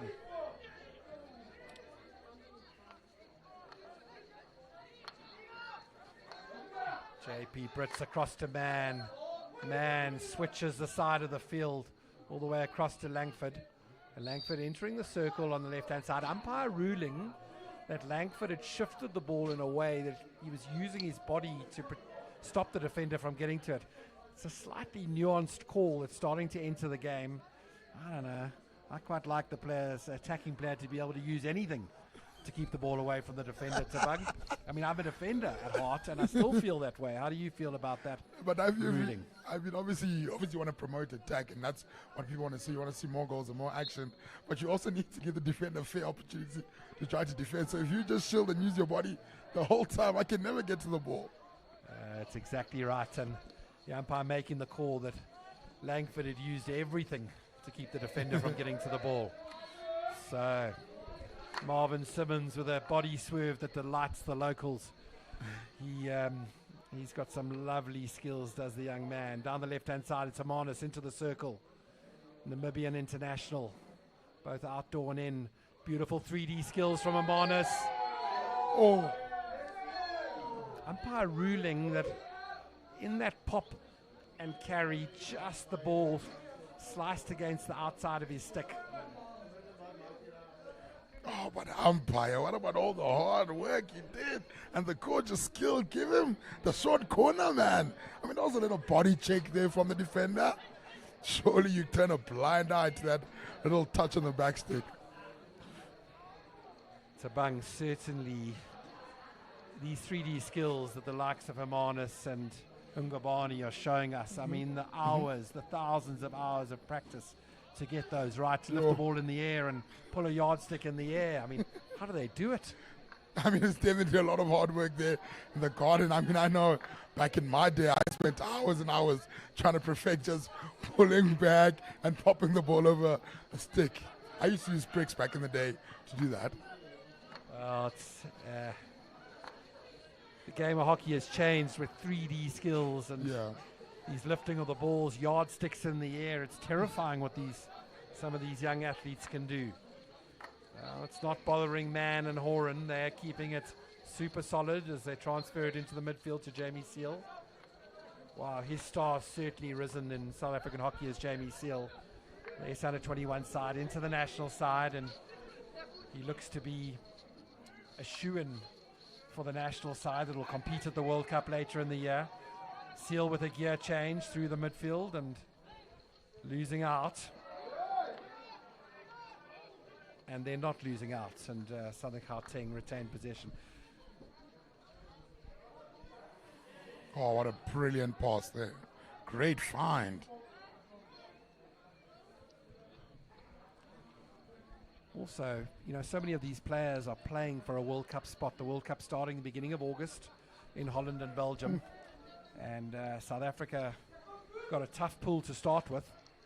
And some of these players, it's an early IPT because of a World Cup. Often the IPT will be played later in the year. But we're having it in May because there's a World Cup and squads need to be selected, teams need to be selected, training camps need to be had to prepare for this World Cup later in the year. But lots of players putting themselves in the shop window, certainly at this IPT. I think that's such a high pressure thing to think about though. How do you just play your game and keep doing your thing, but knowing that you also want to represent your national team? So how do you do the right things without doing too much? It's probably what you're thinking about, like just do your thing, play your game, but it's also but I also want to make sure I shine and show what I can do for my national side. That's exactly right, and it's such a balancing act for these top players. Tiger Woods had a great saying, which was practice hard, play easy. And he used to practice so hard that when it came to doing something audacious on the golf course, he felt like he'd done it 10,000 times already, and it just felt normal. And so many of these players, you look at the easy skills of Jamie Seal, the ability to carry the ball in the air of Ngobani, and it just looks like they're so comfortable doing these things. So Parewachi, who's done a lot for Eastern Province out of the back, but he sacrifices ball to Jackson. And this is something defenders won't like, the sight of Marvin Simmons bearing down on you. The Simmons with a reverse carry into the circle. He's got himself in. Just looking for the foot. There's an opportunity here, and Steady hand of Padiachi coming to the rescue of Eastern Province.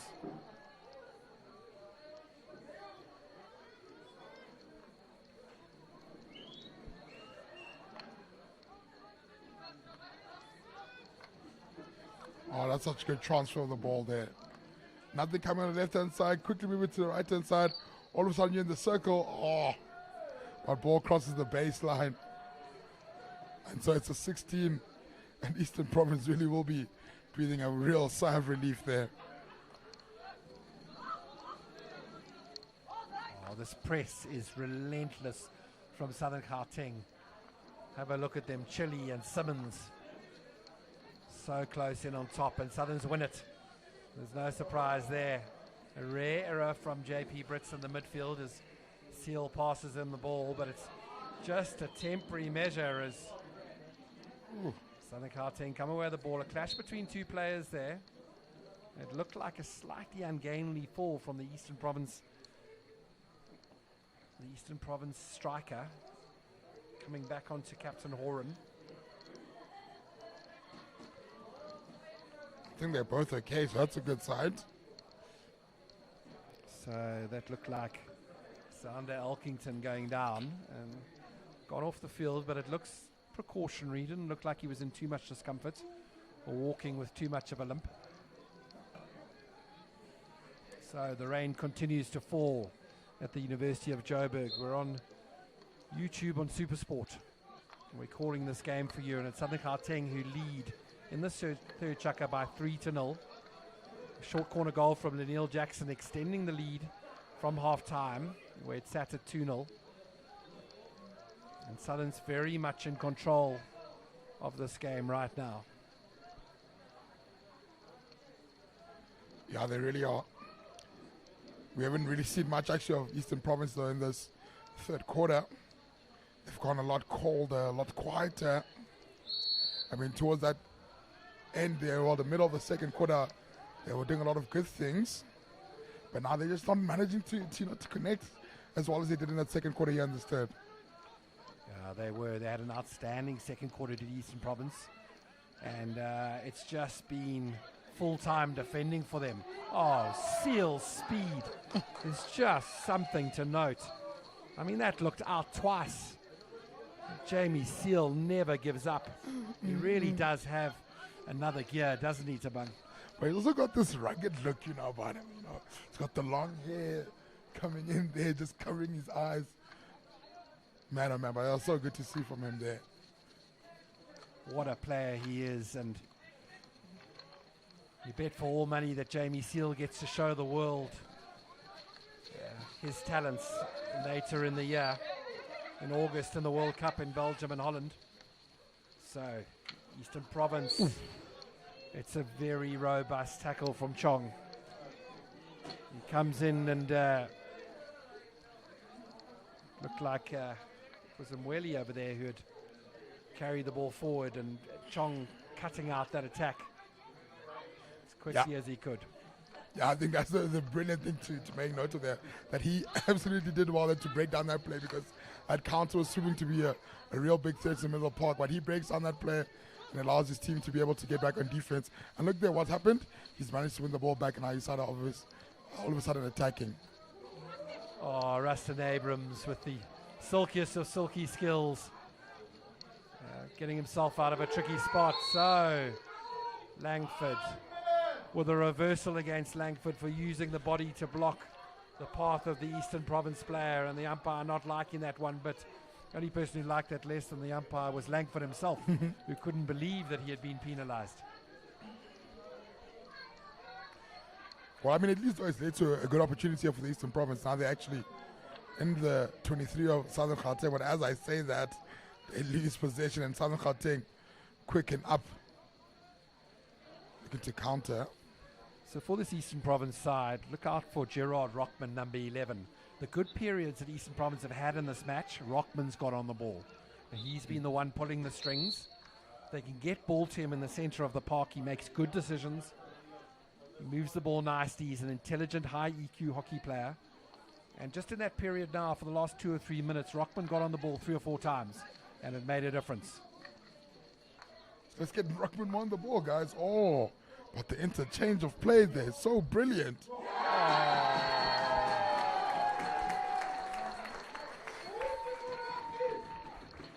Senzwe Ngubani. Just sublime. The size of that open face dummy to the left-hand side was about 3.5 meters as he pulled it onto the backhand and unleashed a tomahawk of note. Oh, guys, someone in the crowd said beautiful hockey, and that's exactly what that was. The ball goes 45, 45, and then he gets into the circle. Then Sihle Ngubane gets on his backstick, and Rocketer, absolutely nothing Set could do about that shot. Oh, Ngubani, he's played for South Africa, and we've watched him play a bit as he gets carded for his attentions to that Eastern Province attacker. He's represented South Africa, but he just looks like he's a young man maturing. He really is incredibly dangerous when he gets onto the ball.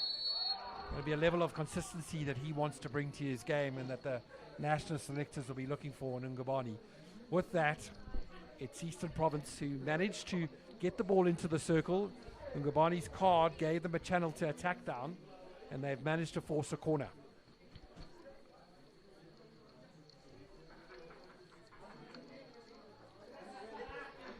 So, Eastern Province, corner time. Parachi set up on the one castle, on the other, Elkington. Let's see what they've got.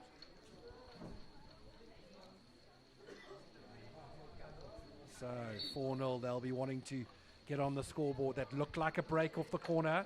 Wave. The umpire ruling. Not for the break, but for a stick tackle at the top of the D on Parachi. Let's see, the rain continues to fall harder and harder. Let's see if Eastern Province can take advantage. So a mistrap on the top of the D, back to Parachi. He rolled it into the Gauteng defender, who clears it out of that area. It's Amalis on the ball now. It's a lovely throw, but Rockman is back. And nicely played from Rockman. Lovely 1-2. What an excellent tackle. Rustin Abrams backing his eye did Abrams, and pulling off a beautiful handsy kind of tackle. One where you've got to predict where the ball's going and you've got to be right. Yeah, he certainly was right on that occasion. Oh, but that chuck there from Horan, absolutely sublime. Twisting and turning. And it's another penalty corner earned. Well, Del Piero Langford with the audacious 360-degree spin, earning the corner after an absolute precision throw, as you called it, Tabang, from Horan out of the back, straight onto his front stick, and earning the corner for Southern Keng. But how do you defend that, though, from Del Piero? It's like he's putting in a washing machine, man. You're just losing sight of where the ball is. Literally tying his defenders in knots. So here's that lineup again.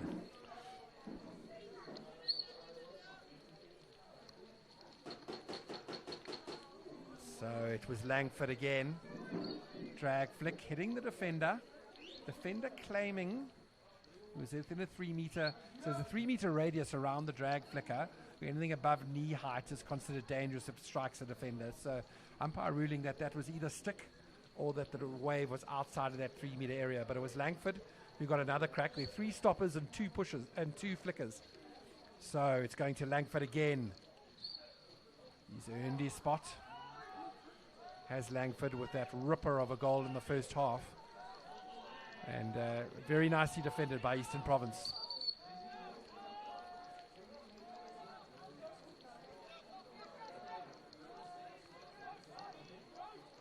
So, all the players retreating. It's a quarter press from Southern Keng as they wind down the chucker. And it's Eastern Province running all the way up the field. And now Ryan Mann with space to attack into. Shifts it to Langford. And Langford robbed. Wait, Nick, I'm very confused and rather interested. Why the quarter press, though? What are they trying to achieve with that there? looked like it was running down the chucker, but not necessarily so. So it's and it's exactly what it was. So last attack of the quarter, and Southern Keng had just retreated into their defensive zone. They were happy for Eastern Province to hold the ball. So 4-0, Southern Keng lead, third chucker over. Join us in a minute.